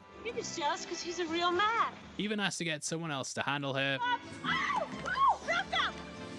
And again, it adds into his insecurities and why he feels worthless. Now inside, Frankie finally gets to talk to Michael, and they bring up what's happened with Clemenza. Promising the Risotto brothers 3 territories, this has led to a conflict between them and Frankie. Frankie took them over, and now they want what they were told, leading to a gang war between the two sides. The Risottos and Frankie are all based on real life figures, with the garroting being a real life event. That was between the Gallo brothers and the Profassis, though similar things happen to what goes down in the movie. Luring taking Larry Gallo to a bar for a sit-down, the Profassis attempted to garrote him. However, just like the movie, a policeman wandered in and caught the crime, which destroyed the assassination attempt. Michael refuses to sleep kill to the this stream. Rosales Enjoy, man. because they're under the protection of Hyman Roth. He wants to keep things business and not burst a Hyman. Michael has it all on his shoulders, and that was very much the case with Al Pacino too. For the first film, he was paid just 35 grand and didn't really get pushed much in the marketing. Yeah, though, he's making $500,000 along with getting a cut of the gross. He was promised a number of things as well and told that he'd get some creative input on the script. Pacino was promised he'd get to do a Brando and wear old age makeup to play an older version. This sort of is touched upon in that final shot, with that taking place further down the line than what happens in most of the movie. Told he'd get to wear old age makeup, that comes in the scene at the end, which takes place in 1968. Was going to have Michael looking over where Fredo died, thinking about how his life had turned out. His son Anthony would then show up and tell him he hated him and wasn't going to follow in his footsteps. The pair were going to have a massive argument, with a conversation turning to Fredo. Michael was going to say that he drowned in the lake, which, as we know, that was a fucking lie. That was a fucking lie. This would be similar to the end of the first film, in which he lied to Kay about what happened with Carlo, whereas she believed him, or at least wanted to remain in the lie. Anthony said that he was gonna leave the family. What? You're not my dad! This would be the final nail in the coffin for the character, with him losing it all in the end. I think that would have been an amazing way to end it, but unfortunately they cut it from the film. I think there was a real reluctance on Coppola's part, and initially he didn't want to do the movie. That was shared by Brando as well, who immediately rejected returning, even for a minor role at the end. During his Oscar win, Sashi and Littlefeather had collected it, which caused a lot of controversy at the time. She delivered a speech about the mistreatment of Native Americans, which kicked up a storm that year at the awards. Paramount had came out and distanced themselves publicly, which is something that really annoyed Brando. Coppola also thought a sequel was stupid, and at the time, they were seen as inferior. Now Playing pointed out that this was the first film ever to get a part 2 to it, with numbers rarely being added onto titles. Normally you'd have things like Son of Kong, and even stuff like the Dollars trilogy doesn't have numerals. So Coppola didn't want to do it, and he eventually put forward a little known director at the time. That was none other than Martin Scorsese, who was just coming off the back of Mean Streets. He didn't want to do it though, and felt like it was too much pressure, which is also something that De Niro shared as well. Now Playing brought up how both of them were unknown, with The Godfather being the biggest movie of all time. Though we think of Scorsese and De Niro as legends, at the time the pair hadn't made their names yet. Now Playing pointed out that De Niro was basically taking the part away from the biggest actor in the world, who just won the Oscar in that year's Best Picture. So lots of pressure, but Coppola came back because he's the kind of guy who wants to rise to a challenge. He wanted to prove he could not only make a good sequel, but along with that, also make a good prequel. Now Playing also stated he felt like people left with the wrong message with part 1 after a screening that rubbed him the wrong way. He said he saw people cheering when the door slammed in Kay's face, and that they'd seen life in the mafia as being something glamorous. Nowadays, it's kind of a cliche to have the fall of a mafioso character within a movie, but just viewed on its own, that movie doesn't fully do it. So he wanted to tear down all the glory, and as a thanks for returning, he was given full creative control. That came with twice the budget of the first one, and you can see a lot of that creative control because half the movie's in Sicilian. Now Coppola was known for being experimental, with that first cut apparently being a nightmare. Test screenings said there were constant cuts back and forth between the past and present, with some outlets labeling it a disaster. Apparently George Lucas told him he couldn't make a prequel and a sequel, and that he had to dump one of the movies. They shot so much it was 6.5 hours, meaning that he could have had 2 movies if he wanted. These longer legacy cuts can be watched as one thing, and there's even chronological versions of the movie available. Still though, I think Coppola pulls it off, again painting out the story of The Godfather. Again, that title really makes you question whether it's about Vito or Michael. Both get their moment to shine, and yeah, it adds so much to both characters. Now as the party starts to wind down, we see Michael and Kay dancing. The pair are having another baby, which Kay wants to be the next chapter of their life. However, she still has reservations with him breaking his promise. In 5 years, the Corleone family will be completely legitimate. That was 7 years ago. So yeah, it's been 2 years over when he promised, and she's starting to have doubts. In the end, we discover that she had an abortion because she won't bring another Corleone into the world. I think this, along with the Fredo thing, is the thing that people remember most about this movie. Abortion's obviously still a big topic today, and looking at the time, this was a big move for the movie. Roe v. Wade had just passed the year before, and this was something that made them change the script. According to IMDb trivia, originally Kay was going to have a miscarriage, which was also going to be a big blow for Michael. However, Talia Shire suggested she should have an abortion instead, as thematically it was going to hurt Michael even more. Apparently Frances thanked her for this by giving her an extra scene where she begged Michael to forgive Fredo. Symbolically, it also shows Kay stop believing and that she knows that Michael is never going to change. Both him and Vito have the chance to go legit, Yeah, it's definitely the better call. To them at several points in the movie. Michael lies to himself and says he's doing it for his family, but I think we all know that he doesn't want to stop. Every time they have a chance to get away from it, both go after the power play instead. Power is addictive and they won't give it up, and it's something that's run through both father and son. So Kay aborting their son means she's breaking the cycle, which would also be enforced by Anthony stepping away. It's something that's a big blow to the character, and it all comes full circle from the conversation here. Now that night the hit is done on Michael, with him managing to dive out the way. You can even see them shooting the mirror, and I wondered if this drew their fire because they didn't realize. Still though, we know someone let them in, which we can see by the fact the gates are open. Both assassins are killed, and there's the potential that Rocco was involved too, as Michael specifically tells him to bring them in alive. Keep them alive. We'll try. Rocco! Alive! Rocco, like Fredo, would have had access to the house, and potentially he's one of the people that opened up the drapes. He was supposed to be guarding over Michael, and it's kind of like Paul. Yeah, both $400,000 richer. That's insane, dude.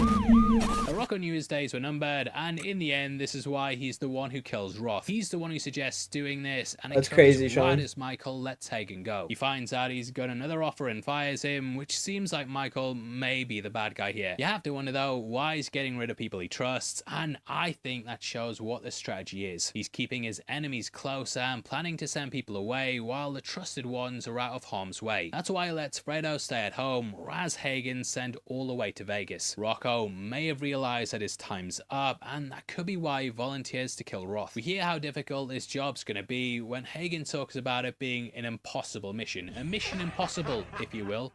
Mike, that's impossible. It would be like trying to kill the president. There's no way we can get to him. Rocco knows it's a one-way trip, and yet he still does it, even though he's a top guy. As Hagen says, Roth will be dead in 6 months anyway, and I don't know why they didn't wait it out. I believe, though, that he feels he dishonored the family, and sees this as doing right by Michael. This is something that's shared by Frankie, who too takes an honorable death, even though he's in prison. There also might be the fear of what could happen to Rocco's family, and this may be the only way to keep them safe. Now, Hagen going to Vegas was something we were originally going to explore, with us getting scenes of him manhandling casino heads. He was also going to have an affair with Sonny's widow, but all of these scenes were cut out of the movie. The book also explains that Michael was jealous of Tom's influence over his father, with this being a factor as to why he shut him out. After the assassination attempt, we then cut to Michael tucking in his son, and then get a mirror of this happening with Vito. Michael says he's gonna go away, and Anthony asks him if he can help him. We have the father's influence seeping into the son, but Anthony in the end was gonna go a different way. Still though, it's 1917 in New York City. Well, we're not in New York City. Which is quite a big time jump. Originally, we were going to get more of his backstory and see his lowly life in New York. He was going to help build a subway, and we'd also have scenes of him dating Camilla. He was going to nearly sign up to fight in World War I, but he ended up going against this. This, in a way, is an opposite to Michael, who, of course, ended up signing up for World War II. We see the makings of this in that dinner scene at the end, which we'll talk about later on in the video. Anyway, the idea of the Statue of Liberty being a beacon of transformation is shown in the next scene when Vito goes to a show. Don Fanucci ends up standing up in front of it, and again it shows how crime stands in the shadow of the monument. Fanucci was based on Ignazio Lupo, who was known as Lupo the Wolf. Labeled the Black Hand, this was actually an extortion method used at the time. The play itself is a little Easter egg from Coppola, with it being written by his grandfather Francisco. This was a big hit in 1903, with him adding it in as a tribute to his pops. Now, Vito's mate is there to just show off his girl, but we see backstage with the Don how he's not willing to stand up for her. Holding her hostage for money, we see as he backs away, while Vito stands there fascinated by him. Also, this guy's played by Frank Savaro, who I'm sure you'll know from lots of other gangster films. He actually stood in the crowd when Sonny beat up Carlo in part 1, so yeah, you ruined a Coppola. You broke the continuity. Anyway, the character's called Jenko, which is what Vito later calls his olive oil company. That night, Clemenza throws him a bag of guns, and he goes back and forth over whether he should look after them. It's sort of a moral quandary that we can all ask ourselves, and I honestly don't know whether I would do it. On one hand, it could send him to jail, but snitches get stitches and end up in ditches. He also ends up making friends, and this choice sends him down a certain path. This comes at the perfect time too, as the next day he gets fired from his job. Finucci wants his nephew to work there, and thus Vito's gotta go. However, there's an extra side to this, as Finucci wants him there so he can keep an eye on the register. He wants to know that he isn't getting ripped off, and thus he's putting an eyes and ear in every single department. Meeting Clemenza the next day, he's then embroiled in committing his first crime. This involves stealing a rug, which initially seems like a gift from the character. Clemenza plays along like he's breaking into a friend's, and it kind of shows the two sides of the mafia. They're going under the guise of friendship and kindness, but actually ripping people off. Clemenza almost even shoots a policeman, which, as we know, is a real no-no when it comes to attracting attention. Sonny is put on the rug, and then he starts to scream, which I felt is like, is this showing that he's a hothead? I kind of feel like it's a bloody Anakin Skywalker Darth Vader poster, you know what I mean. Anyway, back with Michael, we see Johnny Ola acting as a go-between for Hyman Roth and the Corleones. Wearing an all-orange suit along with a hat, you could think this might signal death. At this point, we meet Hyman watching American football. This was a real game against USC and Notre Dame, with the former beating the latter by 7 points. Not massively up on my sports, you know, I'm not sports spoilers, so let me know below if this is wrong, but from what I gather, the pair are big rivals. So this could be adding to the scene of how this is played out like a game between two sides. Hyman was based off the mobster Meyer Lansky, who was a member of the Jewish mob. Roth's someone who, though close to the family, was a bit of an outcast because he wasn't Sicilian. Hyman's played by the legendary Lee Strasberg, who is seen as a god in the acting world. Not only did he create the Actors Studio, but he was also seen as the father of method acting in America. Rubbing shoulders with people like Stanislavski, he's had a major influence in Hollywood ever since the beginning. He's someone who taught both De Niro and Pacino, with him having major performances on stage before becoming a teacher. This was his first film, which Pacino coaxed him into, and I kind of think that you can see the nerves. This could have been something that destroyed his legacy, and he gives a quiet, reserved performance that makes him seem sweet. I do wonder though if that's all on purpose, with him basically being a cunning old man. Later on, Michael says, "Been dying of the same heart attack for 20 years. Which could show how smart that he is. A lot of the criticisms I've seen about this movie say they don't know why Michael needed to kill him. This led to the death of Rocco, and they could have potentially just waited for him to die. However, the illness could be faked so that people don't think that he's worth killing. It's pointless risking murdering someone when you think they're gonna die, but I think Michael sees through this disguise. Strasberg did get a Best Supporting Actor nomination as well, so he definitely made his mark in his debut film. And Michael's playing a really clever game, and he tells Roth he thinks Frankie tried to kill him. He then tells Frankie that he thinks it was Roth, and this entire movie he's sniffing out the rat. Both Vito and Michael are going up against the big dons, and they both have competition who want power over them. Roth doesn't object to Frank being killed, and this shows that he might be happy that he takes the fall. Also, I know he's called Pantangeli, I just worry that I'm going to pronounce it, so I've been calling him Frank, but yeah, from here on out, we'll call him Pantangeli. Anyway, Frank travels back home, which we learn is where Vito used to live. Michael's waiting for him in the old study, which is where his dad carried out his business. It's clear that he dominates the room, and even sits down in the chair like he still owns the place. It shows he still retains dominion over all, and even places he's left behind, he still has control of. Cutting to Fredo getting a call from Johnny Ola, he does say that he doesn't want to talk to him. I don't want to talk to you. Does make me wonder, like, maybe Fredo didn't know, because he does say that they lied to him. You guys lied to me. So, like, I don't know, maybe he didn't know, but it's clear that he still wanted to screw over Michael. The only way to replace Michael would have been to get rid of him, so yeah, I still feel like he would have known deep down. Anyway, we then see them attempt to kill Frankie, which is when the officer ends up walking in. Given a lucky C-note, this happened in real life too, which was also seen as a sign of disrespect. Now, one thing that a lot of people are confused about is what exactly is going on here. To break it down to its most basic point, Michael wasn't behind it, to me at least. Throughout the movie, he says that he didn't order the hit, and judging by the way he questions the others, I certainly believe him.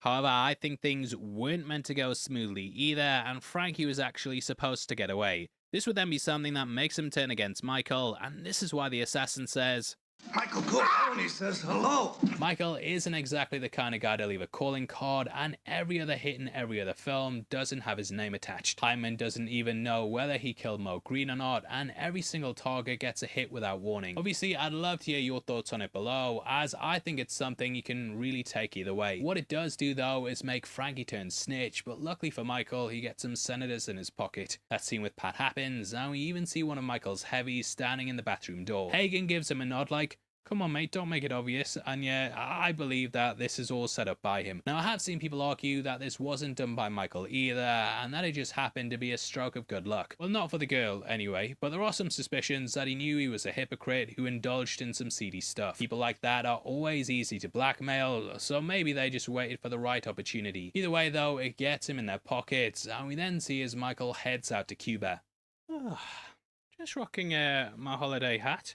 Got a holiday haircut as well, you know, had to sharpen up for this part of the video because it's one of the big parts that people talk about for this movie. Now, whenever I've brought up this film to people who love it more than part 1, they say the Cuban influences are what really hits it home. Happening over the revolution, this acts as somewhat of a history lesson. Things like the golden telephone happen in real life, with it now existing in Havana's Museum of the Revolution. Made to symbolize wealth, power and connectivity, it was presented as a gift from America. This was due to them being allowed to increase their rates in Cuba, but as this was going on, there was civil unrest in the cities. A golden telephone's absolutely pointless, and while people awe at it, there's inequality in the country.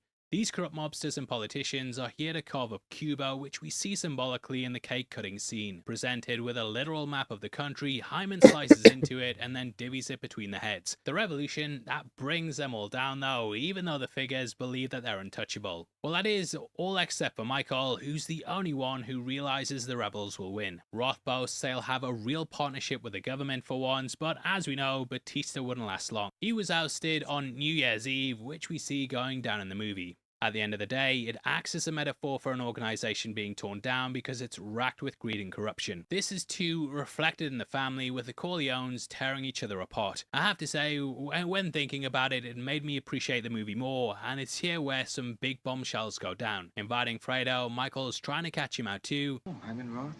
Johnny Ola? No. I never met them. This is later backed up by Johnny Ola, who too makes it seem like he doesn't know Fredo. You don't know my brother Fredo, do you, Johnny? Johnny Ola? Fredo? We never met. Fredo in the end gets drunk and plays his hand because he slips up, revealing that he knows Johnny Ola and Roth. Hey, Freddie, where did you find this place? Johnny Ola told me about this place. He brought me here. I didn't believe it, but seeing is believing, huh? Old man Roth had never come here, but old Johnny knows these places like the back of his hand. Now outside, I feel Fredo's conscience gets the better of him, and he says that he doesn't feel part of the family. Now, Mama used to tease me. She'd say, you don't belong to me. You were left on the doorstep by gypsies. It's clear he just feels completely alien to them, and even says he feels like he was just left on the doorstep. Seconds later he says, I was mad at you. But then quickly the subject changes. I think it's clear though he was just about to admit it to Michael, which Michael also clearly picks up on. Knowing he can sniff out the rap by seeing what happens, Michael tells Fredo he's going to have Hyman Roth killed.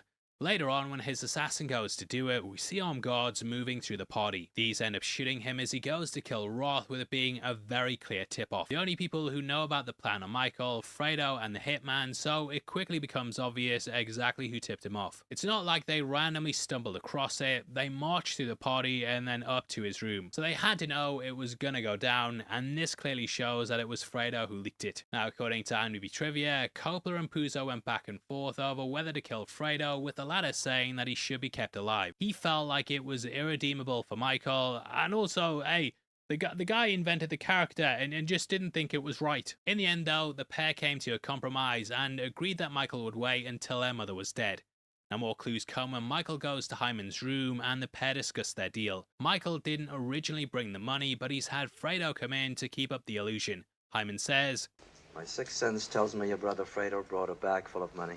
Now, obviously, this guy isn't psychic, so I feel like this is an indicator that Fredo tipped him off. He asks who had Frank killed, and Michael says he didn't give the go-ahead, again indicating that he wasn't the one behind it. Thus, I think Frankie was left alive, so it would create another enemy for Michael. It's here where Roth also plays his hand and gives away why he hates Michael. Talking about Mo Green, it's clear he thinks he was a great man, and he says that no one knows who gave the order. It's clear though that he knows it was Michael, and though he says he let it go, it's very clear he hasn't. Mo Green was someone he looked up to, and he might have even seen him as a son. Mo was Jewish as well, so he may have found some kinship, but seeing him get killed showed they were just seen as outsiders. It's a great speech by Strasberg with a lot of subtext, and it starts to fill in the blanks about what's going on. At the club, we also see the senator coming in with his arms around two women, showing the hypocrisy that exists within the character. Fredo says the truth, and the penny drops for Michael, which is when we see him give the all clear. Giving a nod to his bodyguard, he then goes and kills Ola before then making the play later on with Roth. The character was never given a name in the movie, with him simply being listed as Michael's bodyguard. However, the script reveals he's called Becerra, but I kinda like that we never hear his name. He's a mysterious figure who wears all black, and he's kind of like the personification of death. He moves. What matters most to you? Is it unforgettable adventures? Connections with Silently and carries out orders without question, and I don't even think he has any lines in the film. Now, seeing the guards march through the party makes Michael realize Fredo tipped them off, and this is when he tells him, I know it was you, Fredo. You broke my heart. it's one of the most iconic moments in cinema history, with Michael giving Fredo the kiss of death. Although he won't get his revenge here, he's pretty much laid the seeds, and we see how Fredo never really trusts him. Outside, Michael even tries to get him in his car, with him trying to reassure him that he's still his brother. I wouldn't go in, mate, you know what happened to Carlo. Fredo, come with me! You're still my brother! Fredo! Now, the president's just stepped down, and everyone's rushing out as we see the revolution start. In the background, you can hear the song Rite of Spring, which was composed by Igor Stravinsky. Being said to be a piece that redefined classical music, it was designed with no real order, meant to evoke emotion. This piece was about a pagan society that committed sacrificial rituals as they believed it would allow them to survive the year. That's something you see here, with a new year being brought with a wave of destruction. Traveling home, Michael asks what his son was bought for Christmas, and this is so he can pretend he was the one who got it. It shows that he always puts business above everything else, and won't be there when his family really need him. This is hammered home by Hagen telling him Kay had a miscarriage, which is something that he really should have been there for. Dealing with the loss of a child is sort of reflected in Vito, who's seeing baby Fredo battling with pneumonia. I know Fredo doesn't die, but being a parent myself, you worry quite a lot, and I can instantly feel the pain that both characters are going through. This pneumonia is also something that was discussed in the first book, and it described Fredo as being a very sickly child. Outside, Vito is held up by the Don, who I love popping up randomly in the car. You can also see Francis Ford Coppola for a split second, which happens when he's reflected in a car window. Caught you, mate! Now, Fanucci says he heard they took $600 worth of dresses, which was the equivalent of a year's salary back then. At Vito's, you also meet a young Tessio, who was a big character in part 1. He appears at the end, which has thematic callbacks as he joins them a year's salary, $600 for dinner in that family flashback. Good old You're days. also going to see Vito meeting a young version of Roth, but these scenes ended up on the cutting room floor. Telling his friend to underpay Fanucci, he says, I'm making an offer, you don't refuse. He said it. Standing up to Fanucci, he tries to offer him some work, but Vito now wants the whole pie. That cheek rub clearly rubs him the wrong way, and he ends up killing the character. Stalking him through the streets, we see a church parade and also a puppet show. Fanucci ends up walking away from it, saying it's too violent, with these two elements showing the hypocrisy of the mafioso. You might also notice that he has a scar on his neck, which was going to be explained in a deleted scene. That showed him getting jumped by some kids and then having it slit, which explains how he got it. Kinda glad they cut it though, because he massively hams it up and stumbles through the street.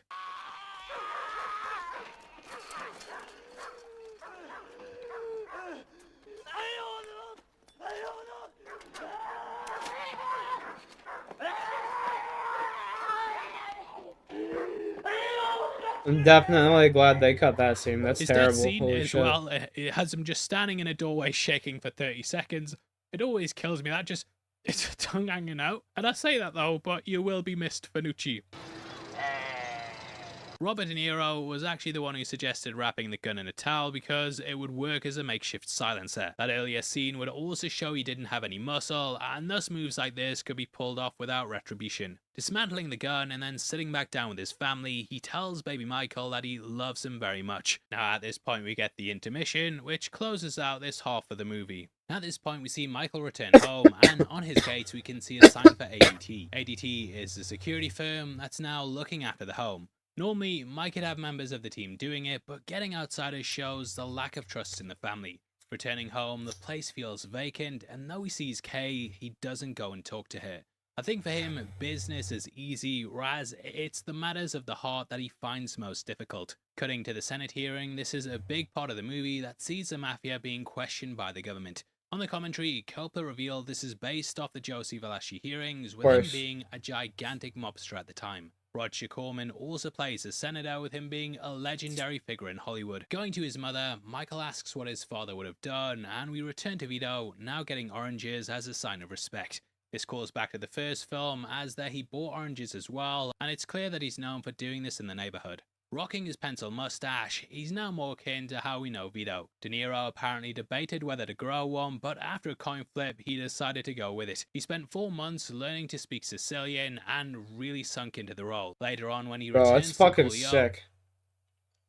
he also wore a similar dental appliance to what Brando had last time. Now he's truly become the Don, and we see him helping out a woman who's being evicted from her home. This is Anita Colombo, who is the grandmother of Sonny's wife Sandra. After being disrespected by the landlord, Vito rubs his cheek, again carrying on the mannerisms to show how he feels. As the pair are talking, a passerby says hello, which is something Coppola was apparently furious about. This was Carmelo Russo, who was supposed to be an extra, and he'd been instructed to simply walk by. However, De Niro convinced him to keep it in the edit because it showed the respect that the locals had for Vito. Shutting him down, the landlord ends up returning after learning who he is. There is a layer of comedy added into him turning into a coward, as they purposely lock the door so he can't get in or out. They placed a nail into it, which you can see Frank Severo putting in right after he opens it up. This was kept secret from Leopoldo Tresti, who was a big comedic actor at the time. Sorry for butchering your name there, but Coppola wanted to see him improvise his way through the scene, and we see the panic as he tries to open the door to get out. That, and then the chair bit where he sits down and asks if he can sit, it adds so much into the performance going on here. The Genco sign is then raised, and this scene cements what's going to happen to build his empire. Cutting to Michael at the Senate, we see as Pat says some of his best friends are Italian Americans. It's a far cry from what he said at the start, and shows how those in power can be turned. However, he leaves before Michael's testimony, showing how he constantly fears being associated with the Corleones. He's got the power to distance himself though, which is something Fredo doesn't have the luxury of. Michael confronts him, and we then get an incredible scene played out by Cazale. I brought this up in our last breakdown, but all 5 films he starred in before his death, they ended up getting nominated for Best Picture. The guy really knocks it home with his performance, and you kind of just feel sorry for him, and he's painted out as a pathetic part of the family. In the end, he even failed in betrayal, and Michael telling him he's nothing is completely gut-wrenching. The next day, Frankie starts to testify, but we see how he changes his tune. His brother's brought in alongside Michael, which makes him turn the hearings to a joke. Now you might wonder why it is that this happens, with it being in place for a number of different reasons. Firstly, it's a reminder of where Frankie came from and how they do things back home. Frankie's brothers are Don, and him snitching would shame his family and break the code of Omerta. Omerta, I think it's pronounced. Anyways, this is why Hagen leans over and says his family's Omerta, as it reminds him of exactly where he came from. Secondly, it shows that Michael wasn't behind the hit, which is what deluded Frankie into testifying.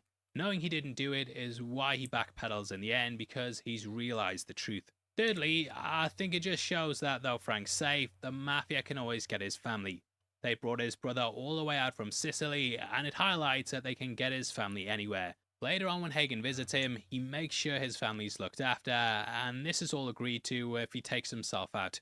So yeah, that's what this all boils down to, with him turning the hearing to a farce. You can also catch Harry Dean Stanton there, which was a really nice surprise as I completely love the actor and forgot that he was in it. Thematically, it also shows the two brothers won't dishonor each other, which is something that Fredo and Michael are now dealing with. Frank dies with honor, whereas Fredo doesn't, and Frank kept his family together, whereas Fredo took them apart. You could also see Michael being someone who did that too, as his beef with Fredo is what made him act with dishonor. Kay can't stand to be with him anymore, and he tells her in plain facts that he won't let her take the kids. He tries to bargain with her and says that he'll change, but she's been through it enough to know that he won't.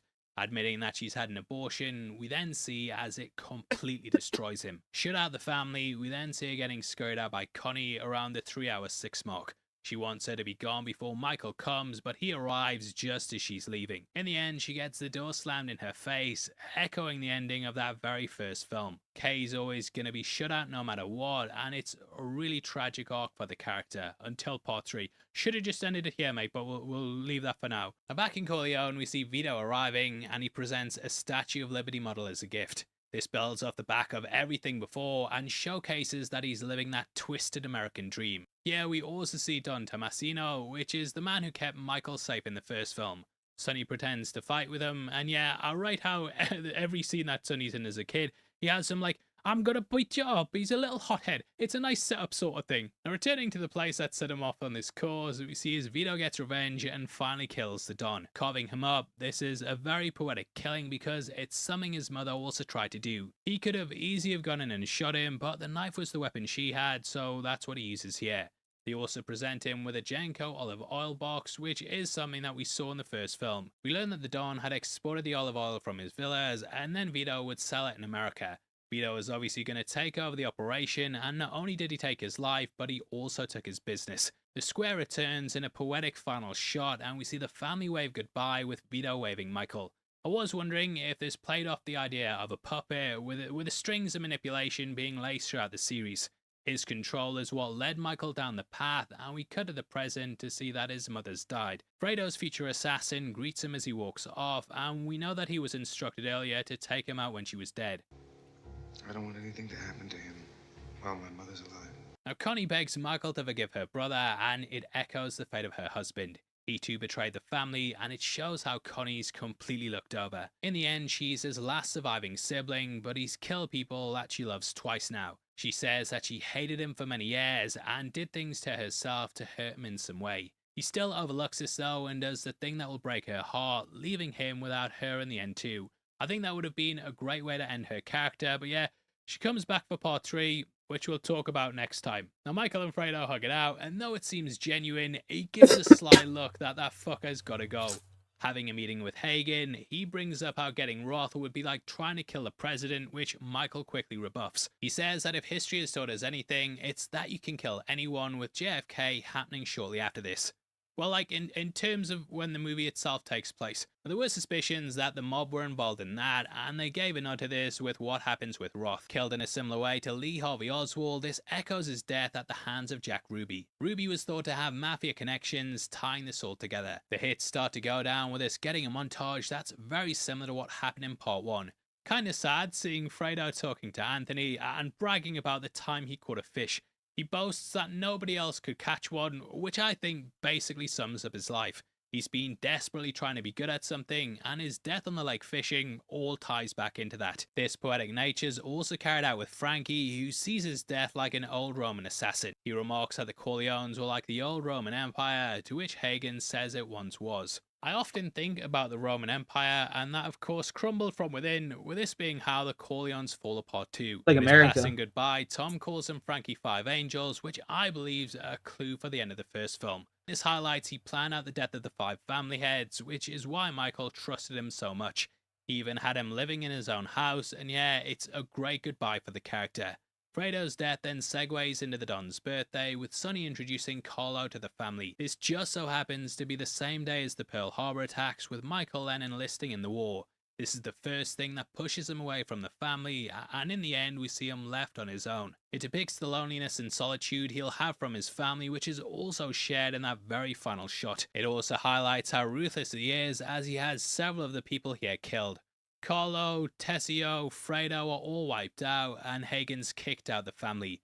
Sonny dies, and as we said with Connie, I always feel like she was gonna leave after Fredo's death. This being a flashback is also important as it's technically carrying on Vito's story. This being his birthday has symbolic meaning as it shows all of the things that came from his life.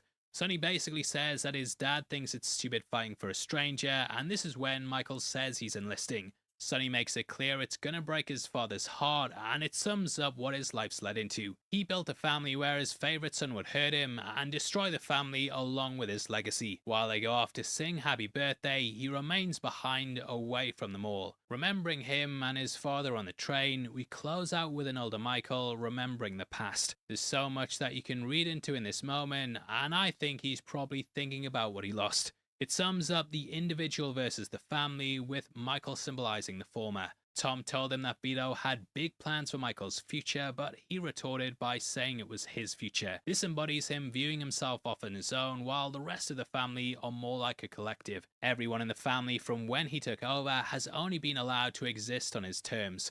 Connie and Kay were controlled as was Fredo, and even Hagen's life was shut down too. In trying to hold things the way that he wanted, it sifted through his hands and he's lost everything he had. Vito did it for the good of the family, whereas I feel with Michael that he did it for himself. Now it is clear that Michael regrets being alone, which we can actually see by a little detail on his hand. You might notice that he's still wearing his wedding ring, which I think shows he never got over Kay. He sat there unable to let go. That feeling of love, that's what was most important to him, but now he's completely lost it. I feel like this perfectly calls back to that first film, as she was who he was with before he rejoined the family. Kay was the last tie to life outside the mob, and in many ways he still holds on to that love. Now this shot is also a juxtaposition to his father, who did the exact opposite to what he did. Vito started off alone when he came to New York, which was summed up perfectly in that Statue of Liberty shot. However, he built an empire by making friends and allies, and in the end, he was surrounded by his family. You go back to that first film, and building friendships and allies, that's basically what the opening's about. Michael, on the other hand, he did the exact opposite, and he told people no when they made requests. He got rid of people, and even killed some of the family, which now leads to him sitting here alone. This is why this shot means so much, and it's perfect to have him here just sitting on his own. It closes out the movie in the perfect way and genuinely gave me goosebumps when watching it for this retread. I have to say, I've loved going back through this retread. If this last bit seems like it might... Fuck, dude, what a great movie. What a great movie. What's up, Rocky?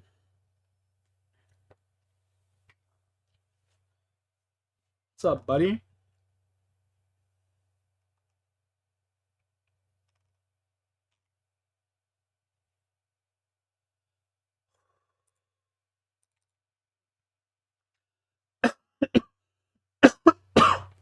Fuck, man.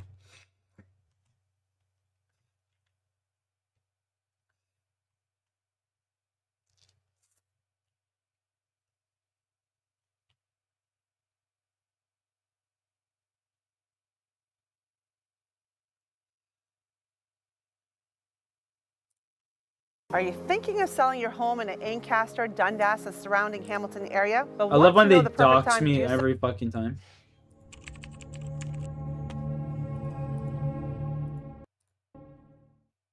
They say a child cannot choose their father, but a mother definitely can. I can't deal with these AI voices, man.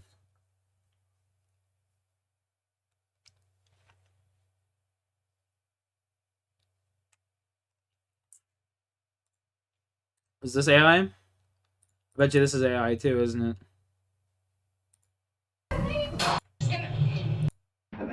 Girl. No.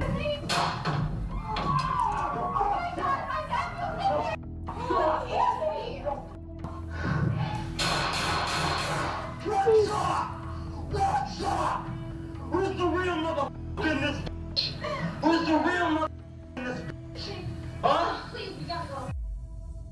On election night, November 8th, 2016, Anthony Galea kicked in the door of a home in the 400 block of Jefferson Street in Jackson, Mississippi, and fired multiple shots while live streaming. 214 feels bad, man. Hey, man. That's a rip. That's a rip. I died on 108. 108, brother. GG's, man. GG's, Arias. GG's, buddy. Keep going.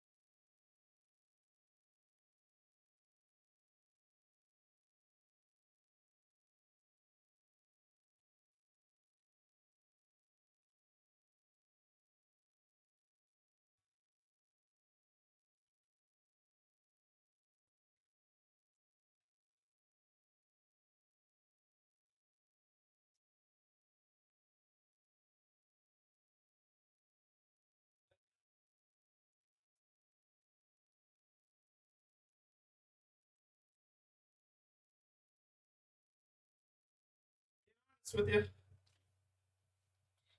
That way you can't get mad at me if I do it. Tell me right now.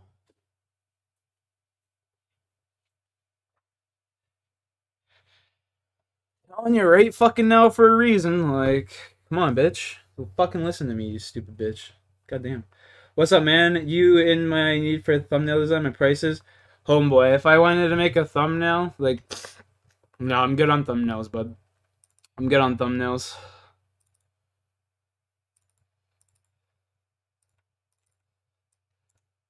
I'm good on thumbnails. I got fucking plethora of them. You know?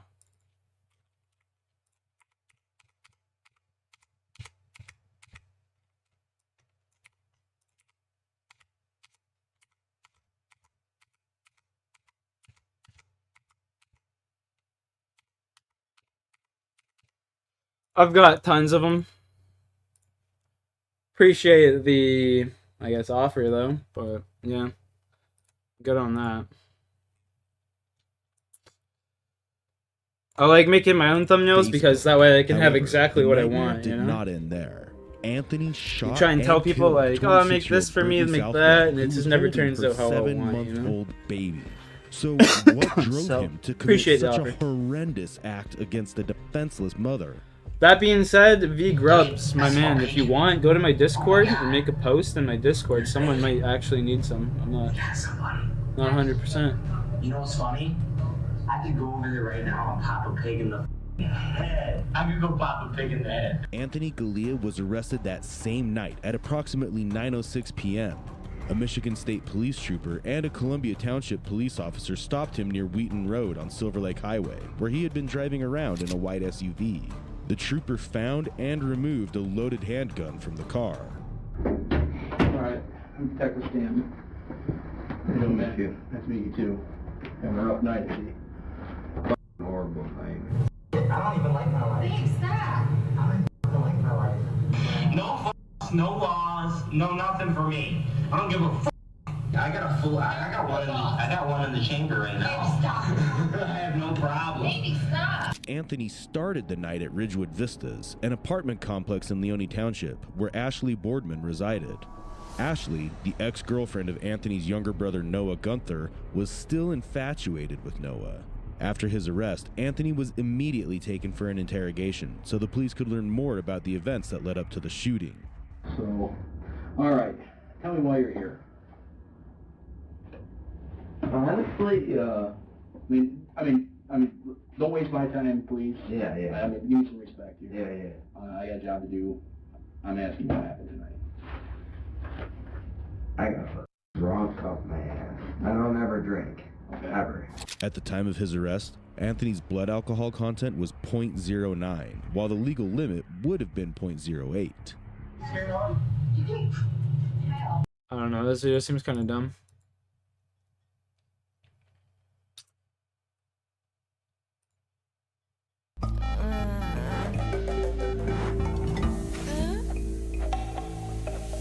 I feel like I'm gonna fucking throw up. Oh my god. Oh my god. Yes. My name's Ray Milam, and my daughter, I just found her dead. How old's your daughter? 13 months. Ma'am, we're going to try CPR anyway, okay? Get her to the phone now. 51 minutes, 26 seconds. Jenner! Find Jenner, hurry! Are you there? Yes. Y'all stalling is not helping her at all. Go ahead. If he's not going to do it, you put the phone down and go get that baby and get her to the phone. What you just heard is a desperate 911 call from the parents of Amora Carson, a vulnerable infant tragically found deceased. When Texas authorities arrived at the Tatum house, they witnessed the gruesome scene of a viciously injured baby girl lying motionless on the floor, which left them shaken. But nothing could have prepared them for the mother's horrific secrets about her daughter. Told me she got that hammer and was hitting herself in the head, and those marks on her head was, I think, from that hammer where she was hitting herself, or that demon was hitting herself on the head. As detectives grasped the true extent of horror, they labeled it one of the most disturbing cases in criminal history. No shit. I'll never forget the bite marks. From the toe to the chin, to over the mouth and nose on the child. I've never seen anything like it in my life. Imagine having to be the December person that 2nd, like looking at 2008 these dead started bodies like and shit. any other peaceful day in the tranquil town. I could be the of person that like Texas. cremates them, you know? However, But the calm was abruptly shattered by an unspeakable horror that befell the once happy family of Jessica Carson, Amora, and Blaine Milam, forever altering their lives. In the morning, they found the lifeless body of their beloved baby girl Amora in a hole within the bathroom that Milam was renovating. Terrified, they wasted no time and called 911 around 10:30 a.m., and the law enforcement swiftly responded to the Tatum home. I was sitting right here at this desk where we are now, and I received a phone call from the lieutenant of the Rusk County Sheriff's Department CID division. And he told me that they had a dead baby, gave me the location, and he said, "You need to come out here." As authorities entered into the house, they made a chilling and stomach-churning discovery. Bloodstains were everywhere, and there on the floor lay little Amora with her body stiff and rigid, showing unimaginable signs of torture. Signs of severe beating, biting, strangulation, and blows from a heavy object like a hammer were all over the tiny body. According to the investigators, she had so many fractures and severe injuries all over her body that she looked horrible, like Chucky or Pet Sematary. Each wound on Amora spoke of the unimaginable torturous death she had endured. The tragic incident shook the entire community, bringing tears to the eyes of those who knew little Amora. Yeah, she laughed a lot. Used to make funny noises for her, little duck noises. And she'd just start cracking up. You make duck noises. Mm-hmm. It's like old Donald Duck noises and stuff. You know, stuff like that. She'd just look at you and just start busting laughing. Born on November 12, 2007, Amora was Jessica's cherished daughter from her previous relationship with Arlene Mutina, an overseas army man. Despite not being her biological father, Jessica's boyfriend, Milam, loved Amora dearly, as if she were his own daughter.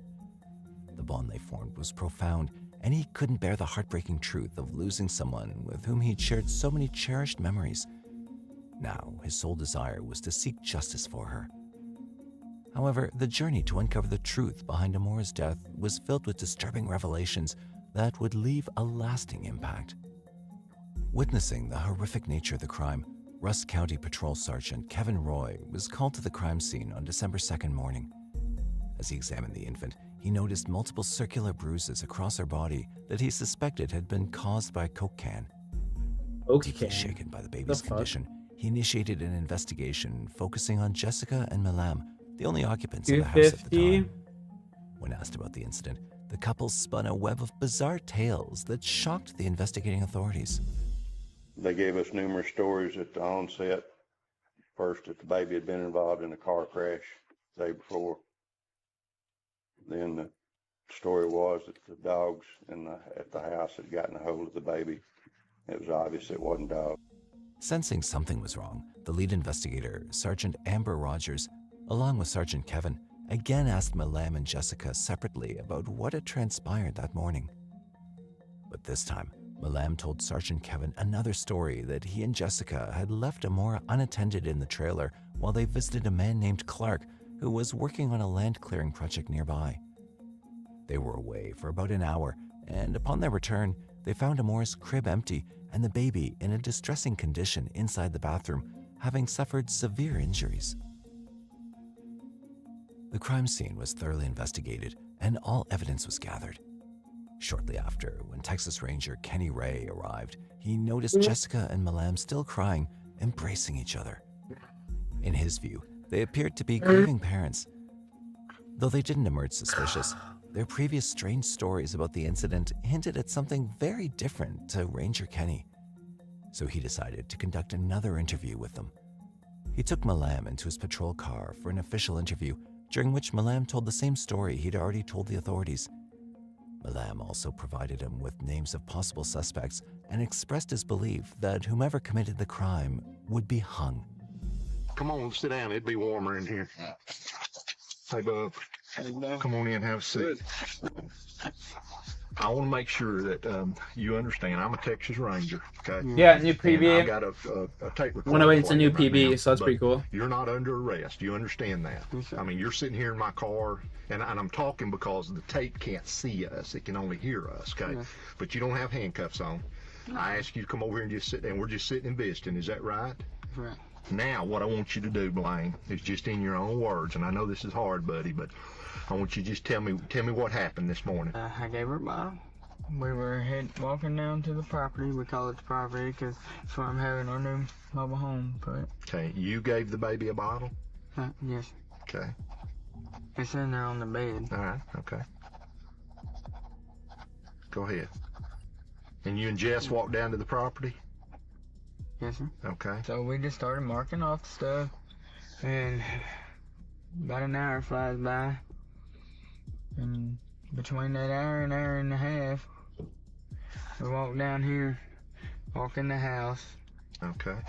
And she wasn't nowhere to be found. Alright. Okay. Go ahead, I'm listening to you.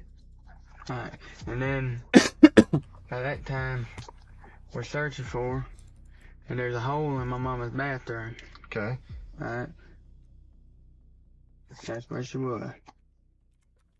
Then Ranger Kenny interviewed Jessica separately and immediately found inconsistencies between her story and Milam's. Hey, come sit down. You're Jess? My name's Kenny Ray. I'm with the Texas Rangers, okay? Will you talk to me for a few minutes? Okay. I'm going to record what we say so I don't forget anything, okay? How old are you? 18. All right, tell me, just start off. Tell me the story about what happened this morning. Okay, What from the? we decided to go out to the property.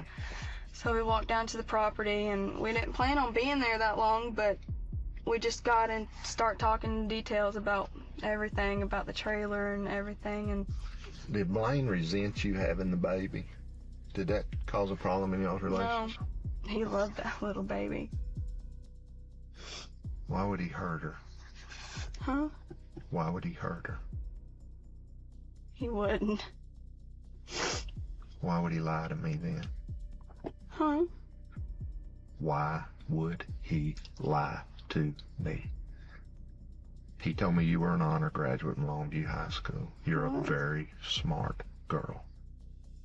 Y'all were together this morning for about an hour or an hour and a half, and your stories do not match. One of you's lying to me, or both of you's lying. Right now is the time for you to tell me the truth about what. Let's get it out. That's the only way that this is ever going to be right, is for us to get it out. So right now, just tell me what happened. I would never hurt that baby. Tell me what happened. I wouldn't either. Tell me what happened. He loves that little baby. But just tell me the truth about what happened. Let's get it so you can get it off your chest. Because it's just going to eat you up if you don't. It's just going to eat you up. No, Tell me what happened. I could tell you, but you wouldn't believe me. I will. I will believe you. No, you won't. I will believe you. I promise. If you do, none of the other cops won't.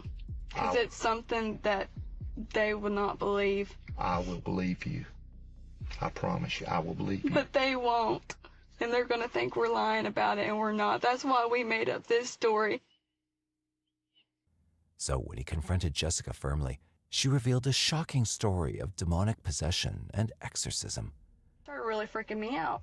And, you know, now it's gotten into a more now. And then I said, okay, well, can't we, like, have an exorcism or something to get rid of it?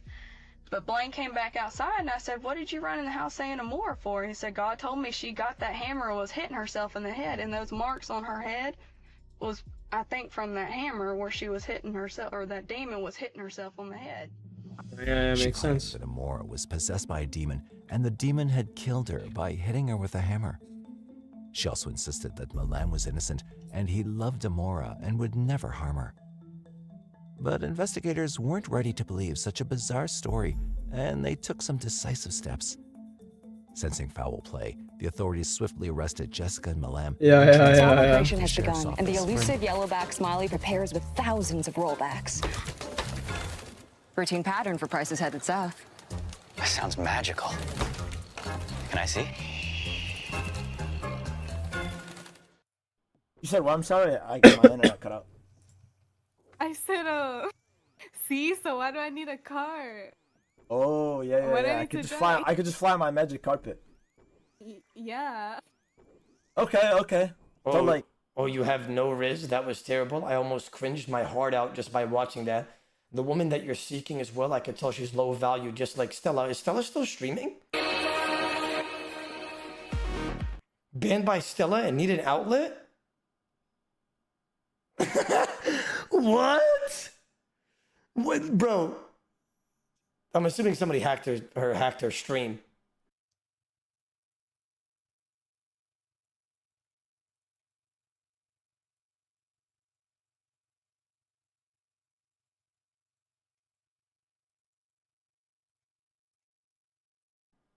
What the fuck is this? Banned by Stella and need an outlet. The fuck are we watching there? Look at the title. What did I miss? Want to see why Trident risked it all? Exclamation point S. She made an OnlyFans, huh? She made an OnlyFans? Ain't nobody trying to watch that torso and that fucking inverted ass, bro. That's a torso and wound plate legs. Ain't nobody looking at that. Nobody paying for that, bro. That's a broken Ahrim set. Ain't nobody looking at that, bro. Inverted ass. Yo, she got that inverted ass. That's fucking funny. Intensive questioning. After his arrest, Malam faced another round of interrogation, defensively denying any involvement in Amora's tragic death. But the investigation was far from over. Investigators delved deeper into the activities of Malam and Jessica on the morning of December 2nd, 2008, unraveling a web of deceit. They caught Malam's lie about meeting the man named Clark on the morning of the incident. When authorities reached Clark, they discovered Sean, that are the you in my meeting never chat? took place. The mystery deepened more when Crystal Dobson, the manager of Instacash Pawn Shop in Henderson, came forward with startling information. She claimed that very morning, Jessica and Malam had visited her shop to pawn tools and borrow cash. The surveillance video showed them there for 15 minutes, revealing a different story than what Malam had told authorities. In the pawn shop, he had some old tools. Like one of them was an old electric chainsaw that he was trying to pawn for money. Now, there's conflicting stories over why they were doing that, whether they were on the run or whether they were trying to get money for the alleged exorcism or things like that. But he's trying to pawn these tools.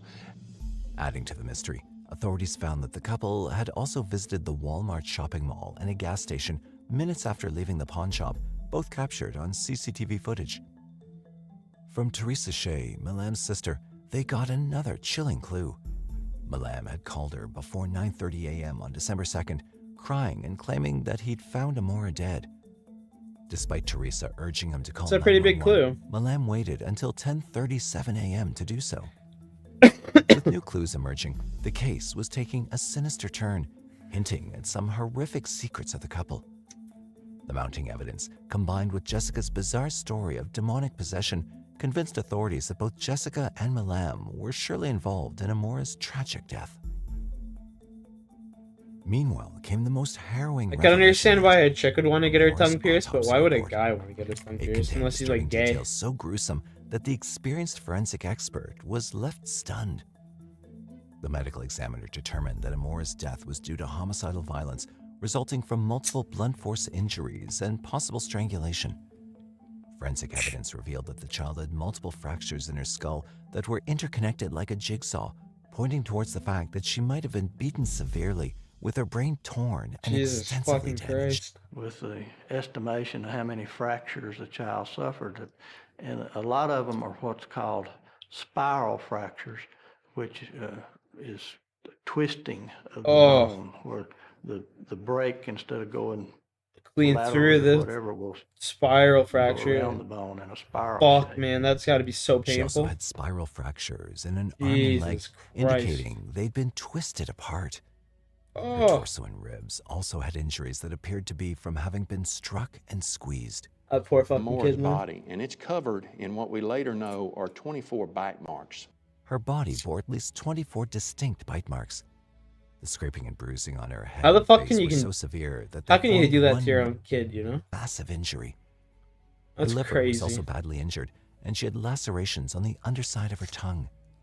Her private areas Jesus sustained fucking severe Christ. and devastating wounds, possibly caused by blunt objects. And also, she had marks of strangulation. The most harrowing part was that she endured all of this while she was still breathing. I was gonna say, I hope she was fucking Revelation dead. cast darker shadows, hinting that the true story was far more disturbing. Sick than person would do anyone that? had No ever shit, bro. No shit, man. Now authorities were You know, it's even more fucked. It's the child's own parents that did that shit, bro. Chris the Thug. It's the fucking child's own parents that did that shit, bro. That shit like makes me sick. Like, I have a hard time watching shit when it's about kids. I don't even really want to keep watching this. It's fucked. I don't mind if it's like adults and shit like that, you know what I mean? But like, I don't like hearing kids getting hurt. I really don't like listening Do to you kids find getting yourself hurt. wondering, what's next? Where do you want to be? How do you get there? At Trias College, we specialize Or like in what's animals. next. Our programs and internships. I just didn't want them to terrorize me anymore. They follow me everywhere. They come to my job. They come to my house. I can't stand that shit. Makes me sick. This is 19-year-old Rachel Wade, who's pretending to be innocent. She actually looks behind super hot in an that evil picture. plan Holy after shit. committing a heinous. You guys want to smoke a toke with me? Anybody in chat?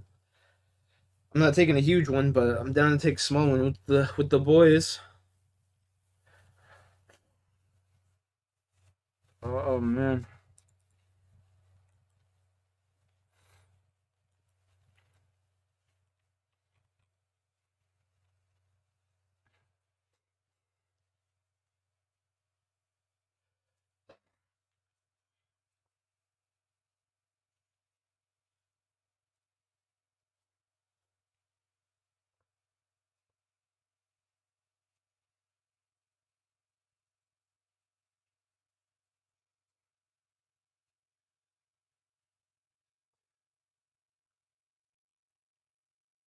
Crime.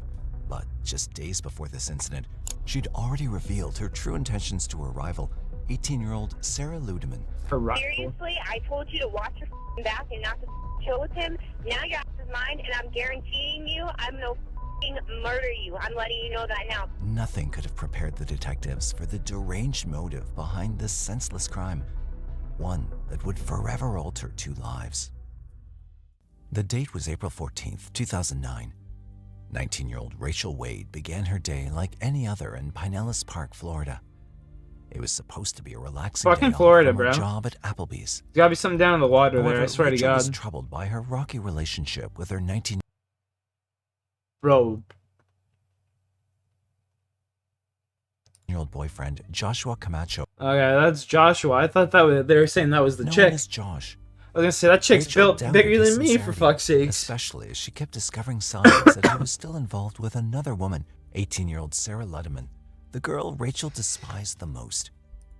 Nevertheless, Rachel held on to a glimmer of hope as Josh had promised to spend the evening with her, and she was looking forward to their time together. However, the evening came and went without any sign of Josh. Frustrated, she texted him to ask where he was, only to receive the disappointing response that he had to babysit his sister's child. Rachel was outside walking her dog as night fell. She heard a car honk, and to her surprise, it was Sarah. Sarah yelled, "Stay away from my man," and then sped away. Feeling scared of being home alone, Rachel decided to call her ex-boyfriend, Javier Laboy. He invited her over to his place, assuring her that she'd be safe there. Rachel grabbed her purse, and from a kitchen drawer, she pulled out a steak knife, a decision that would change her life forever. Rachel was originally headed to Javier's house, but curiosity got the best of her. She decided to take a detour to spy on her boyfriend. Around 11 p.m., she approached Josh's sister's house. Peeking through the window, her worst fears were confirmed. Josh and Sarah were inside playing video games together. Furious, Rachel sent Josh a text message. "Now I know why you're not talking to me, because you got her." Josh bluntly replied, That's right, I don't like you anymore. Why don't you go home? Rachel shot back, no, I'll wait for her to leave. However, Sarah showed no signs of leaving. Eventually, Rachel went to Homie's like, you gonna be waiting a long time, girl. She's staying in the night. in comfort, unaware of what awaited her. Cheers. there. Fuck, I Shortly don't even know after if I should be midnight, smoking Rachel this. was sitting on the hood of her car outside Javier's house, smoking cigarettes and conversing with her friend Dustin Grimes, who'd come over to meet her. Suddenly, they noticed Sarah's minivan screeching around the corner, abruptly coming to a halt just 5 feet from Rachel's red Saturn. Sarah bolted out of her car and charged at her. Following closely behind Sarah were Janet Camacho, Josh's sister, Angelica Smith, a friend of Janet's. Rachel clutched her knife, anticipating a brawl about to unfold. In the next instant, Sarah grabbed Rachel by the hair and began throwing punches. People who were present there later disputed who initiated the altercation, but they all agreed that it ended fast, in a matter of seconds. Then Sarah was seen heading back to her car, shouting for her friends to get in so they could leave. They were struck with sheer horror as they realized Sarah had been stabbed. Despite bleeding heavily, Sarah made it to her van, grabbed her phone, and managed to make one final call to Josh. She just said it hurts. And then that was it. Then she collapsed unconscious, falling onto her back in the middle of the street. The deadly attack left everyone there stunned and frightened. They could do nothing but witness the horror as it played out before their eyes. Josh wasn't there to see it firsthand, but after receiving Sarah's call, Bro, that guy could be a transvestite. I swear to God. informed her father, Charlie Ludman, about the fight. Together, they rushed to the street where Sarah's minivan was parked. Meanwhile, Jillica dialed 911 to report the incident. What street are we on? Okay, what city are you in? Pinellas Park. You're in Pinellas Park. Okay, what happened?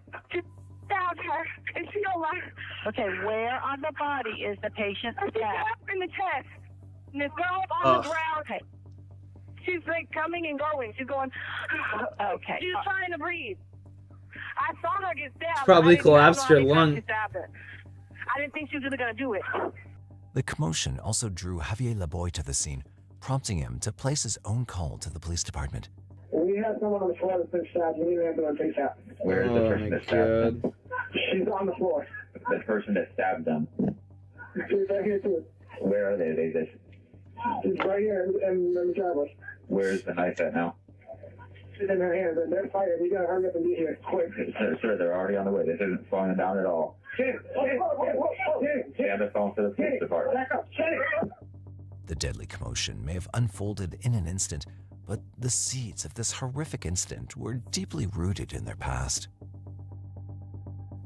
Up until this tragedy, living just a few blocks apart as strangers, these two girls and their loving families didn't know the fate that awaited them at the cusp of adulthood. Sarah excelled as a student, and at home, she was known as a model daughter who rarely exceeded her 11 p.m. curfew. Sarah didn't have her own car. If she wanted to go do stuff with her friends, she had to borrow her mom's minivan, get permission from them, and then she'd be back by 11 o'clock. Rachel's home was just a bike ride away from Sarah's. She began challenging her parents regularly, asserting that she didn't need their rules.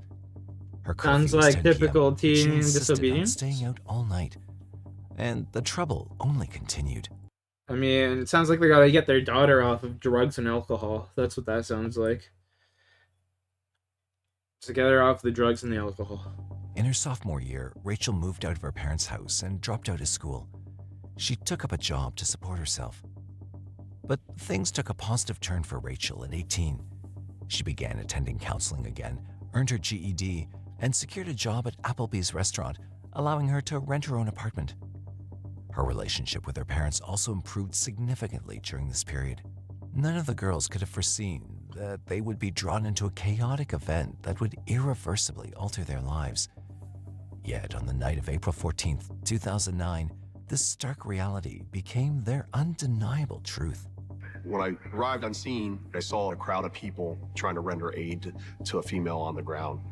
So I quickly asked some questions, what happened, and then some of the witnesses on scene said that this girl had been stabbed and that the suspect went back to the house and walked away. She was unresponsive. She was having a hard time breathing. When first responders I approached do Sarah, lunar they diplomacy, found her I in think. critical condition. Her father, Charlie Lederman, and Josh rushed to her side, but were pulled back by police as paramedics tended to her by the curb. EMTs rushed Sarah to Northside Hospital, with Charlie and Josh following closely behind. Charlie later recalled feeling that his daughter might not make it, knowing there was little hope left. Sarah had sustained 2 stab wounds, one to the shoulder and a fatal one to her chest that had pierced her heart. Despite the doctor's efforts, Sarah succumbed to her injuries within an hour of reaching the hospital. At just 18 years old, her life came to a tragic end. Meanwhile, back at Javier's house, police found Rachel sitting on a bench, smoking a cigarette with a swollen lip. Witnesses reported that Rachel threw the knife over a neighbor's house and calmly uttered, "I'm done." Detectives observed Rachel's surprisingly calm demeanor despite the intense events. Rachel was subsequently taken to the Pinellas Park Police Department for further questioning. She'd witnessed an ambulance rushing Sarah away, but was unaware of the severity of Sarah's injuries at the time. Initially hesitant, Rachel eventually began to recount to detectives the details of the incident and how the events of that fateful night unfolded. Okay, what kind of knife is it? It's just a regular kitchen knife. What does it look like? Can you describe it? It just had a black handle on it and it And was is about that long. A serrated edge? Okay. When you had it with you, you had it in the car with you, right? And you drove over to Javier's house. Why did you have it with you? Because they said that they were going to find my car and follow me, and she threatened to kill me. So are you telling me that you had it for some form of protection? Yeah, because I know they're going to jump me. I know Josh's family. Why? Josh has hit me. Hang on. Why are they gonna jump you if you're heading to their house? It's His contradictory. brother threatened to hit me before. Do you have a gun or anything else? No. Okay, so that was your form of protection. In her defense, Rachel said that she was just trying to intimidate her opponent. What happened when you encountered her? She just started screaming at me, and she laughed at me and said I wasn't going to do anything, and then she realized that I had a knife, and she kind of backed up, and then she started swinging on me anyways, and I just... When you say she started swinging on you, what was she doing? She started punching me in my face. Flailing at you? Yeah. Punching? And then I saw Janet coming out. And where were you holding the knife at the time? I just had it out to the side, and then I saw Janet coming at me, and I saw the Baby? other girl come around the back end of the car, Mm-hmm. and they were all screaming at me, and Janet was telling me I was crazy and I wasn't going to do anything, and then, like, she said that she wished I would stab her.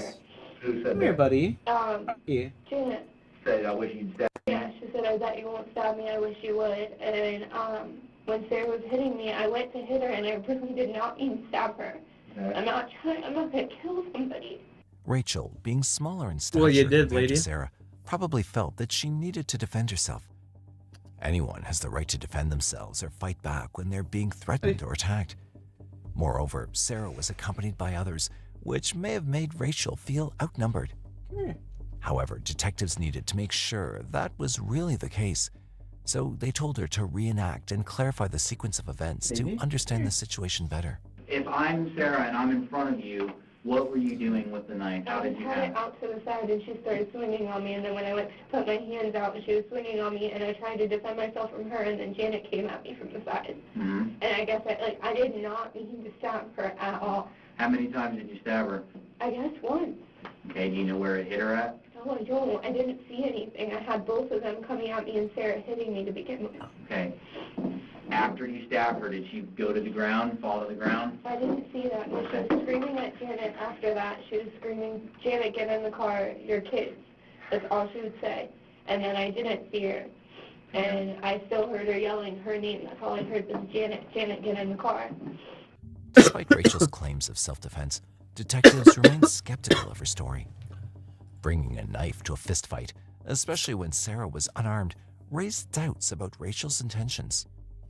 Rachel maintained that she had no intention of initiating the attack.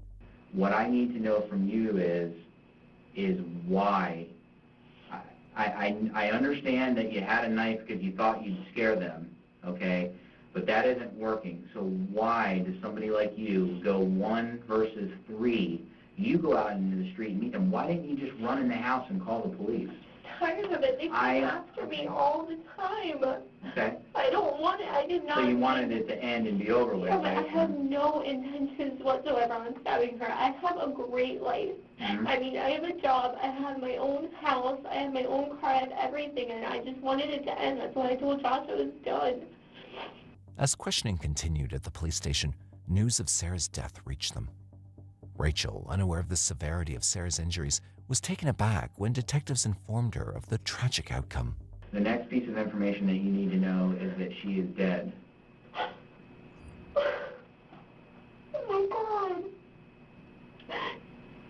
Okay? She died as a result of these stab wounds that she had at Northside Hospital. I didn't know what any of this happened. I just wanted them to finally leave me alone. All this over Josh? I just didn't want them to terrorize me anymore. They You wanna go follow me outside? everywhere. They come to my job. They come to my house. I Well, did she's not going to follow you anymore because she's dead now. Oh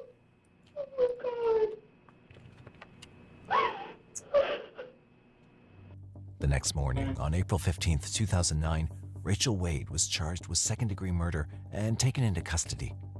She was booked into Pinellas County Jail with a $500,000 bond. But before the case could go to trial, the detectives had to piece together some important pieces of the puzzle. The central figure in this deadly love triangle had his own set of mysteries. His true role in the attack and whether he played any part in it were key questions that needed answers. Rachel first encountered Josh when they were in elementary school. He was the new kid in class, having recently moved to Florida with his family. His father hailed from New York, while his mother was from the Dominican Republic. Josh was part of a large family with 6 brothers and 1 sister. Back then, Rachel and Josh weren't particularly close. It wasn't until years later, in 2008, that Rachel bumped into Josh again, this time at a party. It had been years since they last saw each other. Josh had changed considerably, sporting curly hair, well-built shoulders, dark eyes, and a smirk on his lips. He was no longer the shy new kid in school. Describing himself as a bad boy, Josh stood about 5 feet 5 inches, but exuded the confidence and swagger of a much larger man. I think he fashioned himself to be a little thug kid. He had pictures with guns, pictures smoking weed, pictures with pit bulls. That was the image he was striving for as a 17, 18-year-old. And it was working.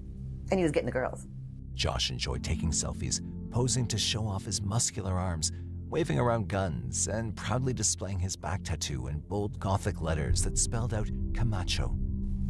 Josh, I think, tried to at least portray that image and live up to that if he could. There were several photographs that he would post where he was, posing with his shirt off, smoking, gun in his hand, things of that nature. Known for his classic bad boy persona, Josh also Smoking had a blunt with a reputation gun as in a your hand. player, skilled at charming girls. Despite his success with girls, Josh struggled in other areas of life. After high school, he worked as a cook at restaurants like Chick-fil-A and Polo Tropical. However, he didn't pursue further education, hold down a stable job, or own a car. His days were often spent lounging around, playing video games and smoking weed. At 19, he lived with his family. Surprisingly, it was the girls that he charmed who supported him by buying him clothes and shoes and paying his cell phone bill. Rachel, like many others, was captivated by his charisma, and they soon started dating. While their romance continued, someone else entered his life. One summer afternoon, after 10th grade, Sarah was dining at a Chick-fil-A restaurant when Josh, Chick-fil-A. who worked as a cook, emerged from the back taking his break. He waved to Sarah and gave her a wink. Sarah was smitten. And no one had ever really flirted with Sarah. And so she was just completely blown away that this guy was interested in her. Josh, being the player he was, began dating Sarah behind Rachel's back. For months, he managed to keep both relationships hidden from each girl. You have this beautiful girl working at Applebee's in her own apartment, so he sees that in Rachel. And then he sees this little good girl, Sarah, Miss Innocent, still living at home with her parents. So I think, he had his advantages with both of them. He had the best of both worlds. Absolutely. Ironically, Sarah and Rachel weren't the only girls in Josh's life. While dating both of them, he also maintained a relationship with another teenager named Erin Slothauer. Josh had also known Aaron from elementary school. Their relationship turned physical when they reached their teens. During their senior year of high school, they broke up because Aaron had grown tired of Josh's infidelity. But by then she was pregnant with Josh's child and ended up giving birth to a son. Despite their separation, Josh and Aaron continued to maintain a close bond due to their child. However, Josh did not take on any parenting responsibilities and simply referred to Aaron as his baby mama. In response, Aaron allowed Josh to see his son whenever he wanted, despite him not providing any financial support. Even though he appeared flamboyant and charming, he didn't treat the girls particularly well. He flirted with them in private, but avoided showing affection in public. Despite this, he exerted control over their actions, their social interactions, what does this have to do with and this even guy? their choice of clothing. Friends He's not the one and that families stabbed of his both brother. Rachel and Sarah thought that he was bad news, but they felt powerless to intervene. I brought Sarah up to be a strong-willed woman, and it was sad to see her be a tiny, tiny person. Like someone had control over her, power over her. When Josh said do it, Sarah did it. As if all this wasn't enough, Josh was also abusive towards both Sarah and Rachel. On one occasion, Sarah's parents noticed bruises on her, sparking deep concern for her well-being. I've asked her about the black and blues on her arms and that. They were just fooling around on the couch. That's play fighting, Yeah. you know, Mom, that's play fighting. Do you think that he was abusive to her? Now that we know now, yes. Much to her parents' dismay, Sarah chose not to press charges. With Rachel, Josh went one step further, threatening her and pointing a gun at her head. He held the gun out and said, "You'll never leave me, you'll never leave me," basically implying that he would shoot her if she did.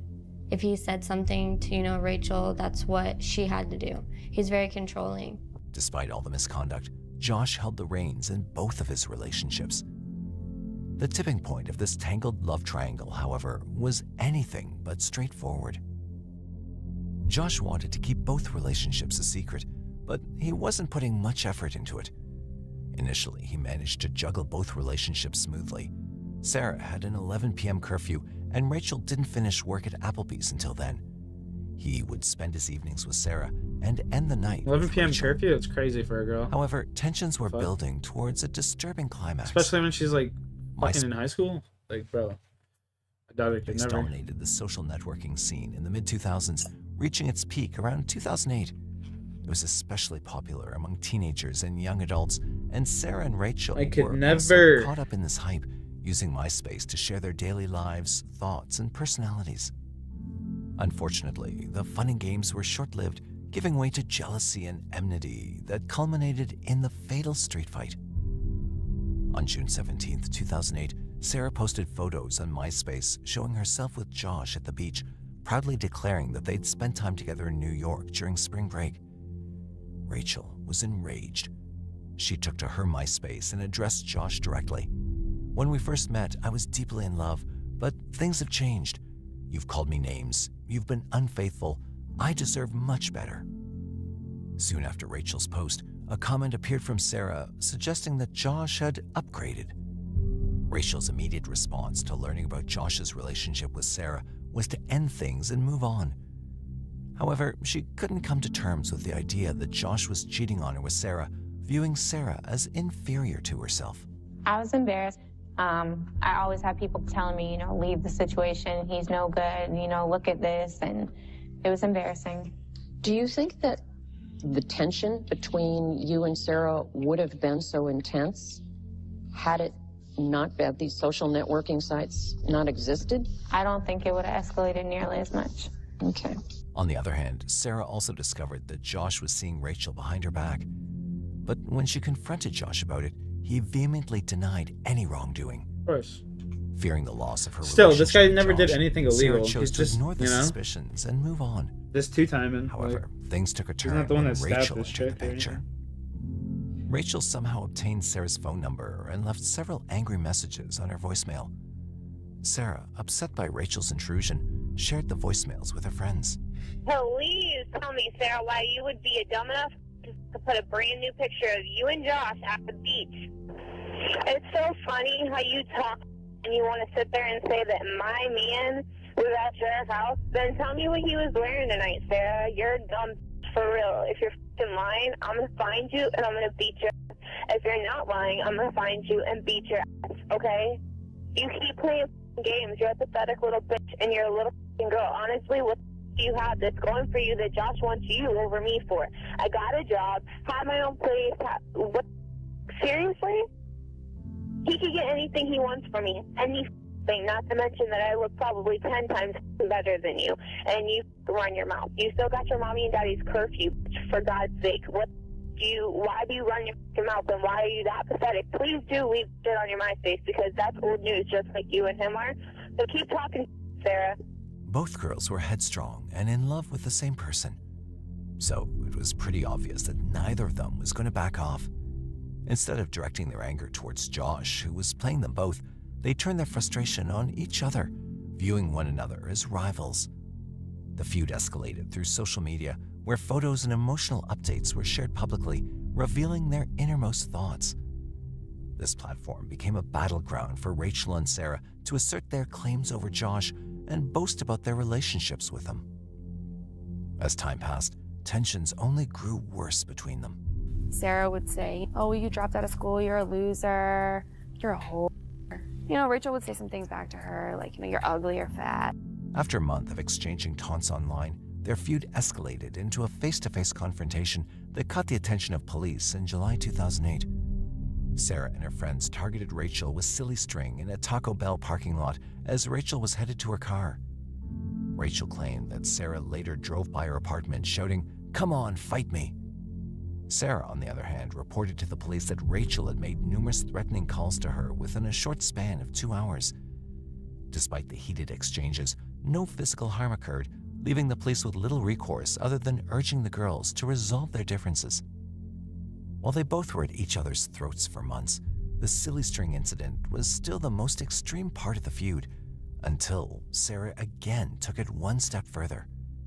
In November 2008, she and her friends visited the Applebee's restaurant where Rachel worked, seemingly with the intent to intimidate and harass her. When she was not at work, she was lashing back out at Sarah. She wasn't going to let her get the upper hand, and she started leaving more voicemails. Hey, Sarah, leave me a message. Hey, Sarah, it's Rachel. Just to let you know, you come to my job, you'll be arrested on the spot. Or if you eat, I'll spit in your food.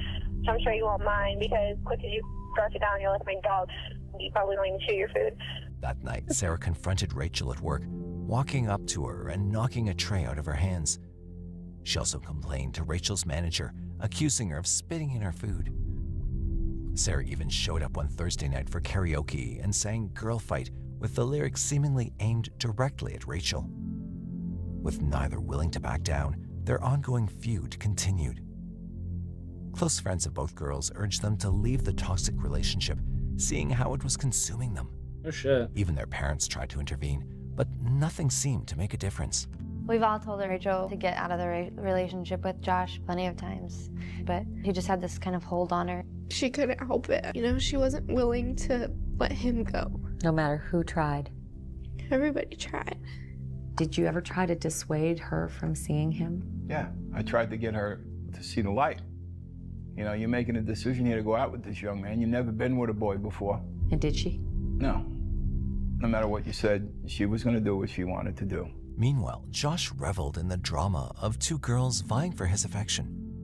To make matters worse, he actively encouraged their rivalry.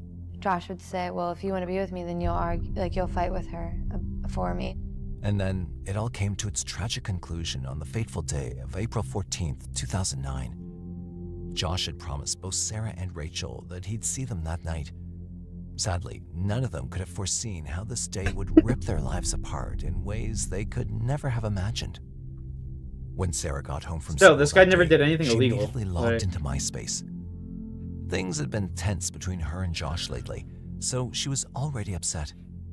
She quickly sent Josh a flurry of texts venting about Rachel. After hours of waiting, Josh finally responded, asking her to bring movies for their date that evening. Sarah took this as a sign and borrowed her mother's minivan, heading towards Josh's sister Janet's place, where Josh was supposed to be. However, before reaching there, she made a brief stop at Rachel's apartment to warn her to stay away from Josh. A neighbor later confirmed that Sarah had been outside Rachel's apartment earlier that evening, shouting similar statements. Later that night, as you may recall, Rachel went to Josh's sister's place while Sarah was still there spending time with Josh. When she saw Rachel leave empty-handed, not having met Josh, Sarah felt victorious. Just before midnight, Josh's sister Janet and her friend Jillica asked Sarah for a ride to McDonald's. On the way, Sarah spotted one of her friends named Ashley Lovelady at a street intersection. Lovelady? What a last name. Ashley informed them that she'd recently seen Rachel around the corner at 52nd Street near Javier's house. Around the same time, Sarah got a call from Rachel threatening her, saying, "I'm going to stab you and your Mexican boyfriend." Sarah immediately decided to confront Rachel and put an end to the ongoing conflict once and for all. Little did she know how tragically it would all unfold. Yeah, they put an end to it once and for all. Rachel right? Wade's trial began on July 20th, 2010, more than a year after Sarah's death. The prosecution aimed to establish that Sarah's death was a deliberate murder, emphasizing the history of conflict between the two young women over Josh. I mean, it's definitely going to go down as murder. The defense argued that Rachel acted in self-defense under Florida's Stand Your Ground law. This law allows individuals to defend themselves with force if they believe their life is in danger. However, in response to this, the prosecution pointed out that Rachel had brought a knife to the altercation, which complicated her claim of self-defense under the Stand Your Ground principle. While both Rachel and Sarah's friends testified, there was considerable curiosity about Josh's perspective as a central figure in the drama. Josh, however, remained noticeably absent throughout much of the ordeal. I was going to say, this motherfucker don't give a shit. He wasn't permitted to attend Sarah's funeral and was allowed no contact with Rachel as well. He also avoided both media attention and public appearances. According to reports, his parents sent him away to a relative in New York to avoid further scrutiny. Some accounts even suggested he briefly reunited with Aaron following the tragic incident. Josh broke his silence only during Rachel's trial, where he took the stand to share his side of the story. Ironically, when asked who truly captured his heart, he didn't pick either of them. At the time of this incident, you weren't dating any of these girls, were you? No. Aaron, Rachel, or Sarah? No. You were playing the field, or you were having friends with benefits? Friends with benefits. Rachel's defense portrayed Josh's charming behavior as manipulative and conniving, That's still not against the suggesting law. that while Josh might not be legally accountable for the murder, he bore ethical responsibility. Who cares? Ethical They also argued responsibility? that simply carrying a weapon Whatever, fuck. He's not the one that stabbed the broad. did not necessarily indicate premeditation. However, the tide turned significantly when the clinching evidence came forth as a bombshell. It was Rachel's own She's words. gonna say, I'll murder you. Her and a group of her friends came in and sang that song and pointed at her. Taunting her. Yeah. Almost stalking her. Although the defense argued that Sarah had also sent Rachel threatening voice messages that Rachel hadn't saved, the jury didn't seem to be on her side. After a 3-day trial and only 2.5 hours She literally of sent them a deliberation, message saying, I'm gonna murder you. on July Like, 23rd, then she goes a and jury stabs of her. 5 men and 1 woman convicted 20-year-old Rachel Wade of second-degree murder. Second degree, that's We, the surprising, jury, find actually. as follows: ask that the defendant in this case, the defendant is guilty of murder in the second degree as charged. The defense emphasized Rachel's remorse and expressed that, if given the chance, she would change the events that transpired. But the judge disagreed. I greatly question whether or not there is remorse. There are mitigating circumstances in this case. First was the age of the defendant. She was only 19 years old. There's the lack of maturity of the defendant. She does not have a prior record. Well, you just said it, right? Like, they're kids. That is a mitigating circumstance. Maturity. To some effect, one could argue that Sarah was a willing participant in that. She did at least come to the scene with the 2 other girls when the killing occurred. Taking into account all the circumstances, Rachel Wade was sentenced to 27 years in state prison on September 3rd, Holy 2010. shit, 27 years? By the time she gets out, she will be a middle-aged woman. Bro, that's actually crazy. In March 2011, Rachel 27 fucking years. appeared in an interview with At least they give ABC her News, life. where she offered her perspective on the case, including her views on the love triangle. I always try to think of what I could have done differently, and I could have tried to approach her and tell her, you know, it's not me, it's not you, it's him. Did he deserve your love? No, none of us.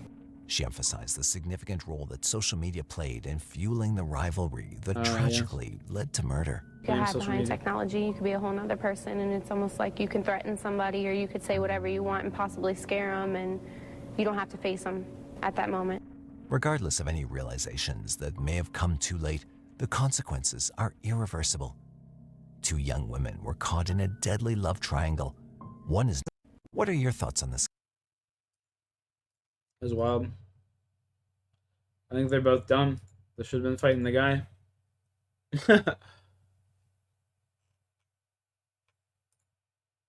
Always got your back, no matter what. Before we were enemies.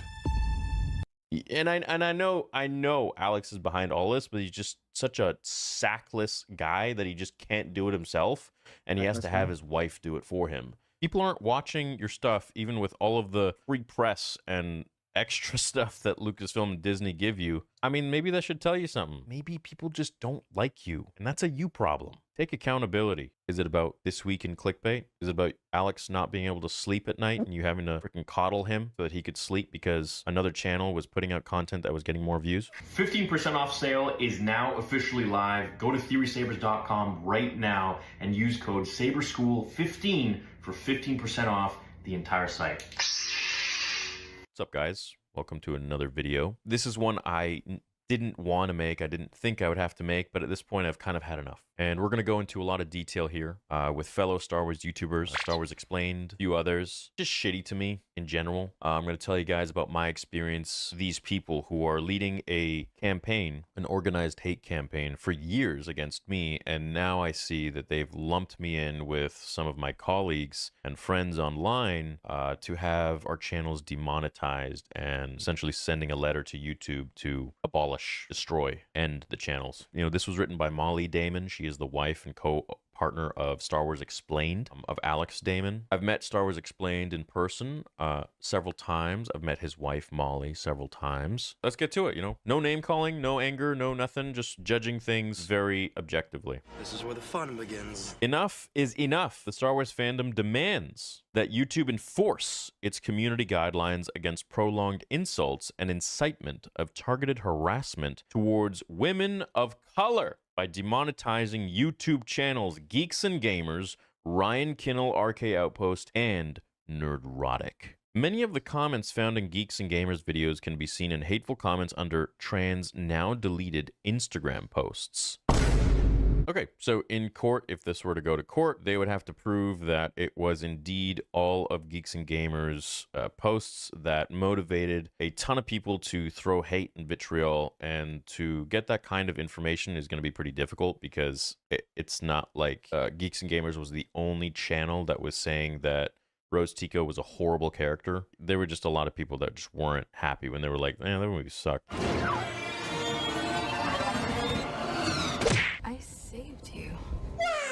Not fighting what we hate.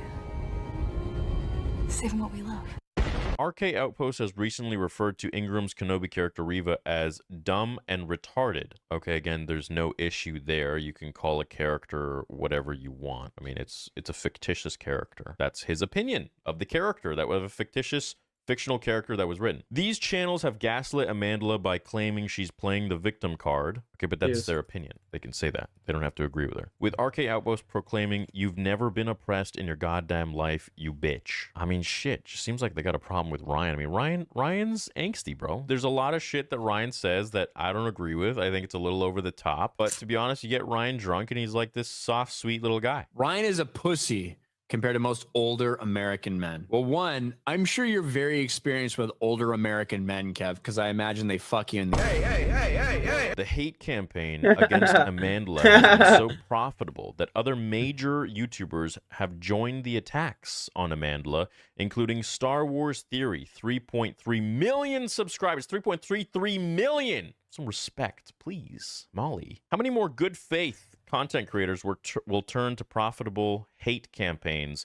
if this behavior is permitted to continue with no repercussions? Now, look, I probably would have commented on this in a tweet or something. Yet the fact that you put my name in this is so unbelievably effed up, man. Like, first of all, you have to prove that this is a hate campaign. The only hate campaign I see here are you people that have been constantly throwing hate. Okay, the boys can defend themselves, and they want to go to court for that. They can do that. They can destroy these people. No problem. I fully believe that. The only hate campaign I see here is the hate campaign that Molly Damon, Star Wars Explained, and a lot of these other Star Wars YouTubers have been leading against me for years. How many more good faith content creators will turn to profitable hate campaigns? It's all about money. Molly Damon and Star Wars Explained, in my opinion, are obsessed with money. And here we go. Let me take you back to the very beginning. All right, October 6th, 2016, 5:55 a.m.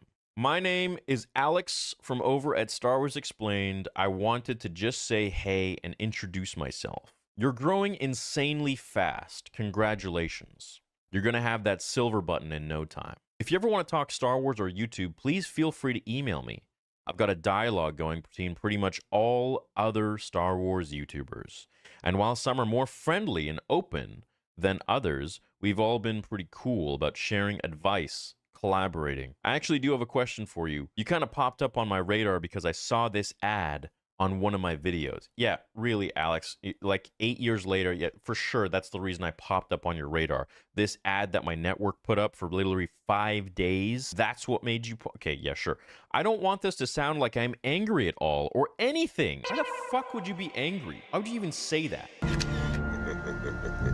She got your ass. This is literally telling me right there that you're angry. And believe me, he was, because I have more to say about this when I actually met him. On the contrary, I'm very curious if you found it to be a good strategy. 50,000 subscribers in only a couple months is crazy good. So you're obviously doing something right. If you're open to it, I'd love to talk about some of the things you found to work, and I will do my best to help you in return. But if that's something you'd like to keep close to your chest, I understand. Anyways, it's nice to meet you. Keep up the great work, and may the force be with you. October 6th, 12:10 p.m. I respond the same day, literally when I just woke up, because I would work all throughout the night. I'd sleep probably around 7 a.m., and then I'd get like a few hours of sleep, and I'd wake up, and I'd get right back to writing videos. No eating, no gym, just freaking no dating. Not, like, I just... 1 million subs in a year. Anyway, so hey, Alex, thanks for reaching out. For sure, ask away. If you want to chat through email, here's fine, or we can chat through Facebook or whatever, either works. It says, hey, saw your tweet. Sorry I missed it for a couple days. Thanks for getting back to me. Chatting through email's fine. All right, so cool. No worries, man. My name is NeaTTH, by the way, but my friends call me Toos for short, or Nia. It says, so you're inquiring about the ad. I only started advertising through my network last Wednesday, and I haven't really seen any benefit to it thus far, so I may cancel it. What I've done is essentially just dedicate my days to making videos I find interesting, adding music, and that's about it. The main videos that propel my channel are fan fictions where I write a story and act it out. According to my analytics, most new subscribers come for those which I feel sets my channel apart from others. Now, when I say that, I didn't know what the hell analytics were. I didn't even know how to read them.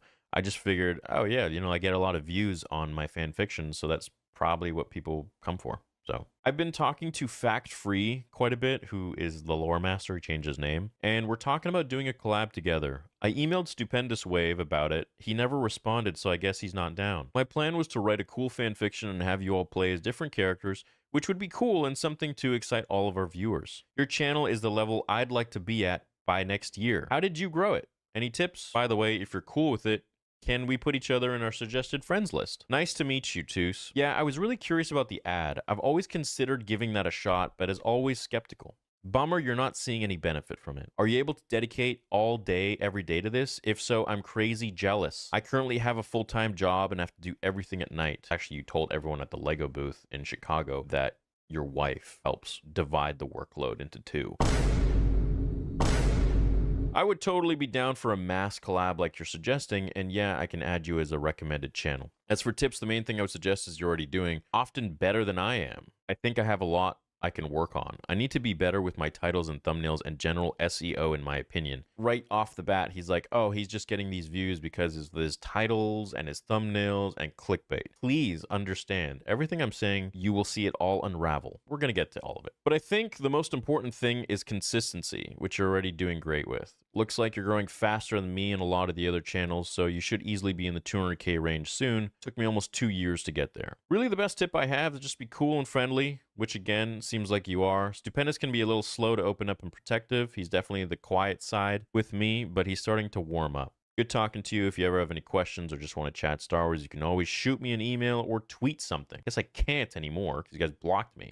My philosophy has always been the more big Star Wars channels out there, the better we can all learn and help each other grow. It's all about growing. It's all about, I didn't give a shit about any of that, man. I was just making my content and making it the way I wanted. That was it. I didn't take a course on this. Man, I couldn't agree more with that. Seems like people are too riddled with greed, but if we all work together, we can not only become more successful at doing what we love, but make the Star Wars community stronger. Yeah, seems like Stupendous Wave doesn't like me or something. Maybe he sees me as a threat. I have no clue, which is absurd. My job allows me super flexible hours as I'm a realtor, so whenever my clients are taken care of, I have free time to spend on my channel. I'm going to add you now to my sidebar. It was a pleasure meeting you. For sure, I will contact you soon regarding more sort of collab and anything else. Have a great weekend, and may the Force be with you. Then from there, we spoke a few more times, and then it started to get really sour. Started to get really bad. He asked me for a few, like, what was this in 2017? He's like, hey, like, if you don't mind me asking, like, where do you get the high quality comic images? And I told him, like, oh, you just type it in Google and you get those and then you can comment on it. He's like, oh crap, that's amazing. Thank you. Yeah, Dash is a super cool dude. So then it starts to get a little bit, things got bad because he started to make, you know, he made some inflammatory videos about my theories, about my what ifs for Snoke and this and that. And he would make fun of some of the stuff in his like questionnaire videos. What matters most to you? Is it unforgettable adventures? Connections with lifelong friends? Peaceful moments of connection with lifelong friends for sure. And like poke at me, and I didn't take too good to that. And then he started to create a series and sell t-shirts for this new podcast he created called This Week in Clickbait. And I was like the star of every single episode. And that's actually what brought me and Jeremy, Geeks and Gamers, together, was that he essentially used Jeremy as the entryway, the icebreaker, to then talk about a bigger topic, was me. And that video, I don't know if he's taken it down or if it's still out there or not. That was when Jeremy reached out to me and we spoke. We didn't like each other for a while. He like full on went after me out of the frickin' blue on some topics and videos that I was talking about regarding some stuff. In this scenario, the Solo posters. They took out the guns and like the blasters in South America or something like that, from what I remember. Again, this is 2018, it was, or even before that, it was quite a while ago. And I was talking about that in a video. All of the blasters, and the way some of my peers covered it was downright laughable. So Disney has decided to remove the blaster from Han Solo on this latest wave of posters. So in recent events, Disney has now removed all blasters in the upcoming movie posters for Solo. In the beginning, he started talking about, you know, like thumbnails. What are you doing for SEO and this and that and the other thing? I wouldn't be mad, but it's all about views. Fast forward to this, and now he's apologizing and blah, blah, blah, blah, blah, and so on and so forth. This is before the fan film. He says, I saw your plans for an upcoming fan film. I wish you all the best. Can't wait to see the Kickstarters. This is like way back. I met the guy first time where we all got flown out to do some sort of a thing together, a whole bunch of us. And I remember walking down the street with him, and he was like, you know, before I knew who you were, I couldn't sleep at night. He's like, I'm serious. I'm paraphrasing. I'm serious. Molly would have to calm me down because I couldn't sleep at night because you and Stupendous Wave were just getting such crazy views, and we were working so hard, and we couldn't even come close to that. I was mad. It's actually kind of cool. It's a bird. It's a plane. And I'm like, oh, yeah, I'm sorry, man. And he's like, well, you know, I just feel bad because I just like really didn't like you. And yeah, that's like a telltale sign of like someone you avoid. That motherfucker is literally just using you. I see that you're such a nice guy now, and I feel bad about that. So I want to apologize. I feel like I would Alex say the fuck is away from actually that a nice motherfucker. guy.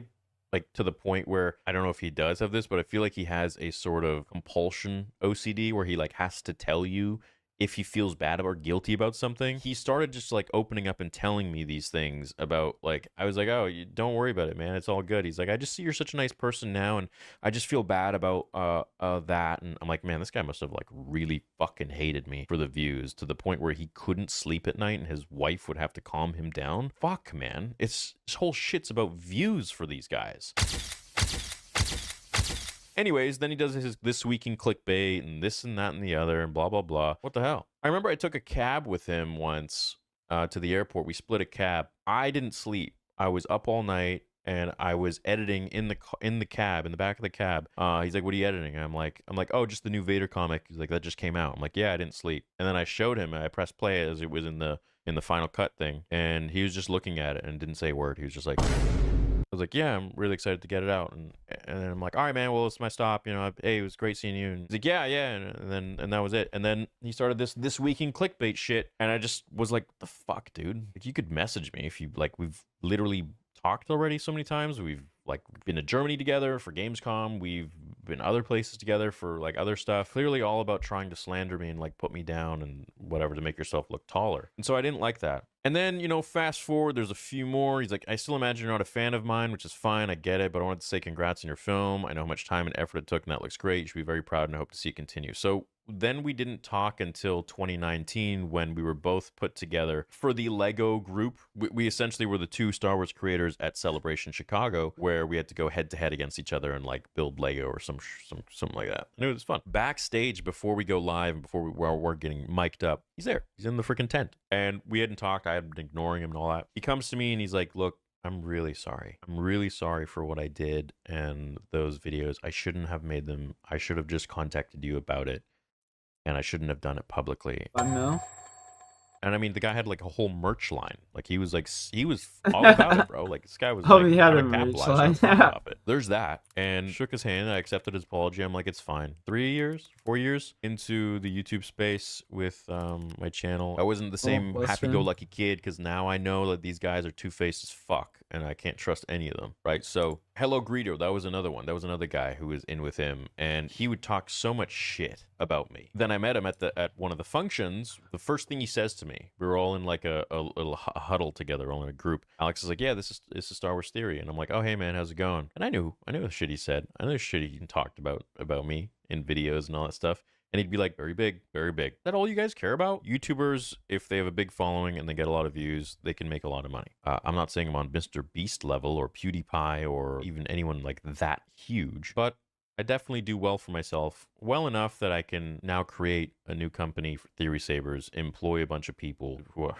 great people, also fund a $1.2 million fan film all by myself. And I couldn't be here without my audience. I couldn't be here without people believing in me. I just got a bill today for about $20,000 for Vader for this month. I'm one person, man. That's a lot. And it seems like these people, all they give a shit about is money. They're constantly talking about money. This is a multi-million-dollar project, this and that and the other thing. And YouTubers have joined the attacks on Mandela, including Star Wars Theory, because it's so profitable. Everything is always about money. And it's like, people who make money, they don't really care that much about money. It's so much bigger than that. Actually, It's from about, the what can that's I do totally with the this opposite. money? Most I people wanna that make take a lot this of and money, I want that's to all make they a care cool about. movie, or I want to make a cool product, or I want to build a team or a business or something like that. I make money not because I pander to any sort of thing that is lucrative. I make money because now at this point, what I have to say obviously resonates with people, and they want to know what I have to say about it.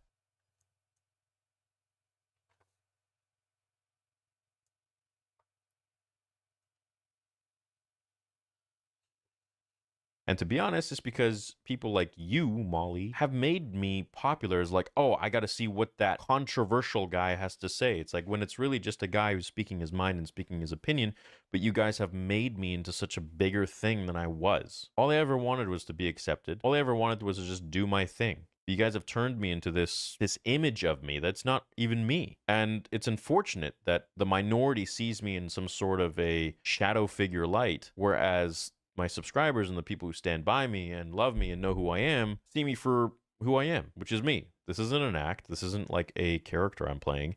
This is just me. Just like people don't like me and people do like me, people don't like the Acolyte and people like the Acolyte. People have preferences. We're inclusive of everybody no matter what. You have to think the way we think. And if you don't, we're going to destroy your livelihood. We're going to vote to get you ripped off of a platform that's feeding you and your family and other people's families and giving other people jobs and this and that and the other thing. And to that, I think that is so unbelievably malicious. And Molly, you want to talk about YouTube guidelines, community guidelines, coordinating an attack against other YouTubers to get them ripped off of a platform for claims that you would need to definitely prove in court goes against the community guidelines. And that could actually backfire on you. I would be really surprised if Nerdrotic, Ryan Kinnell, and Geeks and Gamers don't actually pool together to sue you. I really would be actually surprised. I'd be more surprised if they didn't do that than the Acolyte getting greenlit for another season. Mandalorian Season 2 finale came out and Luke Skywalker showed up. I was crying and I was like, you know, a spectacle on the internet. We had Pablo Hidalgo making fun of me. We had Molly Damon, who was joining in on the fun by posting a GIF of, you know, that GIF of a woman laughing or spitting out her coffee, on someone who posted a video of me crying, but made it to, I think it was something about like SpongeBob or some shit, or something like that. And, you know, to that I just say, you know, where's your heart? Where's the inclusivity there? Is it because I make money? How about we take the money away from all of this stuff? None of us make money. Let's just say none of us make money. Is it about views then? Is it about popularity? Okay, take all that away. Let's say you can't see the view count, nothing. You can't see the subscriber count, nothing. Would there really be that level of animosity? Or is it something a little deeper? Is it about this week in clickbait? Is it about Alex not being able to sleep at night and you having to freaking coddle him so that he could sleep because another channel was putting out content that was getting more views? I guess it all has to be because of SEO and thumbnails, right? Now, I remember at a function, I overheard you guys talking to, I think it was Eckhart's Ladder, who the first time I met him sat next to me, asked me how much money I made the previous month. I was just so off-put by it. I was eating my dinner. I was like, I'm not telling you. He said, come on, just tell me. No, I don't know you. I'm not telling you. That's just so weird. Why are you guys so obsessed with money? You know, that's another creator who I was cool with, and he eventually started to throw shade at me in videos and online. And he was the first person or I guess I was the first person he reached out to or something, because this goes back to 2017. Back when YouTube had emails. Hey man, I'm not sure if you've seen my videos before, but I'm a fellow Canadian Star Wars creator. I'm recently without a job, and I'm now relying on my channel to survive. I know that you're also relatively new to YouTube, and was wondering whether you could help me out in some way. Perhaps a video shout out or something similar. I'm not sure what I can give you in return, but I'd be happy to help you out in any way possible. Yeah, that's nice. Just found that not genuine. You're doing this for money, and I really hold Star Wars so close to me that I was like, man, I'm not doing this for money. I'm doing this because I love Star Wars. So once I didn't give him his answer, I didn't tell him how much money I made the previous month, he then went and he got chummy with Molly and Alex. And I was like, ah, okay. And I'm just still eating my food, and pretty much people are clearing out at that point. And I remember overhearing, I got some big ears, man. I got these Yoda ears. I was overhearing those, eavesdropping, if you will. Well, they were like at the other side of the table. And Molly freaking says, again, paraphrasing here, she says, yeah, a lot of other people started using our name in their titles, Star Wars Explained, and so we're trying to have to think of something to be more unique and stand out. And I'm like, are you guys fucking kidding me? You're pissed at me because I use Star Wars Explained in my titles? And I'm like, whatever, I'm just thinking too much of it. Then, like a year later, I see this dude who worked at, I think it was ILM VFX Lab or something like that, like what they had for Vader Immortal at Downtown Disney, which was an amazing experience. I had a fan meetup there, and then I took a bunch of fans, and we all went to Vader Immortal and had a great time. So shout out to all you guys. So then I remember this guy that like is a Lucasfilm official. He works there. He literally inadvertently calls me out on Twitter, and I'm like, he says all these big Star Wars YouTubers profiting. If someone can find this tweet, that'd be amazing. Profiting off of Alex and Molly's hard work by using the metadata and SEO of Star Wars Explained that they worked so hard for so many years to grow and build in the metadata or some shit. That was the first time I actually like commented on this. I'm like, bro, you're so stupid. Literally, I am the one that's carrying the word Star Wars Explained by my views, and if anything, it is propelling Alex's channel 10 fucking fold, because the views I put in, that Star Wars Explained title is going into the wave of SEO, and it's creating a way bigger wave because of my videos, and so therefore, Alex and Molly are benefiting a lot from all of that SEO that I'm just punching in and driving in for their channel name. It's just like, the level of absolute entitlement and people just getting pissed over views and thinking that I'm stealing views. Bro, there's another Star Wars YouTuber that has been such an asshole to me over the years, and I just don't even want to mention his name because he's such a just piece of shit that I don't even want to make this video about him, because this is about Molly. This is about Molly and Star Wars Explained and Alex, and how they've been literally gunning for me from the very beginning. And if I didn't join them, then this is the treatment. It's unbelievably wild to me that, like, most people aren't able to actually see them for what they are. Well, hopefully that this maybe gives you a bit of a understanding of my experience with these people, because it literally ain't all sunshines and rainbows like they preach. They ain't inclusive. They're inclusive as long as you aren't getting more views than them. And at the end of the day, it's all about money and views for these people. Listen, since the beginning, I've been making tons of money and getting tons of views. I could make lore videos, fan fictions, what ifs, talk about the news of a show. I'll still get the same amount of large views. If anything, when Star Wars is good, I get more views. And I'm the only one that knows my analytics better than anybody else on this planet. So, at the end of the day, they can say what they want. They can make it all about views. But look, people just don't watch your content because they're just not as into it as they are maybe some other people. So don't be pissed at me. Don't hate the player. Hate the game, baby. And to be honest, it's not even a game. It's just, man, I'm just a Star Wars fan. I love Star Wars.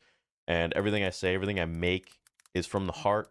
And if you don't want to believe that and you want to make it about views and this and money, take it all away. Take the... Well, I guess you tried. I guess you literally tried to take all of my money away, which is wild. You're just not a good person. Gotta say that much. Molly.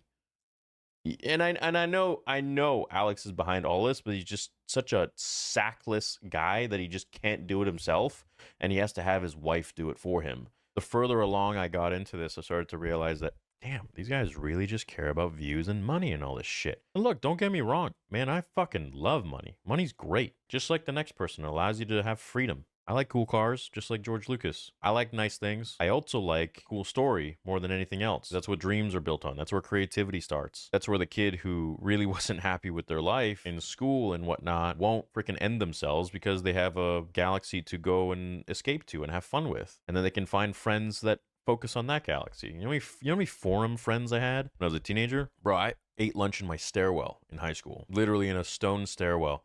I used to eat and hear my echoing of my chewing. And I'm not saying that to be like, oh, boo-hoo me. No, man, I liked being alone, but at the same time, I wasn't really understood, and I'd go home, and I found so much clarity and love with Star Wars. So what a lot of people see was, my success right at the start, just bang, right off the bat, was, probably about 20-something years of Star Wars knowledge and what-ifs in my head. And now it's turned into this thing where, like, I'm this villain. I'm this evil guy. I'm this, this corporate entity. It's like, man, I'm still the same guy that made his channel from 0 subscribers on his cell phone in his 1-bedroom apartment, working day and night to the bone, where he was hallucinating things coming out of the walls and not eating and not sleeping because he was just so happy and so infatuated with making the best product he could for his videos. Action required. The Star Wars fandom refuses to watch another marginalized actor or fan be singled out by prolonged racist harassment from a handful of YouTubers as a result of YouTube's inaction,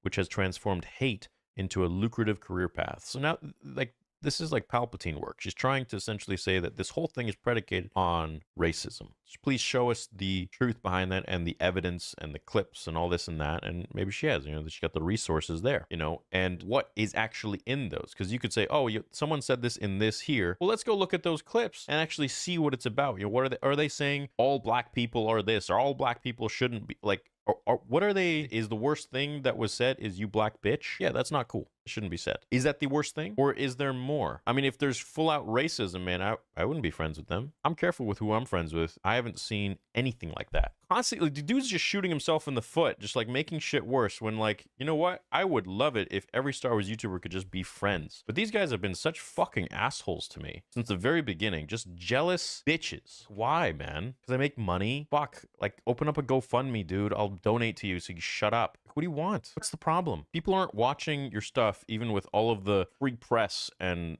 extra stuff that Lucasfilm and Disney give you. I mean, maybe that should tell you something. Maybe people just don't like you, and that's a you problem. Take accountability. So many times I've given people the benefit of the doubt. I've befriended so many people, brought them on my channel, given them clout, and they just turn around and stab me in the back once they get what they want. I have receipts to everything. The Star Wars fandom refuses to watch another marginalized actor or fan be singled out by prolonged racist harassment from a handful of YouTubers as a result of YouTube's inaction, which has transformed hate into a lucrative career path. It is concerning to us that targeting marginalized actors on other social media platforms has historically resulted in platform bans, whereas the same behavior has made provocateurs millionaires on YouTube. This should be highly concerning to advertisers as well. The thing that they're not understanding is that these provocateurs who become millionaires isn't because they are making money off of being racist. If that was the case, I'm pretty sure it'd be more than just a few of you guys who couldn't even keep your show alive be chiming in, and YouTube themselves would be questioned by bigger media outlets. The case is that you are taking criticism that people have for a show which starred a person of color and calling that racism. Yeah, look, the black bitch comment, that's it. That's not okay. I don't agree with that. That's the one thing I've seen that isn't cool. But besides that, what are the other claims here? Now, you want to talk about me? Well, I know you're lumping me in there too. Listen, Molly, I didn't make my millions by doing This Week in Clickbait and making merch out of it, making fun of others for having legitimate reactions to a character that they hold very close to them, crying.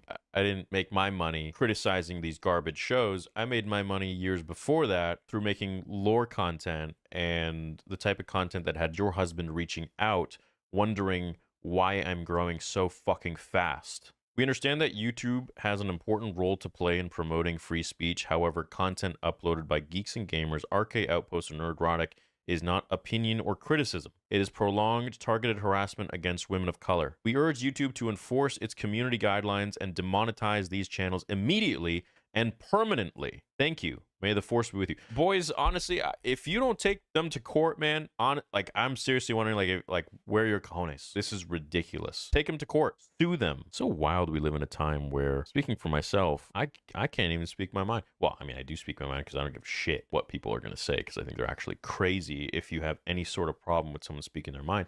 But the fact is, you can't even say anything anymore without someone labeling you a racist. Hey, why don't you put Tyrone Magnus in there too? He's black, and he agrees with everything I say. Why don't you throw Eric July in there? He's black. What the fuck? Hey, do they not get a voice? Or is it because they're not a white man and it goes against your narrative? Let's go ahead and read some of the tweeter comments. Hey, Team YouTube, this is a coordinated and targeted harassment campaign from a group of creators simply because they do not like the opinions of Nerdrotic, Geeks Gamers, Kendall Ryan, D-Day Cobra. The post you are responding to is full of fabricated lies and quotes purposefully. Again, I'm saying, boys, I don't know why you're not taking them to freaking court. You have to be a special kind of loser to advocate for the demonetization and or deplatforming of a content creator because they express that they did not like the same show you did. Acolyte fans, please disown these self-important clowns having a tantrum. Yeah, this one too, I see this one passed around. You think it's cool to hate things. It's not. It's boring. So talk about what you love and keep quiet about what you don't. It's fucking fascism, bro. Just don't have an opinion. Just consume, repeat, and that's it. This is wrong. Look at who's posting these complaints and who follows their accounts. Yeah, Star Wars follows them. Doesn't take much to figure out that there's not much love in a galaxy far, far away. So here's why the Acolyte failed. The bottom of the barrel. It sucked. No one watched it. So a company that wants to be profitable says, we're not going to dump another $180 million into this and not make our money back. When... Bro, it's not even half. The chart wasn't even half of the watch We could time. be making better things. That's Hear this. terrible. I've been reporting these channels since 2018. That's wild, bro. You got a lot of time on your hands. I've reported thumbnails. I've reported blatant breaches in the terms of service. I've written emails. I've spoken about it on social media. I've made videos. I've done everything in my power to remove this bigotry. Have you? Bro, it's hilarious. They just keep saying the same slanderous bullshit, and YouTube just keeps giving this, this NPC response, copy-paste response. We understand this may be frustrating. It's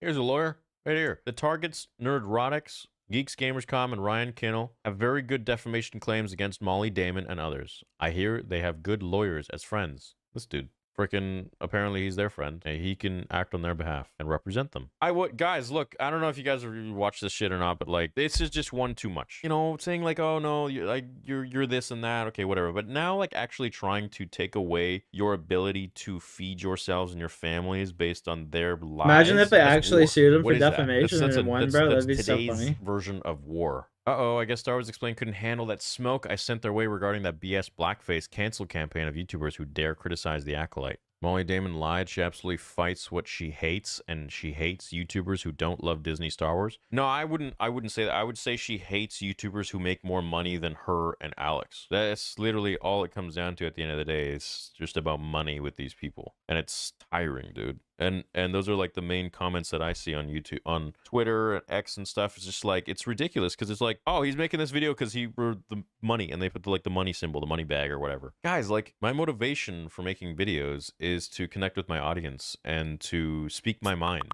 It's not to make a few $100s from one video, Canadian, from one video or another. That's not the point. That's not going to change my life or my family's life or anybody. Like, it's just wild. And even if it was, even if money was the point of all of this, none of your fucking business, Molly. It doesn't matter. Monetary value has destroyed so many people through jealousy. And they just want, at the end of the day, to have the voice that I have in the fandom. And they can do that so simply by just being authentic and genuine. I don't think they are. I think they placate. I think they act like they're so inclusive, but as soon as you say something that they don't like or agree with, they're going to try and strip you and rip you of everything that you hold near and dear, everything that you've worked so hard for. What's the saying? What are they? If you can't join them, get rid of them or something like that. Or if you can't beat them, kill them. No, man, there is no beat. You know, I don't remember you guys ever joining my charity stream to raise over, was it $70,000 for St. Jude's in one stream? You know who did join that stream? Nerdrotic, Geeks and Gamers, Ryan. Where were the other Star Wars YouTubers? You guys didn't give a shit. I literally put out a tweet saying that anybody can join. I want this for the good of the kids. Y'all didn't join. Eckhard, freaking Star Wars Explained. Nobody. The only ones that joined were those guys. Did you go ahead and do a charity of your own for kids? No. You just sit around bitch and whine about, oh, Star Wars Theory's doing this, he's doing that. Oh, This Week in Clickbait, we're going to make merch out of it. We're going to sell merch. You know that there are people in your Patreon that literally pay just to feed me information of the shit that you say about me? The amount of eyes that I have everywhere in groups that you think are private, with people you think that you know. I see, I watch, and I ain't gonna leak anything, man. All I need to know is who I associate myself with, who I trust when they come to me. I want to be friends and this and that and all this is like fake shit. It's all politics at this point. I was a very wide-eyed kid at the start of this whole YouTube thing, and I'm like, oh man, everyone's so like great, like let's all be friends. And I started to realize very fast that people are very jealous, very spiteful, and very angry if you do better than them. People want to see you do great. They want to see you do well. They never want to see you do better than them. Yeah, anyways, that's so true. To the boys, I highly recommend taking them to court. At the end of the day, do what you want. This was a video finally addressing all of this bullshit and my experience over the last 8 years, and I feel lighter. I feel great. I feel good about it. So that was my experience. Hope you guys have a great day. And that's so true. You want to see people do great, but never better than you.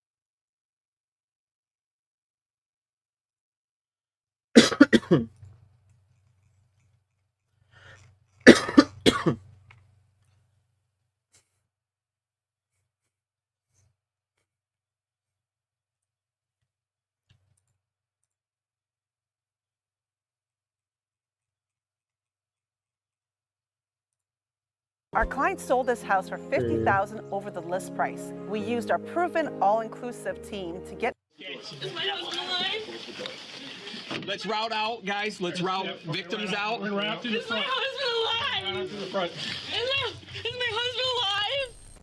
This is the exact moment cops burst into a house of horror and saved a family from an intruder.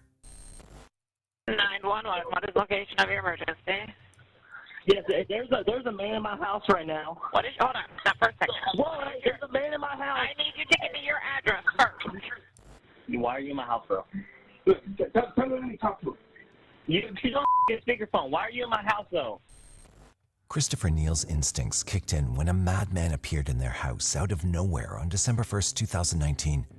His quick thinking saved his wife and daughter from this intruder for a few moments, but this was just the beginning. I know you want daddy. I know you want daddy. You want daddy.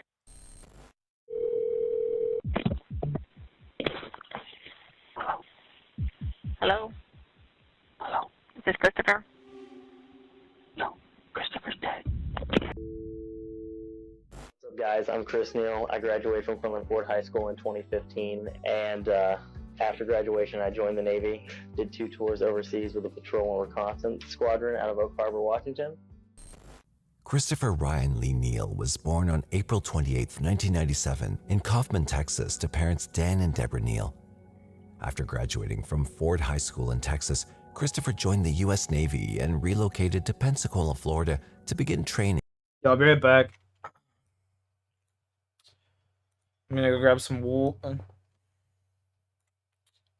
Some wool.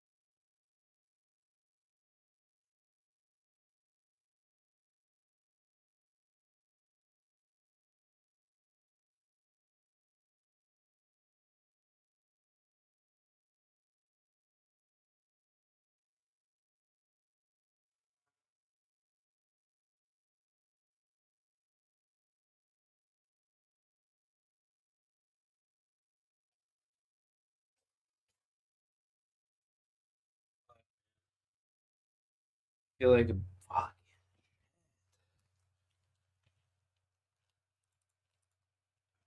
And work as an aviation electronics technician. While attending Navy A School, a school that trains Navy sailors in technical skills, Christopher met fellow Navy recruit Haley Coe. They eloped and moved to Washington while still working for the Navy. The couple welcomed their daughter, Charlotte, in 2017. After completing their service, both Christopher and Haley were granted terminal leave from the U.S. Navy. Christopher would eventually start working for a real estate company to support his family. In 2019, the couple discovered that Haley was expecting their second child, and Christopher was offered a job at Duncan Aviation in Battle Creek, Michigan. To help the young couple along, Haley's parents gifted them her grandmother's home in Kalamazoo County, Michigan. Okay. After renovating the house off. together, the couple moved. Fuck off. Help him out by gifting a house? Jesus Christ, man. Help me out by gifting me a fucking house. Into their new home on November 17th, 2019, ready to grow their happy family.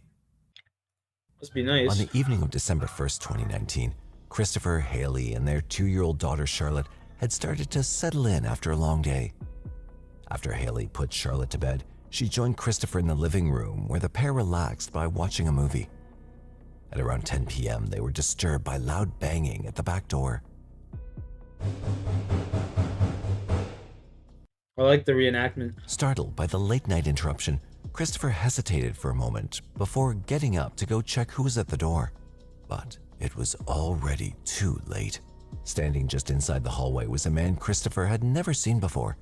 His name was William Paul Jones, and he was armed with 2 handguns. Instinctively, Christopher moved to shield Haley and tried to distract William as he told his wife to take their daughter and get themselves to the room upstairs. He then barricaded himself in a downstairs bedroom with William and called 911. 911, what is the location of your emergency? Yes, there's a man in my house right now. What is, hold on, stop for a second. What? There's a man in my house. I need you to give me your address first. 6300 Proctor Avenue. Is that a house or an apartment? House at the end of the street. Why are you in my house, bro? Tell me when you talk to him. You don't get speakerphone. Why are you in my house, though? Christopher had put the call on speaker so that William, who was behaving oddly, could hear exactly what was happening.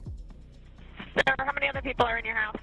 It's me, my wife, and our daughter. How old is your daughter? She's 2. 2? Okay. Hey, show up, go upstairs. Do you have any idea who he is? We do know. No. Here, go that way. No, go that way. No, he. Stay right there. Let my wife go. Okay. I'm not gonna harm you guys. All right? I promise. Take my hand. 140 zones. You can go. I'm not gonna harm you. Where is William at right now? He's standing next to me in my hallway. Okay, are we still on speakerphone? We still are. He's right here. Okay. William. Yes, ma'am. William. Okay. Can Christopher and his wife and daughter step outside? No. Yeah, what? I'm not. Ma'am. What? They're safe. They're safe? They're safe. They're gonna stand right here with me. What are you doing in their house? I told you there. Shots fired. Where were shots fired at? Going on Old 37 or Old Kentucky. What's that? He's like coming into Bellevue. Stop right here with me, man. No, I ain't going anywhere. You're going there with me, man. Bro. Turn right now, please. William. Right now. William. Yes, ma'am. What are you trying to have them do? He's coming in the room with me. That's it. Why is he going in the room with you? Why are you locking that door? Don't lock that door, bro. You all right, man. I just gave you my word, man. You straight. I get what you're saying, but you got 2 guns, bro. You're safe. You got 2 guns? Stop trying to put it crazy, man. I'm not doing anything. William. Get in my house, man. I'm sorry, man. William, listen to me. Why are you here in the first place? William, can you listen to me? Yes, ma'am. I need you to put those guns down because I've got officers that want to help you. I have officers that want to help you and keep you safe. So I need you to put those guns down. Who are you, man? I'm 911. I've got help for you. I need you to put those guns down so that they can get you the help that you need. I want police here so I can get you safe. The police are there, William. The police are there. No, they're not. They are there. They're there. I've got a lot of deputies there. Look, man, listen. I'm not harming you, I promise. My word. My life just got threatened, man. I can hear you, bro. You understand? I hear you. I got threatened last night. Throughout the call, Christopher can be heard trying to calm William down and trying to understand his situation. Okay, I get you, bro. I'm not harming you, or your children, or your wife. I'm going to transfer this line, so do not hang up on me, okay? I'm not going to. All right, just a minute for me. At the same time, the operator transferred the call to the Kalamazoo County Sheriff's Office, and deputies were immediately dispatched to Neil's home. They were met with officers from the Kalamazoo Department of Public Safety and members of the SWAT team. Negotiations with William for the release of the Neal family began as officers prepared to move in and arrest their suspect. Let's fucking shoot him. Hey, William. William. Yes. Hey, this is Joe from the Sheriff's Department. How are you, man? Glad you back underneath the door. Don't come through that door. Okay. We're not going to come through the door, man, but I just want to talk to you and find out what's going on. Don't come through that door. Slide you back underneath that door, man. Well, I'm not even up by the door, man. I'm outside the house. Way outside the house. Stop playing games with me, man. What's got you all worked up today, man? Meanwhile, Haley had also called 911 from the bedroom upstairs. While on the call, loud bangs can be heard from inside the house. Okay, and what's going on right now? I don't know. I'm upstairs. All I can hear is them, like, slightly talking. Do you still have him on the phone? Yep, so we have, so I'm talking to you, and then my other call taker is talking to someone else as well. Do you know who's in the home? No, we have no idea. You have no idea who it is? He barged in our back door with 2 guns. He just barged in? Yeah, and he has my husband locked in a room with him. He won't let my husband or me outside. We asked. We have everyone on the phone right now. We have your husband, you, and the male that's in your home as well. I just heard a really loud noise. I think it was gunfire. You heard a loud noise? Yeah. The police officers are making entry right now, so stay calm for me, okay? This led to officers storming into the house and trying to ascertain whether Christopher was still alive. After Christopher responded to officers from the hallway, a team of deputies from outside the house tried to reestablish communication by calling Christopher's phone. It was William who answered with a chilling response.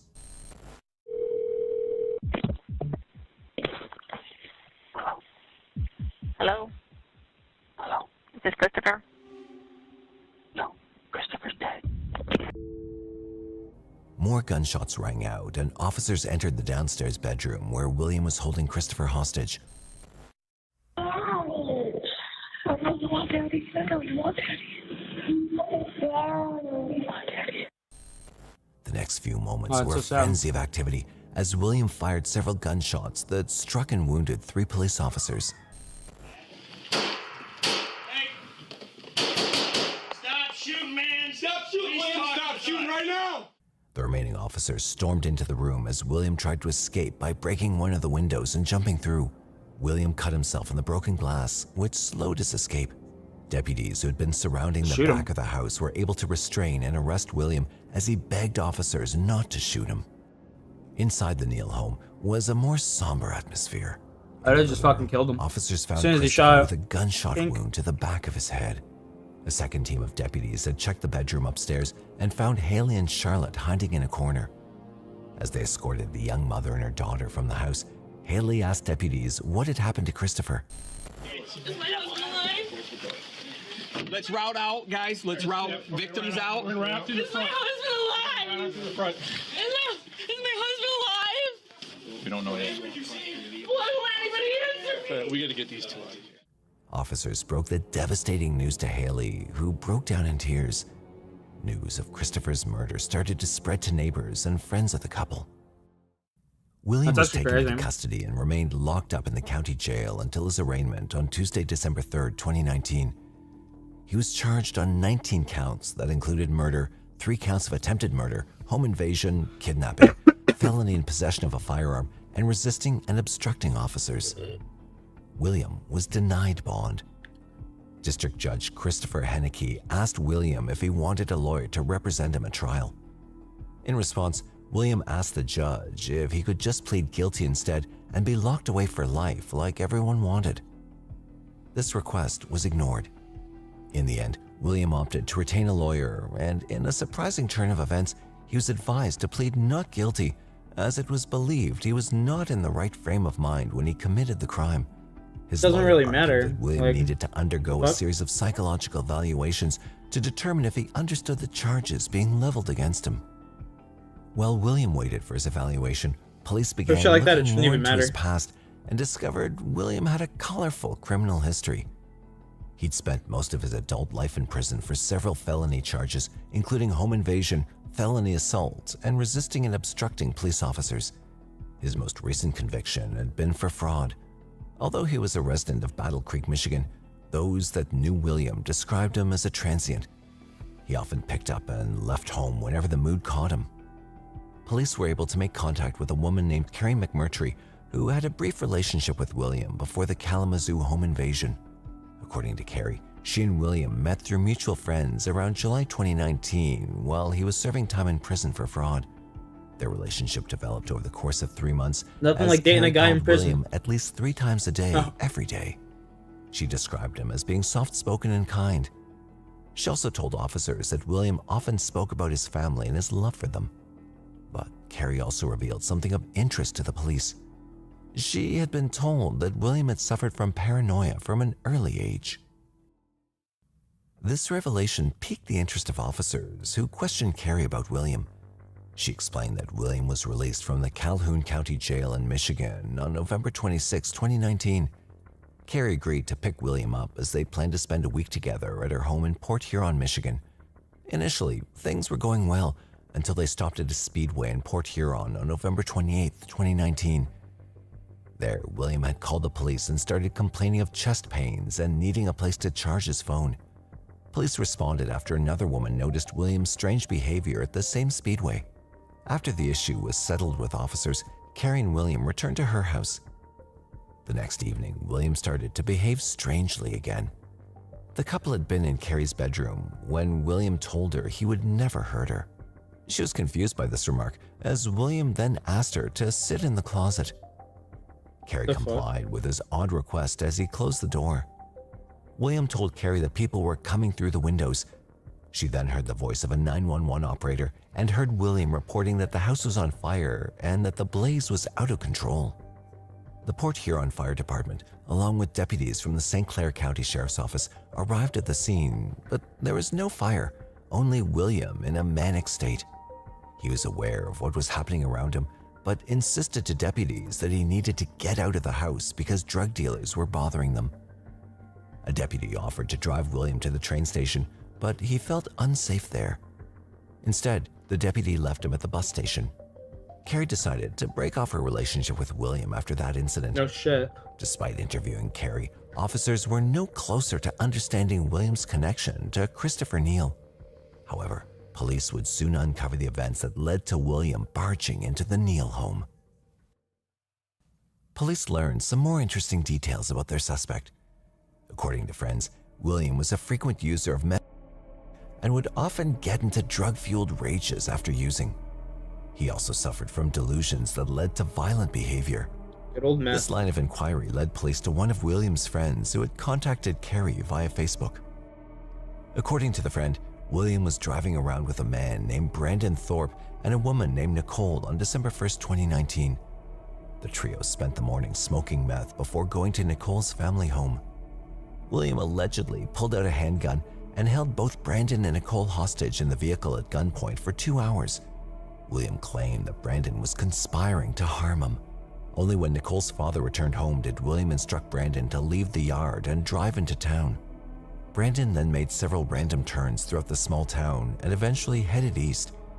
He drove to Proctor Avenue, the road on which Christopher and Haley lived. While still in the car, William pointed the gun at Brandon and told him to stop on the road. Brandon obeyed and closed his eyes, but then heard movement from the back seat. When he turned, he saw that William had exited the car. Without hesitating, Brandon sped away to safety, leaving William on Proctor Avenue. Damn. It was then that police believed William found his way into the Neal home. Police were now certain that William had randomly chosen the house at the end of the road, and his delusions were caused by his excessive drug use. The drugs had also unleashed his need for violence. The prosecution now needed to build a strong case against William. Fucking meth heads, man. After 2 years of waiting for justice, William was deemed fit to stand trial. In sum, she indicates Mr. Jones was not suffering from any mental condition that might be expected to interfere with his ability to understand the nature and object of the proceedings against him or consist rationally in his defense should he choose to do so. With the jury selected, William Paul Jones went to trial on June 13, 2022, presided over by Kalamazoo County Circuit Judge Pamela Lightvoigt. In their opening statements, both prosecutors Aubrey Cruppz and defense attorney Donna Innes agreed that William entered the home of Christopher and Haley unlawfully. However, Cruppz argued that Christopher's murder was premeditated, while Innes argued that William was seeking help. In her argument, Cruppz said that in the 40 minutes the Neal family were being held hostage, both Haley and Christopher were thinking about whether William was going to hurt them or let them go unharmed. Cruppz said she was sure that William also used that 40 minutes to decide his actions and choose to shoot Christopher rather than let him take his family and leave the house. Innes, on the other hand, pointed out that William had instructed Christopher to call 911, and the recordings of that call proved William only wanted help. She further implied that William had been If he wanted help, he would have let them go and got help. in a panicked state that entire evening, believing he'd been chased down by people who wanted to harm him. Innes went on to point out that even when police did arrive at the Neal home, they did not clearly state who they were to the panicked William. Yes, they did, clearly on the phone. His badge under the door so that William could see it really was the police, the officer slid a business card. Innes told the court that in that state of mind, William was not clearly thinking and made several poor decisions due to fear. Cruppz returned to the floor with a similar fear argument, but this time she took the jury through the fear felt by Christopher, who knew his family were in danger but needed to remain calm. Over the next 2 weeks, the jury heard the testimonies of several witnesses, including Christopher's family, police officer Jerry Libretto, who found Haley and Charlotte after the confrontation, and an emotional testimony from Haley. Were you afraid as to whether or not the defendant might hear that? Yes. I kept shushing her and shushing her, but she wouldn't stop. What were you afraid might happen if the defendant heard you or your daughter upstairs? That he might know what room we were in, and that, like, possibly that we could be shot through the floor or whatever, or he would come upstairs, or we could just get hurt. Her legs were shaking. She had baby in one arm, wrapped to her chest. With the other arm, she had a cell phone. She was talking to what I believe to be dispatch. Having heard the various testimonies and the arguments from both the prosecution and defense, both parties closed their cases. In court, William also wanted to speak to the jury and told them that he was sorry for what had happened and that it was the worst feeling in his life. On June 24, 2022, jurors deliberated for just 3 hours before returning to court. William Paul Jones was found guilty of 18 of the 19 charges brought against him. On July 29, 2022, William was sentenced to life in prison without the possibility of parole. A man convicted of killing a She got the father death and penalty. wounding 3 officers was sentenced in Kalamazoo County Court today. While he'd been in and out of jail his entire adult life, Well, we should have just got fucking executed, man. On God. Said it right there, you know? Been in and out of jail his whole fucking life.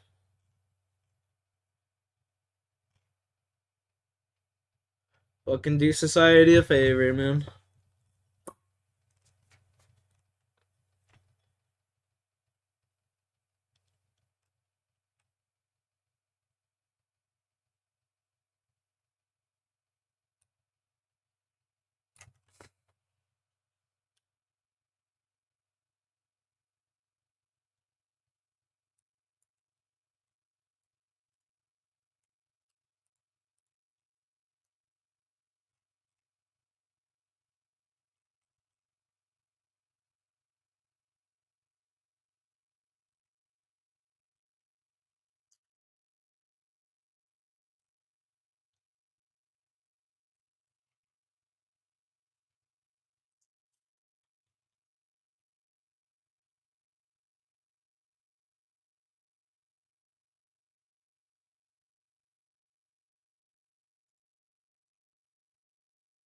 What are you up to, Shawnee boy?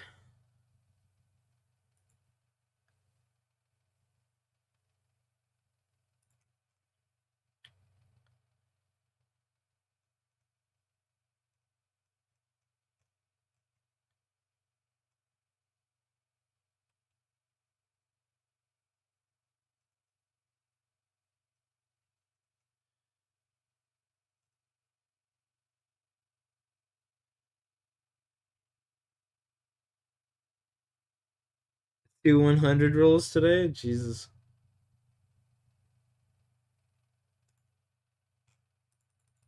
Oh, that's fucking nuts.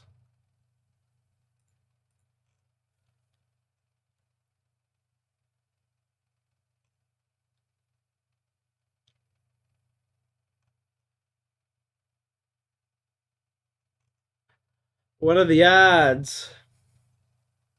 Just hopped in the shower. Nice, man.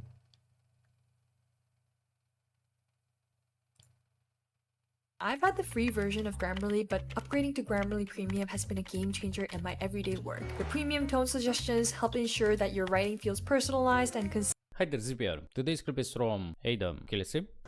I tried the video. Yes, I've literally said it 8 million times, and no one reads. The decision was made before land. Even Phony agreed with it. We all were like, all right, we're just gonna f***ing try this last land. And no matter if we won or not, we have all said this. Even Phony has said this. Even if we won the land, we were splitting up. But then we win, and he's like, he just changed his mind. But it's just too far gone. I know he thinks we might be able to bring it back, but we just don't think the same. It is not Koi and Phony either, chat. It is not Koi and Phony. Once we start spectating, I'm not gonna say why it all even happened, because there's like no point in calling people out. They're getting by the other team of cheaters, by and the like way. what happened, why. Look at it's their just names, like, bro. It happened. Dude, this guy is terrible. I just feel like sometimes I actually like, I wish I actually did something wrong in order for me to like, for them to leave. Like, I wish I actually did something wrong, but I genuinely did nothing wrong. Makes 0 sense. I know you guys. Accountability right there, chat. So, Zainu and Koi, if you're both in the chat right now, how does that even make sense? Like, I understand that we agreed mutually to split up afterwards, but if we're gonna agree mutually to split up, that means all of us. That means literally all of us. Why would I give up a champ spot? Why would I give up a chance at playing at champs over bad relations of the team? That makes 0 sense. I'm not trying to make you look bad. I'm perfectly fine with playing with you guys. If we mutually agreed as a group that we don't want to play together, that means literally all 3 of us would not be playing together at champs, meaning we will all be looking for a team. But no, it's literally you, Zainu, and Koi, fucking playing at champs with a whole new IGL without me, while I have to scramble and look for a team in hopes of finding a team for champs. Why the f would I give up a chance at playing at champs just because we couldn't figure something out? And when we had Dawn, we figured it out. Why the f would I still agree on splitting up and just not having a champ spot? It's actually pissing me off. You heard from multiple people.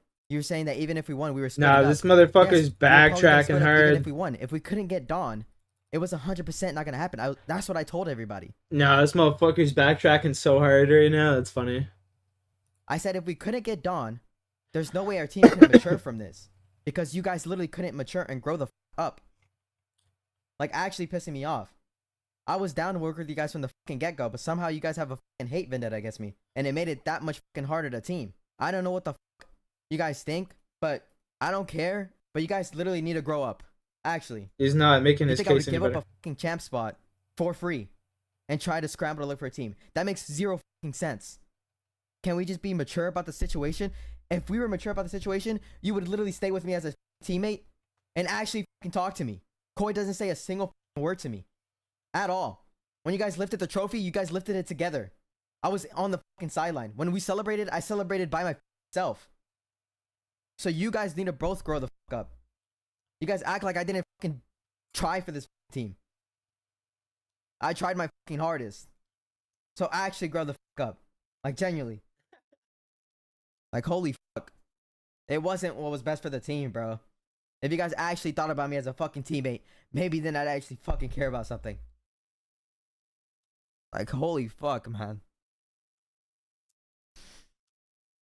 Ida, tu vois? Passe, en flush, go. Bad boy vibes.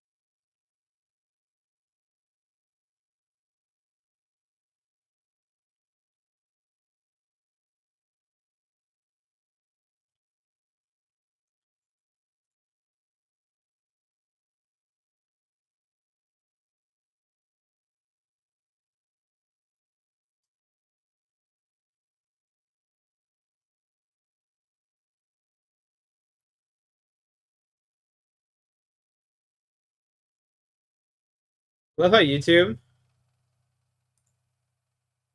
I love how YouTube just recommends me videos I've already watched. Make it make sense.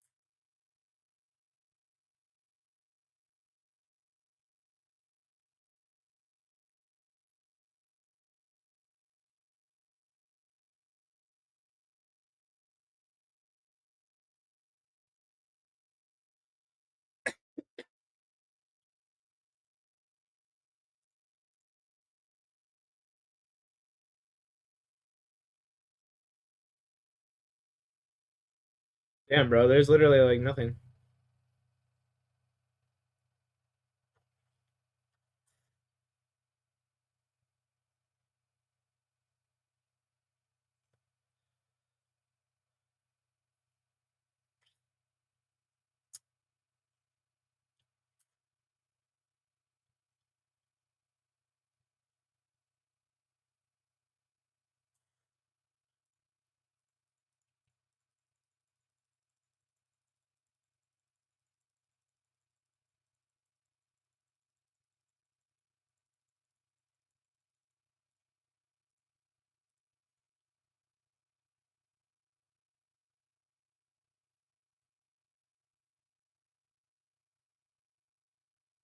Halo Combat Evolved.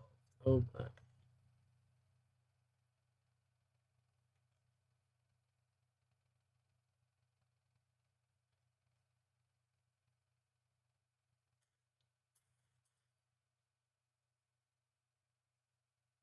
An hour and 20 minutes for that quest? Are you fucking kidding me?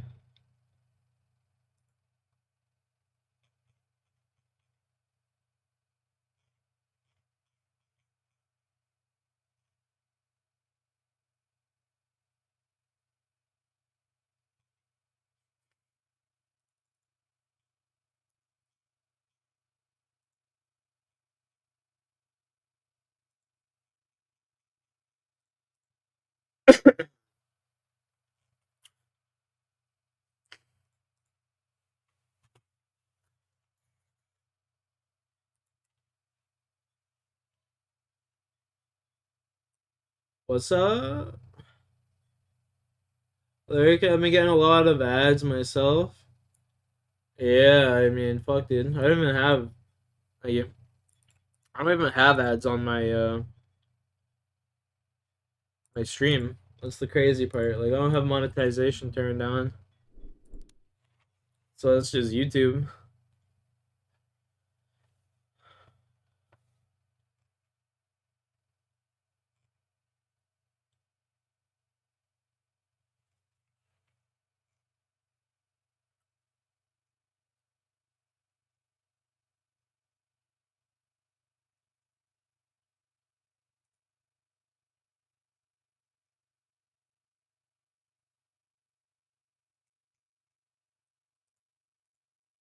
What was the only bit of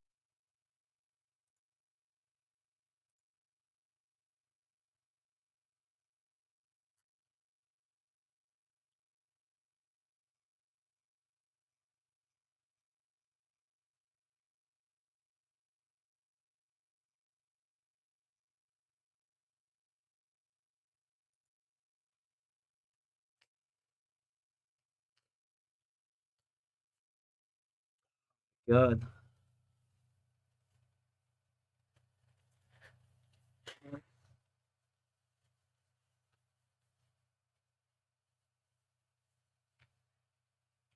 Fucking nose is just fucked.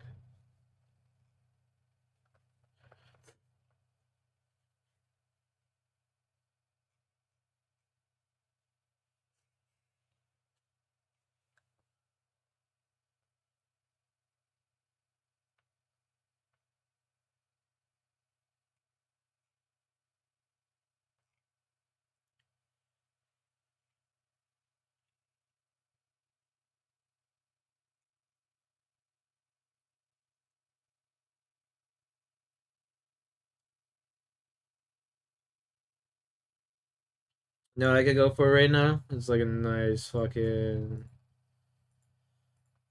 a nice chocolate piece of chocolate cake with like a cold glass of milk. Fuck, that'd be phenomenal.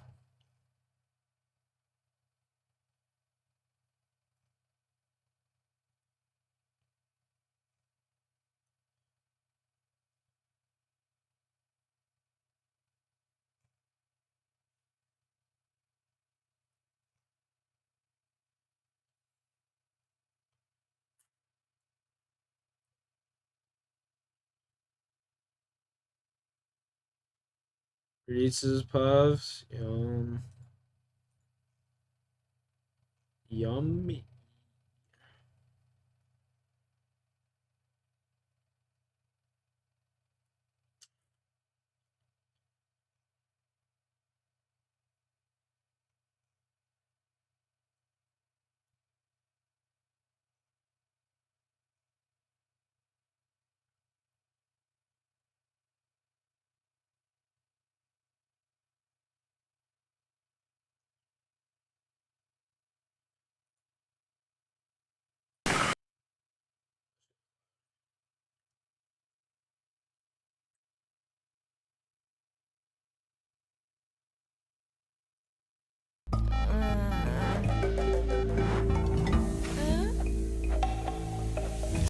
Metro Nashville 911. What is the address of your emergency? Somebody drove off the road and hit a tree. Are you with the vehicle? There's two people there. Okay. They're pinned really bad. That's what I'm saying. Okay, I'm sending the paramedics and the police department to help you now. Soon after this 911 call, Nashville Police Department rushed to the crime scene. Upon arrival, they found an adult male and female inside the crashed car, both clearly dead for several hours. What the detectives next would discover would be a maze of twisted secrets hidden around the crime scene. Their bodies were purposefully positioned. The male was stuffed in the front, his face touching the floor and feet in the air, while the female was crammed in the back seat. This wasn't an ordinary accident. It was far more twisted than detectives could ever imagine.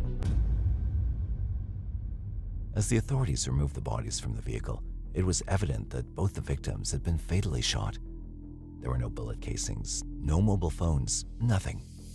Autopsy reports confirmed that they were all— Yo, just give me a sec, boys. I'll be right back. I gotta go grab another glass of water and maybe grab something to snack on.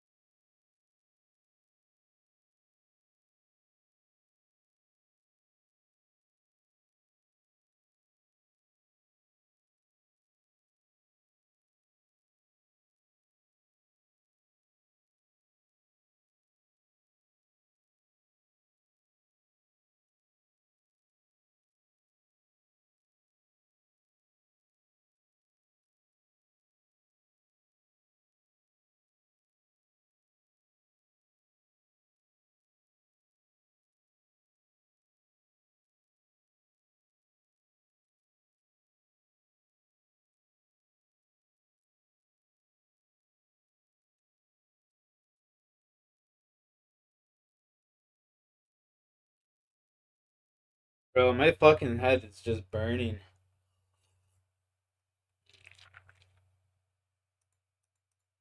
Holy fuck.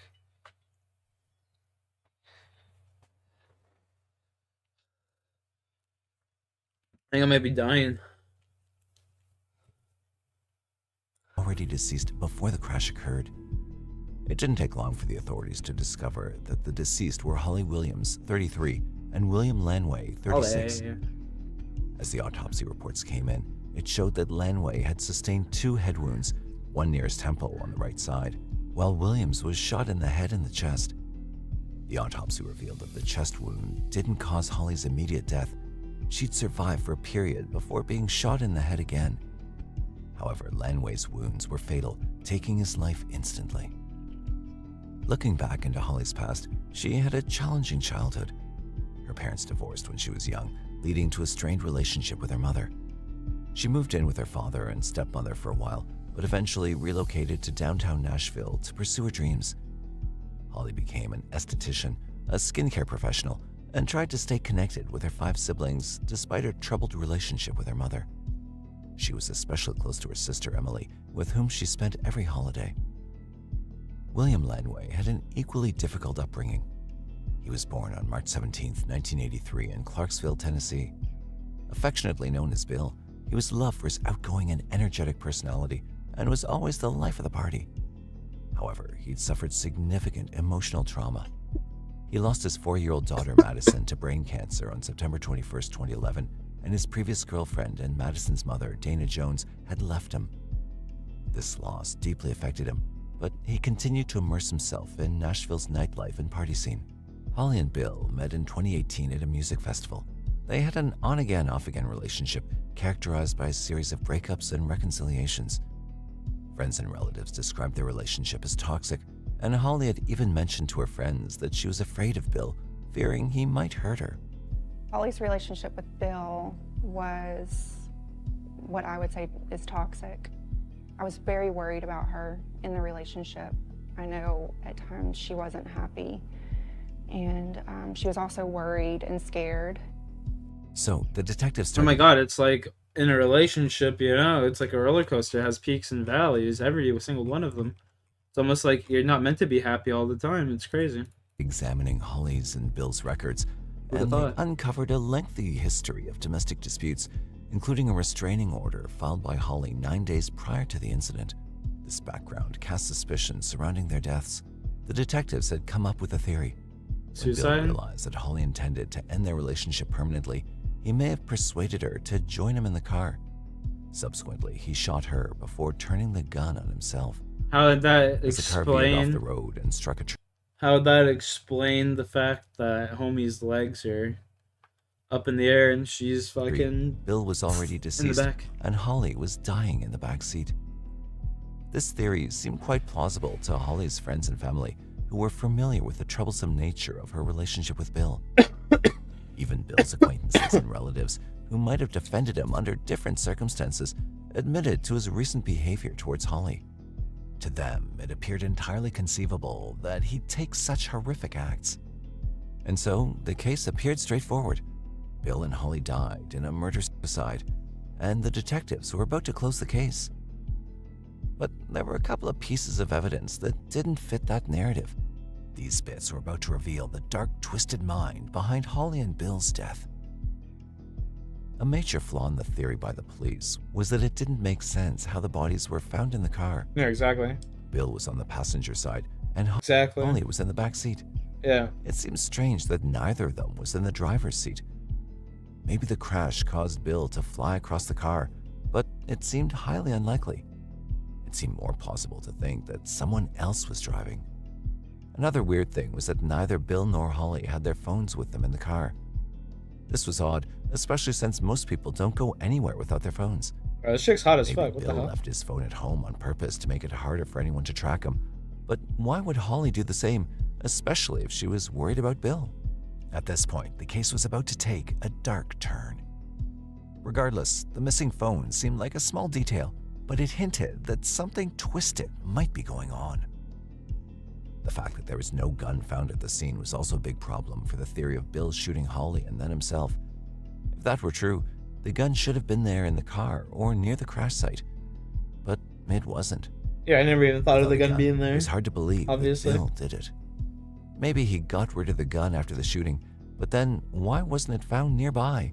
Or even bullets? The car didn't look like it had been in a normal crash either. Could also just test him for gun All residue. these strange things made the detectives think that maybe someone had set up the scene to make it look like a murder suicide. It seemed like someone had gone to a lot of trouble to make it look like something it wasn't.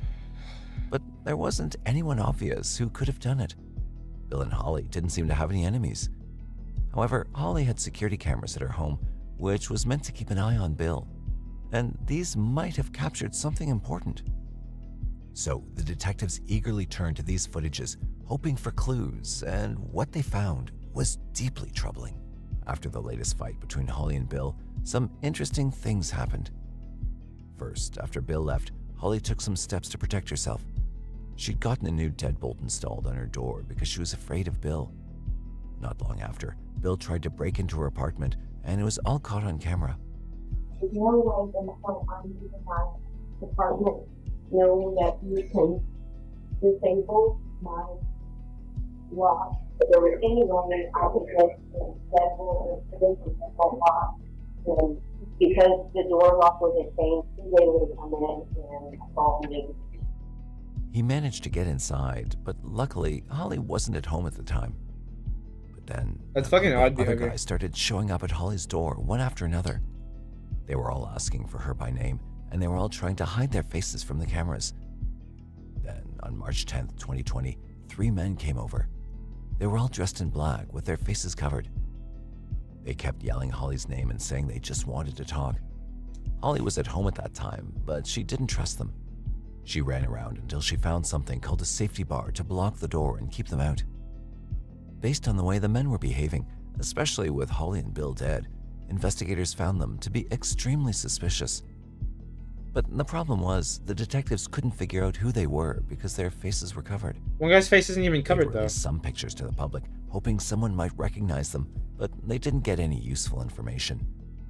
So the detectives started looking into Holly's personal life, and soon things took a dramatic turn. She's playing like a bunch of guys. They found out that she wasn't just working as an esthetician in Nashville. She had a double life. One, she wasn't really good at hiding from her friends and family. Along with her job as an esthetician, she was also working as an escort. She'd been doing it ever since she was 18 years old, and she was pretty open about it with her friends. She used the name Layla Love for her escort work. And it turned out that Holly had some very wealthy clients who paid her a lot of money, not just in cash, but also in expensive gifts like jewelry and vacations. She couldn't afford all the things she wanted with just her esthetician job, so she used escort work to make extra money. Power of the pussy, boys. Looking into Holly's clients, detectives were able to find a couple of leads. One of the men who showed up at her door mentioned a specific client by name. Another client, saved in Holly's phone as Jimmy Green, sent her a lot of messages before her death. But when they looked up Jimmy Green's phone number, they found out it was connected to a messaging app called Pinger, which lets people use a fake number. They got some records from Pinger, but they still couldn't figure out who Jimmy Green really was. All they had was an email address associated with the Pinger account, but even that didn't give them much. The email address was jimmygreen34@gmail.com, but the name associated with it was Agent 47, which is a reference to a character from a video game called Hitman. It seemed like Jimmy Green was really good at covering his tracks, which made him look even more suspicious. So the police decided to take a different approach. Instead of trying to figure out if Jimmy Green had registered with his real name online, they looked into which IP address was connected to his cell phone number. Then they went to different cell phone companies to see if any of them could match the IP address to one of their customers. After a lot of searching, they finally found the phone that was associated with the IP address, and it belonged to a man named Adam Carey. Adding on to the discovery, it was found that Adam looked a lot like one of the men recorded by Holly's security camera, who had part of his face visible. You don't say. Look at that fucking nostril. Breakthrough in the case. Oh, that schnoz. The detectives just needed to figure out why Adam might have wanted to hurt Holly. Adam had served She's a whore, man. with a special ops team, and then I was paying her and she didn't even love me. Worked in private security after he was discharged. But he didn't have an easy time adjusting to civilian life. In 2016, he got in trouble for impersonating a police officer, and the police found a lot of weapons in his car, which was pretty alarming. But he only got a short prison sentence of 4 months. Adam seemed like someone who could have murdered Bill and Holly, but there was still the question of why. He didn't seem to have any connection to Holly. He lived in North Carolina at the time of the murder, and not in Nashville, where Holly lived. And there was no record of him ever hiring her as an escort or even meeting her. But then the police looked closer at Adam's Pinger account. Yeah, there is. Their Pinger account. They found out he'd messaged someone else too. This person was named Brian Brockway, and he wanted to hire Adam for a job. It wasn't clear what the job was at first, but Brian had a lot in common with Adam. He was also a Marine who worked in private security based in Austin, Texas, with no immediate connection to Holly. But his life was intersected with hers in the most unexpected way. Now, Adam had sent Brian a file called Tennessee SITREP on March 9th, 2020. Basically, SITREP is short for Situational Report, which is a military term for a report with detailed information about a situation. Shockingly, in this case, it was all about Bill and Holly, their schedules, when they came and went from their house, and other specific details. Adam also shared this document with another man named Gilad Peled, or Gil for short. Or Gil? Yeah, that makes sense. Military experience too, serving with the Israeli Defense Forces, and then working in private security in Southern California. But he'd lost his job and moved to Texas, hoping to start his own security company. So he put up the Austin-based private security firm Spear Tip Security Group. And unusually, he was soon hired by a car dealership called Charles Mond Toyota, which was owned by 48-year-old Eric Mond, to deal with their trespassing issues. He was desperate for some money, so he straight away accepted it. Now, Holly had been texting with Adam, but nobody knew how they knew each other, and there didn't seem to be any apparent connection between them. The only thing the police could guess at this point was that Adam and Brian had been working in a secret job which involved keeping an eye on Holly and Bill. It was probable that Brian had hired Adam to hurt them, but there didn't seem to be any obvious connections between Brian and Holly and Bill. And both Brian and Adam were working with Gil, who worked for Eric Mond, the owner of the dealership. After a lot of digging, the police were finally able to connect Gil to Holly through Eric. It's a long chain of people, but it all came together in the end. Eric, the car dealer, knew Holly because he'd hired her as an escort several times. He used a fake name, Eric Moore, when he texted her in February 2020 to arrange a meeting in Nashville. But after that, he didn't reach out to Holly again. However, he did text with Bill, Holly's boyfriend. Now, it's not clear if sitting there like, yo, boy, your girl's head's great. Bill was involved in Holly's escort work or what he knew. But a month after Eric's trip to Nashville, Bill had hacked into Holly's escort account and found some information about her clients. Then he tried to blackmail Eric, threatening to expose him if he didn't pay up. Instead of paying, Eric reached out to his private security guard, Gil. At first, Eric just wanted Gil to find out who Holly really was, but Gil himself had reached out to some other people for help. His findings would lead to a chilling realization. Eventually, Adam had realized that Holly wasn't trying to extort money from Eric, but Bill was. It's not clear how he figured it out, but he untangled the whole complicated situation. So Adam decided to do something about it. He sent messages to both Bill and Holly on the Pinger app, and then he followed Bill to the grocery store. It's unclear if Bill knew he was being followed, but he called Eric, presumably to pressure him for money. Then Brian told Gil that he and Adam were authorized to kill both Bill and Holly if necessary. The day after that, on March 12, 2020, Holly and Bill were taken. So far, the details were murky, but the security cameras at Holly's apartment revealed the truth. The detectives were unprepared for the terrifying, gruesome scenes captured in the CCTV recordings. Holly and Bill left around 11:40 p.m. in this clip. After Holly and Bill left the frame of the security camera, it recorded the sound of a car starting, followed by multiple gunshots and the sound of a man and a woman yelling.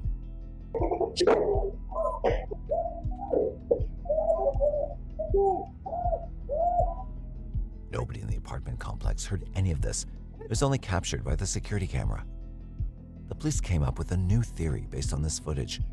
They speculated that Adam and Brian attacked the couple right after they left the apartment, shooting Bill intentionally because he was the one behind the blackmailing. Then, accidentally, they'd hit Holly in the chest. Realizing that they had 2 bodies to dispose of, they drove Holly's car to a dump site. Once there, they realized Holly was still alive, so they shot her once again, this time in the head. They left the car in drive mode, allowing it to roll into the woods. Gas station security footage showed Adam and Brian driving to Memphis, Tennessee after the murders. Adam dropped Brian off at the Memphis airport, and then Adam drove back to North Carolina. Strangely, after these events, Eric left an online review for Gill's security company, SpearTip. He praised their professionalism and efficiency, which struck some as odd given the circumstances. The FBI discovered Eric had paid the 3 killers nearly $1 million combined.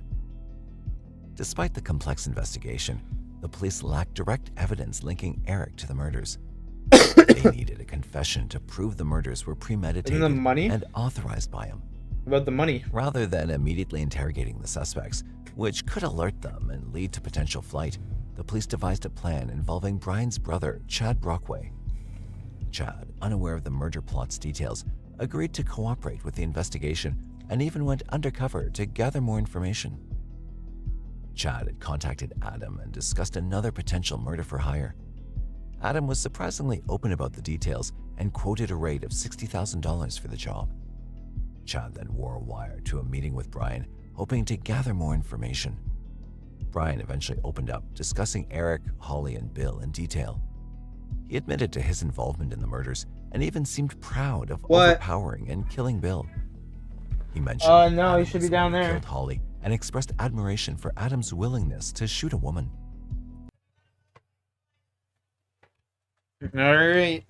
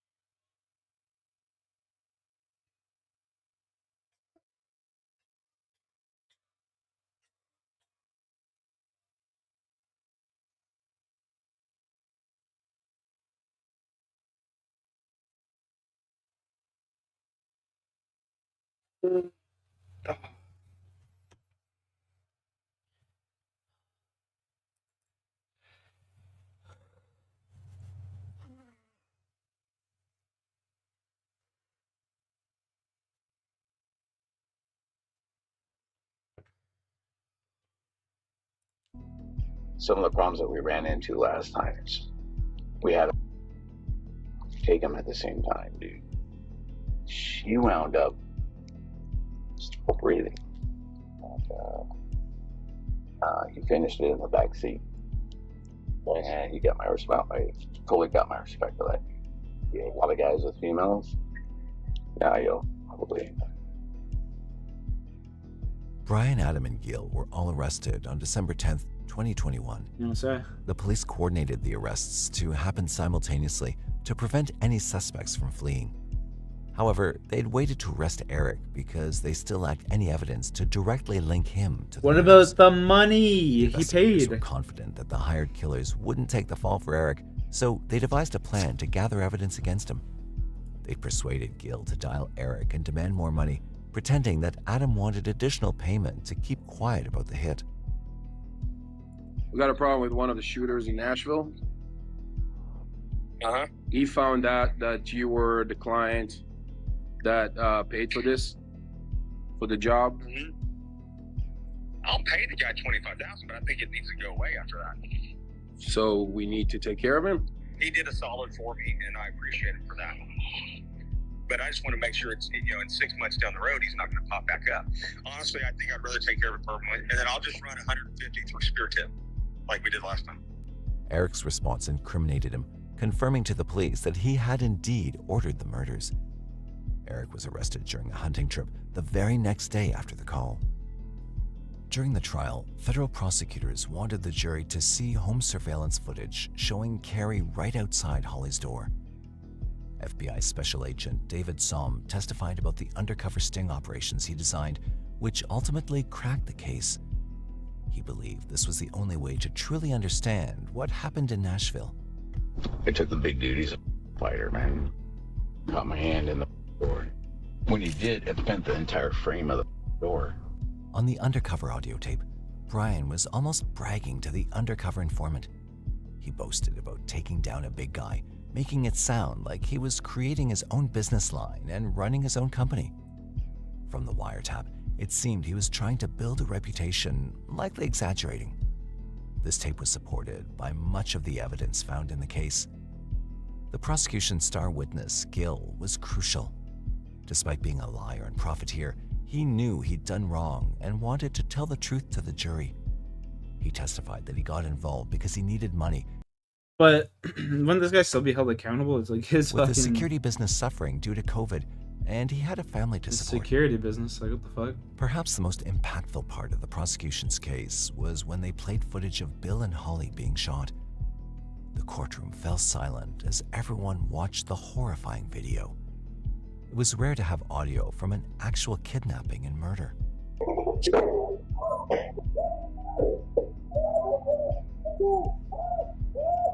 That's where she gets shot. I can tell. Prosecutors also played She's got no another breath. key piece of audio evidence, an undercover tape of Brian Brockway discussing Holly's killing.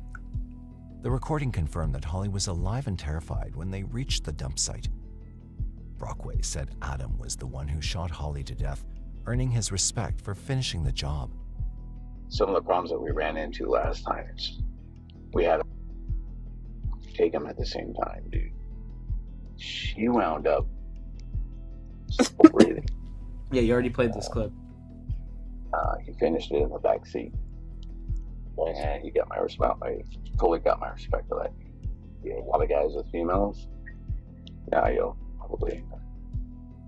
Next, the prosecutors planned to show Eric Mon's reaction to the chilling shots and screams during his interrogation with FBI Special Agent David Somm, emphasizing the gravity of the situation.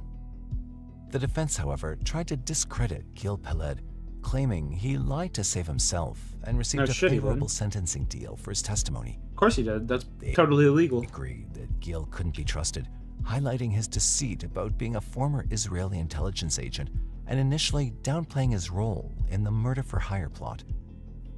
Chad Brockway, Brian's brother, testified that Gil had lied to him from the start, saying the case involved a client whose daughter was a victim of sex trafficking. This wasn't the case, as revealed by the indictment. The defense also tried to suggest other explanations for the murders, including implicating Holly's clients. They aimed to cast doubt on Eric Mon's involvement, pointing out that the lack of a clear admission of guilt in the undercover call. In their closing arguments, he literally admits to the pain. defense emphasized that star witness Gil benefited the most, receiving $905,000. Despite their efforts, the prosecution's evidence was strong. Given the severity of their crimes, all three criminals are facing mandatory life sentences and will have separate hearings later in 2024. What? Attorneys for Adam and Brian had declined to comment, while Eric's legal team intended to seek an appeal on the verdict. Detective Cuthbertson expressed relief that investigators were able to bring the perpetrators to justice. However, he also acknowledged that there was still no way to fill the void left by the murders. Before we end this video, we want to express our heartfelt condolences to Holly and Bill's crazy. families and loved ones.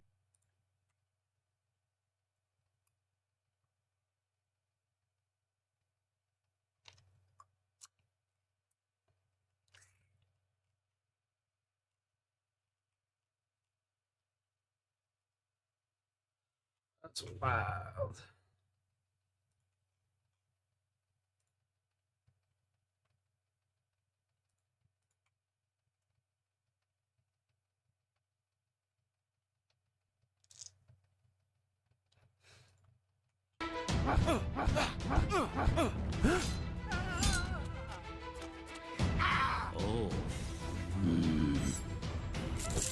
What's up guys, so last night SSG dropped their roster and SSG CEO mentioned there are lots of things that are not going well. Yes, the team won the LAN, but before the LAN and in the EWC internal things wasn't going well. Next update, Moist played insanely well in the scrim. They finished first in the group stage and in the winners bracket also. But again in the finals they choked. And personally I am not happy with that and feeling bad for the boys. So last night Timmy talks about the Moist performance in the finals. But first let's start the video with SSG and Phony situation. And Falcon finished 20. Our best for champ. Hopefully acquire Dawn. Hopefully be able to work things out. I was the only one that felt that way, so. First bought the Bay pants. I wore them for like 3 days in a row. Keep in mind, they're fucking jeans, bro. They're jeans. And Japan's one of the cleanest places on fucking planet Earth. Anyways, but that's besides the point. I fucking wore them 3 times. I slept in them. I don't know. I didn't want to change, bro. I didn't have any clothes to change. I didn't have any pajamas to change into. And I'm not sleeping with underwear with Greek next to me. There's like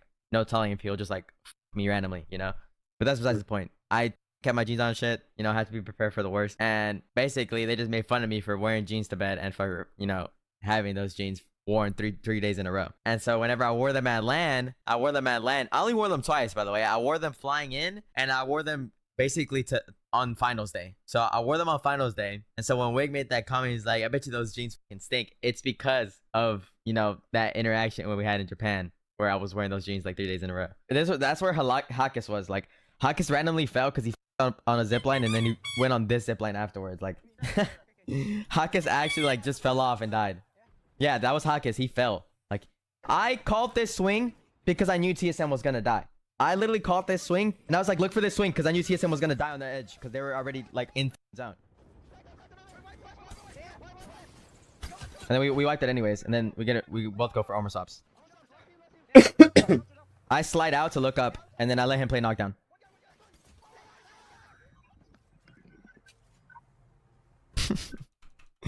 But yeah, even if TSM slid out, bro, and let's say E36 never jumped off height, right? Let's say E36 never jumped off height. They're playing up there as long as possible, and they're shooting TSM as soon as they climb up this shit, bro. As soon as TSM climbs up this shit, bro, they're gonna die. TSM's gonna climb over this and insta die. The team bottom would shoot the fuck out of TSM. The team height would shoot the fuck out of TSM. They're jumping over this and dying 100%. So TSM's not winning this land. But Alliance, I agree that Alliance should have won this. Because if Alliance was 3-man up on this second floor, kills bleed on inside the room, and resets and plays that second floor this whole time, they have this ramp to play, they have this cover to play all on height. They literally just look down because they have to be the last ones to drop, because technically the height above them has to drop first. They can stay there as long as possible and zipline and shit and look down and kill everybody and win the game. Realistically. Let's talk about just the land in general. You know what I'm saying? We got 10th place. We played like shit on finals. Obviously, we did good throughout the entire tourney. So obviously, there's good things to look about our journey on LGS. And I know that obviously, you know, it does suck that we weren't able to get that momentum going on the last day. And you know, I think if we were to get like a top 5, top 3, I think we would have been at least a little bit more okay with ourselves. But yeah, getting 10th place was unfortunate for sure. But I think, you know, after looking back on the games and kind of just thinking about everything, you know, I'm not saying that we like deserved it, but we definitely just did things throughout our gameplay. It kind of makes sense why we got 10th, and I do think there's, you know, a lot of factors that go into it. You know, like while we are a very new team, our team dynamic and everything like that, you know, we just have not that much experience together in a finals lobby like that. And you know, when getting first place in like almost all the others, like the groups and winners, like, you know, like those play out differently than finals. They're all the same, but they're all different. You know what I mean? Like different lobbies, different play styles is what he's trying to go for.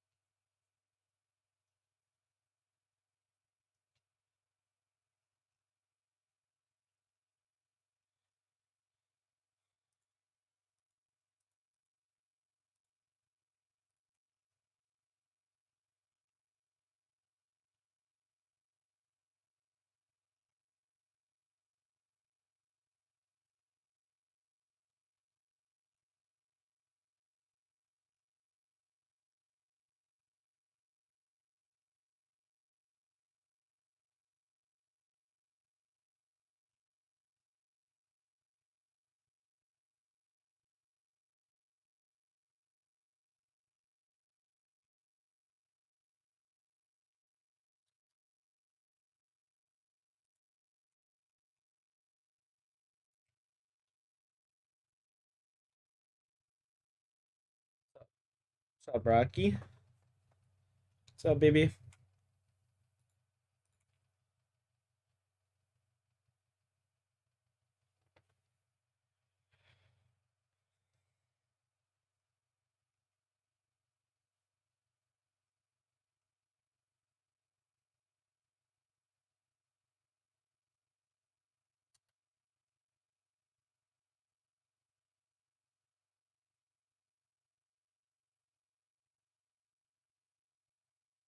What's wrong?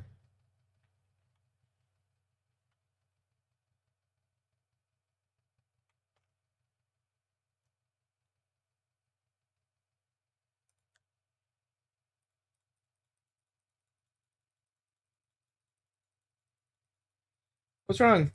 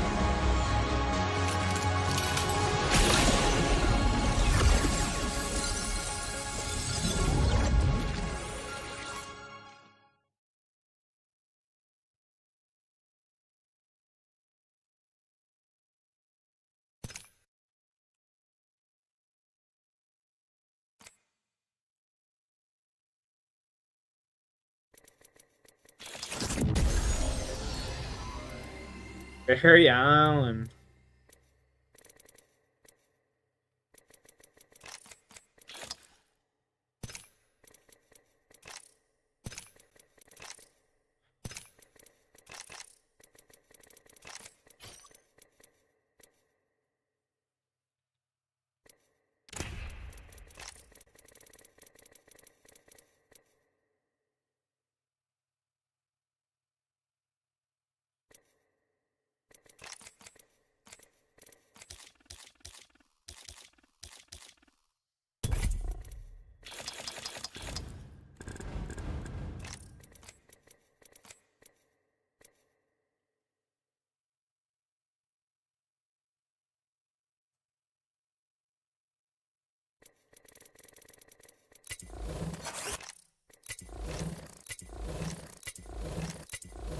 Oh.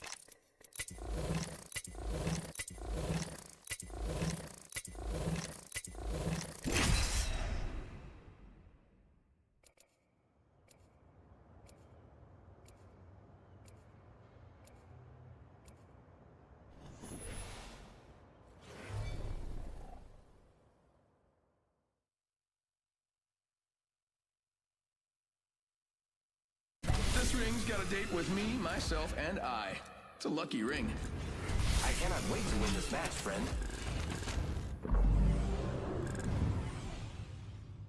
Fancy a bit of a blather?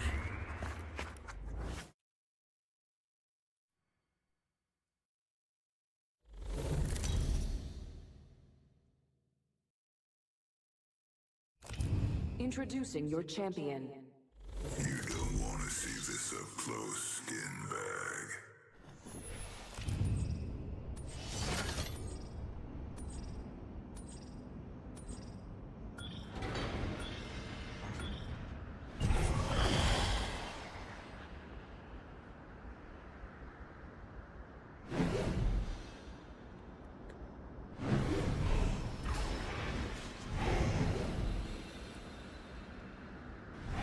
Hold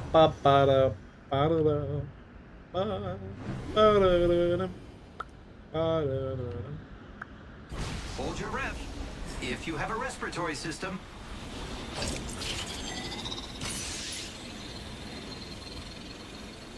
We're the only people coming in this.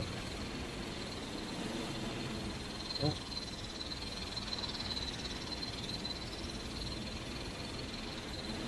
Only team. Nice lag.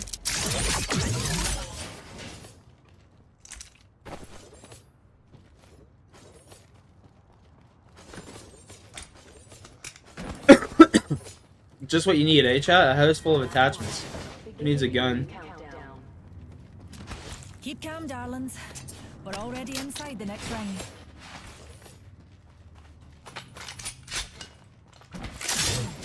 Attention. First blood. First blood on the enemy. Hello? Can I pick up the energy? Thank you. Attention. Evo harvesters are online. Shotgun bolt here. Level 2. Another wee pick me up. Thanks, jump jets.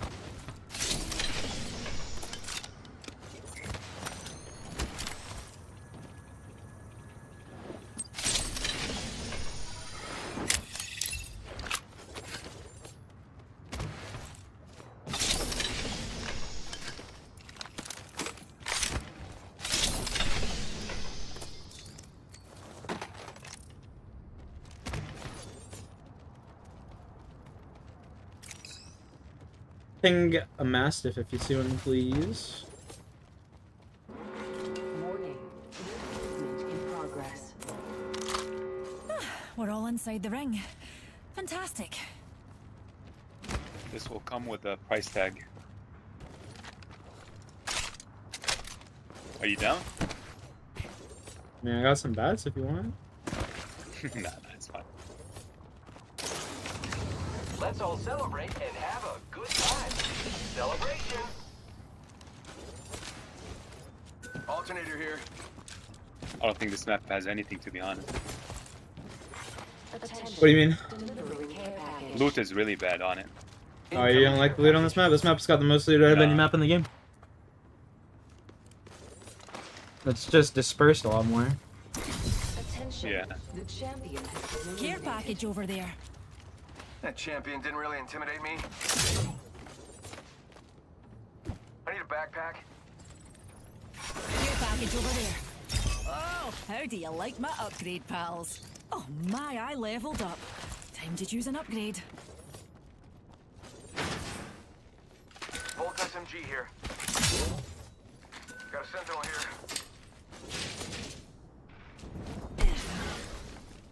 Extended sniper mag here. Level 2. Sniper stock over here. Level 2. Backpack here. Level 1. Optics here. Oh, me and Newty could use that.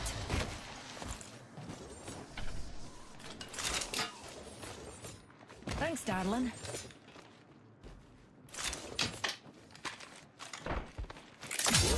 Don't you just love this game when it like puts the wrong sight on the gun that you're holding? I just love that shit. It doesn't even hold any of like just... Ultimate accelerant here. Attention. There is a new kill leader. Someone's got to take out the new survey agent over there. I need light ammo. I'm light on light ammo, dears. Need some energy ammo. Or Mastiff. I can drop you this light ammo if you find a Mastiff there for Annie. Just a heads up. We should have grabbed this Evo, but That way calls to me.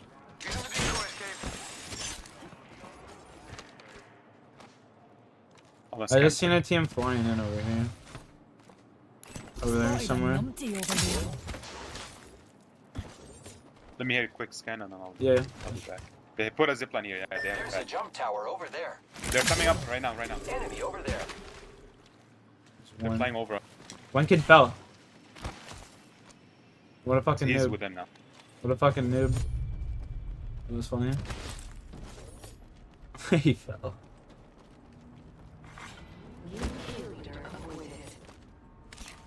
New kill leader, soon to be me.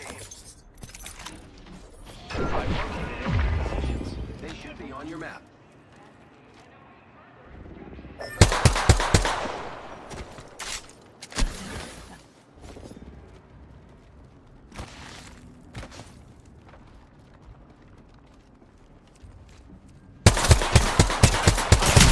Oh yeah, these kids are just the best.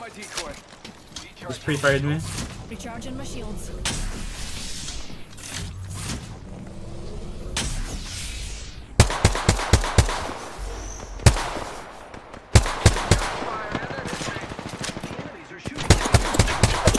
Shooting at me.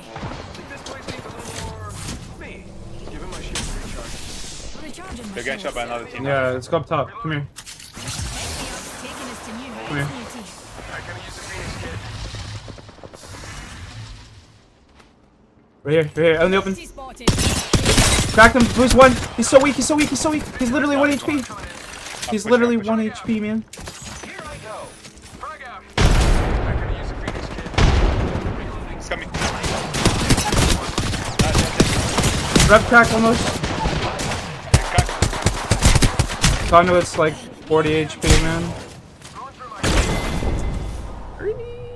Playing BS6 zombies? No, that shit's gonna suck. It looks terrible. It's literally just like a downgraded. It's like if Modern Warfare 3 and Cold War had a baby, an ugly stepchild. That shit looks awful.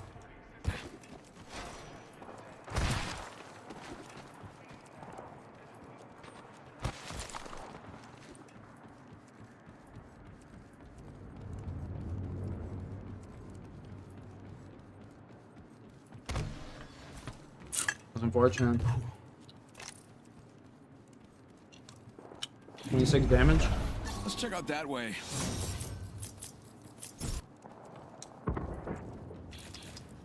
Should have just reloaded my nemesis right there and shot that kid.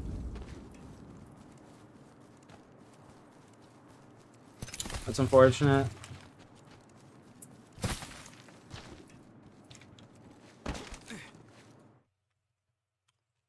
Okay, oh no, never mind. That's right where we died. You said that kid could have just rezzed us right there.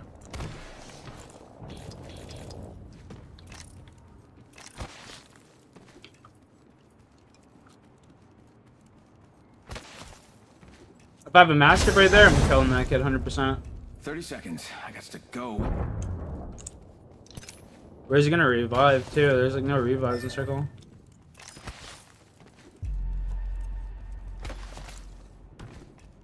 Unless you have like a Moby, there's no revives around. Oh, okay, you're gonna go over there. Nice wall jump. 10 seconds to win closest. Maybe stop talking to yourself and go. I'm just being a dickhead. I'm just chill. I'm just being a dickhead.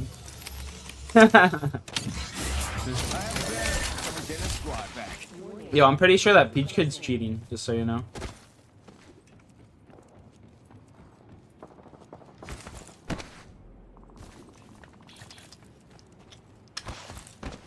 Only half the squad's left. I'm nailing this solo thing. There you go, baby. Woo! That's what I like to see, Franny. Let's go. Do another one. Yeah, that's what I'm talking about. Do another one. Oh, no, close. Close. It's my dude, Franny, right there.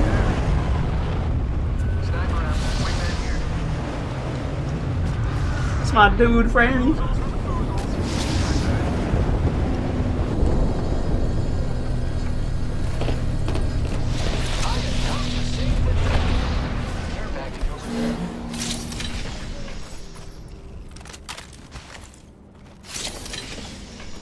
Extended heavy mag here. Level 2. Got one here. I'm coming. Fran.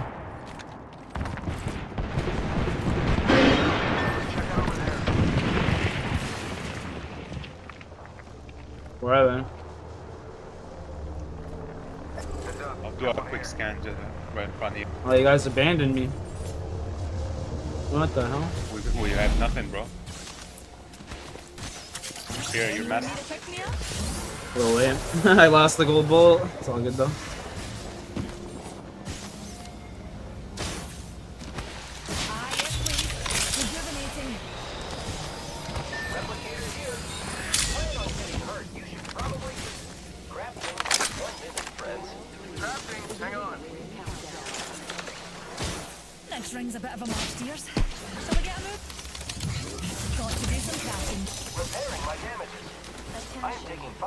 Yo, they're waiting here. What? I'm telling you, that kid's cheating, bro. Yeah, he's just waiting for me. I know, I told you, he's cheating.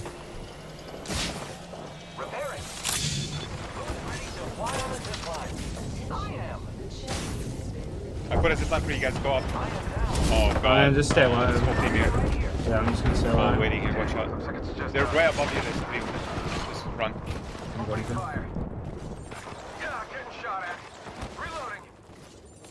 Give him my shield to recharge. 45 seconds. I'm almost positive there is like kid cheating in the lobby because he literally pre-fired me around the corner of the G7 like 4 times. Reloading.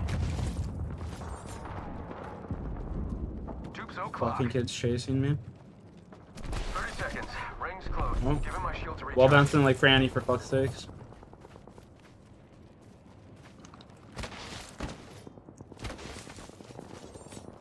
I think this place needs a little more me. I'm gonna craft you, I guess. Even though I should craft a bat, I'm gonna craft you. Team player and shit, you know? Yeah. Franny, if you die, I can craft you.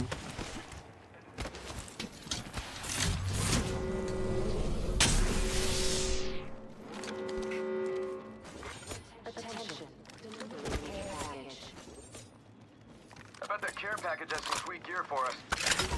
One sec, healing up.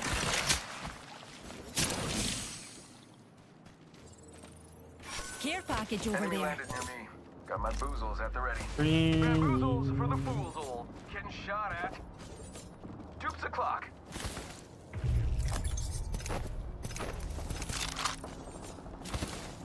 Franny, my suggestion would be to die, so I can craft you. Something like that. Whoa! Heads up, got one here. Okay.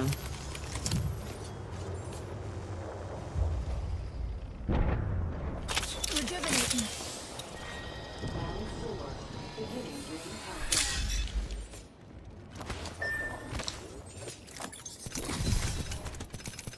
Oh my goodness, look at it's my previous box.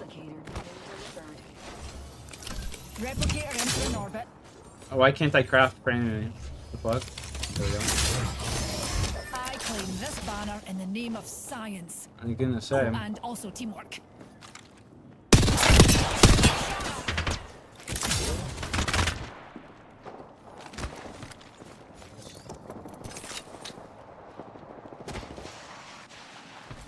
You got the boss.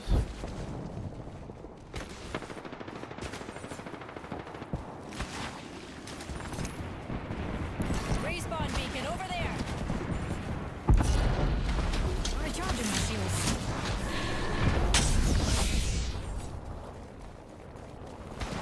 Rings close and we've got half a minute, Newt. Have a wee chat nap. And down. Pick me up.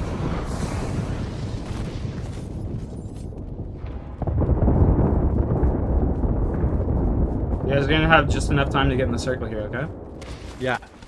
Yeah. Let's watch up. Thank you. Seconds. How did show Franny was good, you know? You already know.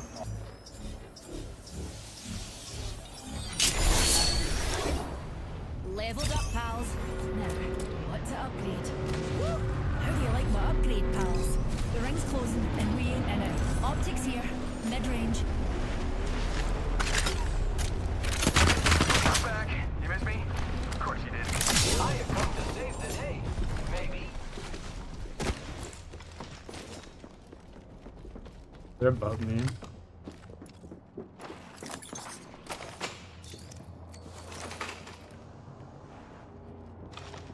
I'm lagging. Fucking sick.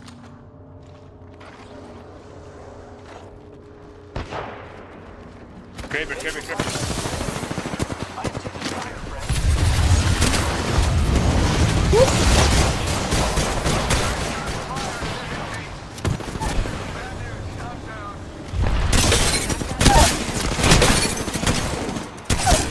Two dead! I gotta pop a bat! Oh, he has a stupid gun. Yeah, he's picking up.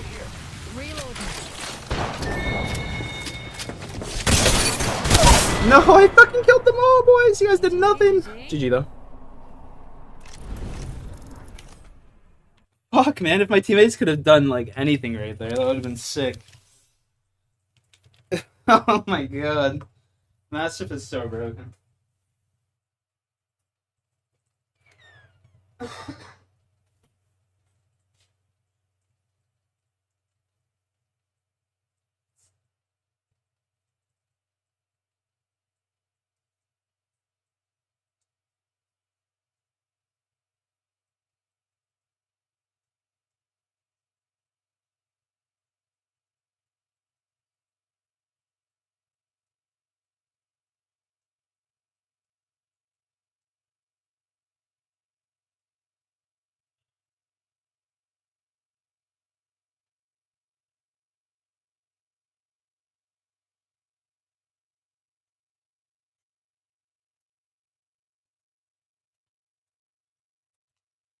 That's so sad.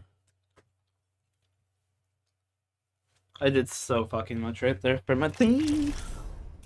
My team!